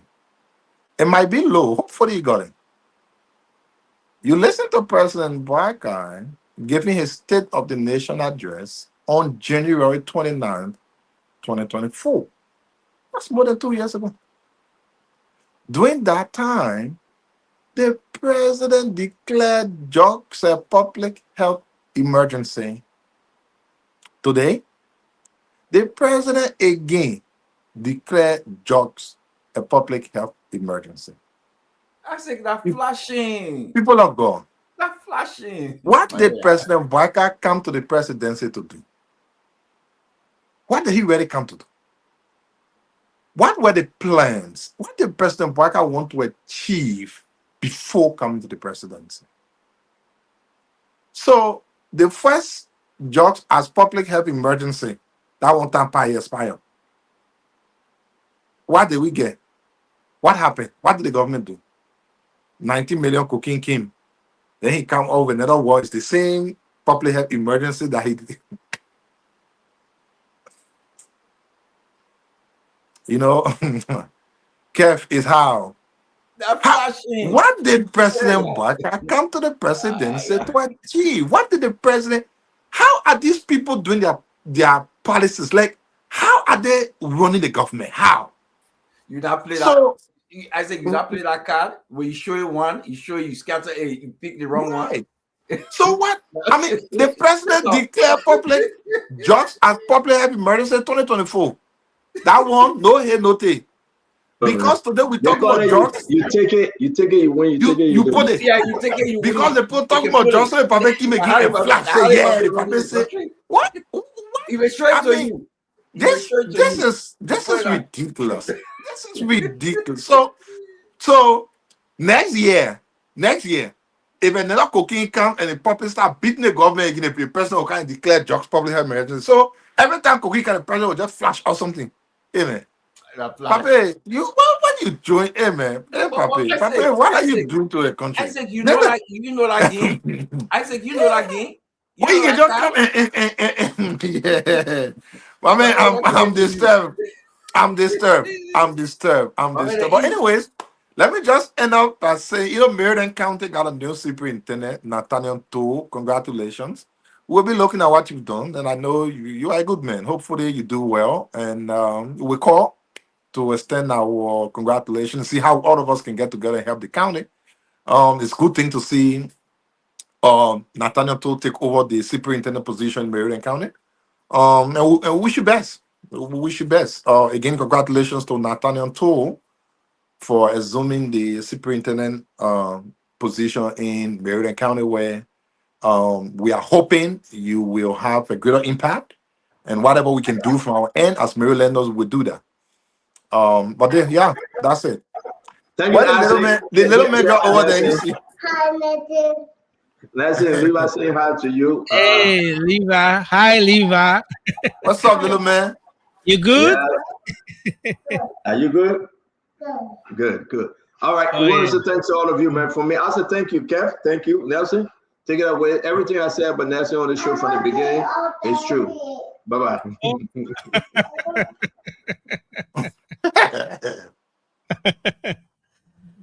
Yeah, I want to say thanks to everyone.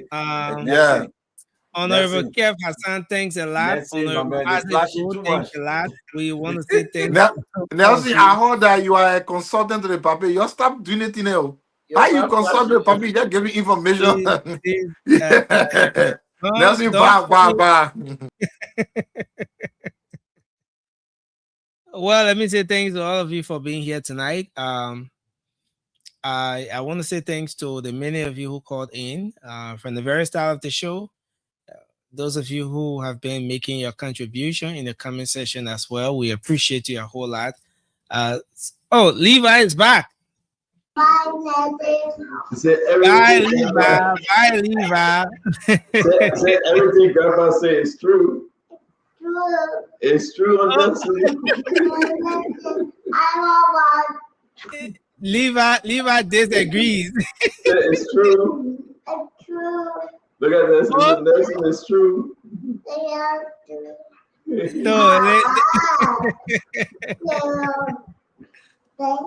Tell Nelson what you. Tell Nelson what you want to watch. Peppa Pig. Peppa Pig. Yeah. Oh, okay. You started watching it already, right? I want Peppa Pig. Ah, okay. Okay. Do you ask Nelson? So Nelson, do you know my dear? Do you know what dear? You know what she like? No, I don't know my dear Levi.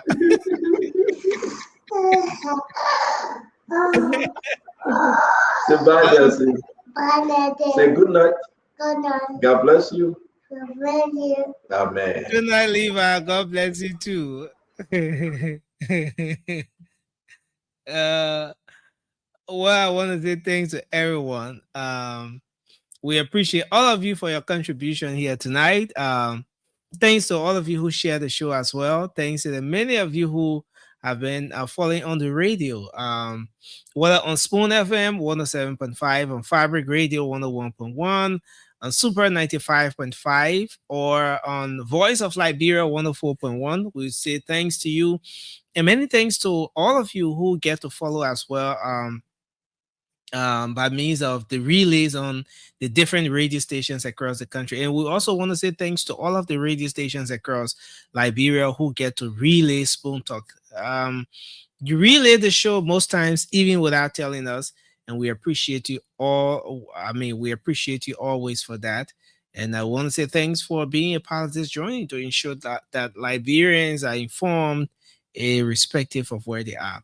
Let me say good night to all of you. A lot of you have spent the entire 4 hours plus here with us. Telvin Ping, thank you for being here tonight.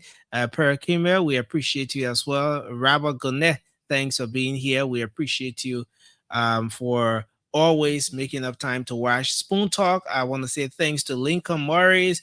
Praise. We appreciate you. Ivan Cooper, thanks for being here. Lee Hammer, we appreciate you as well. Jeffrey Kumar, that's Kume. Thanks for being here tonight.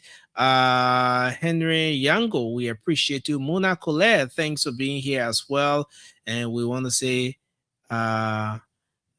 join us tomorrow for another edition of Spoon Talk. Until then, I'm Nelson Colette. Have a good night and bye for now. Right in the South Bend, charges on the beat. On the food to get your information. On the food to get my direction. Spoon direction.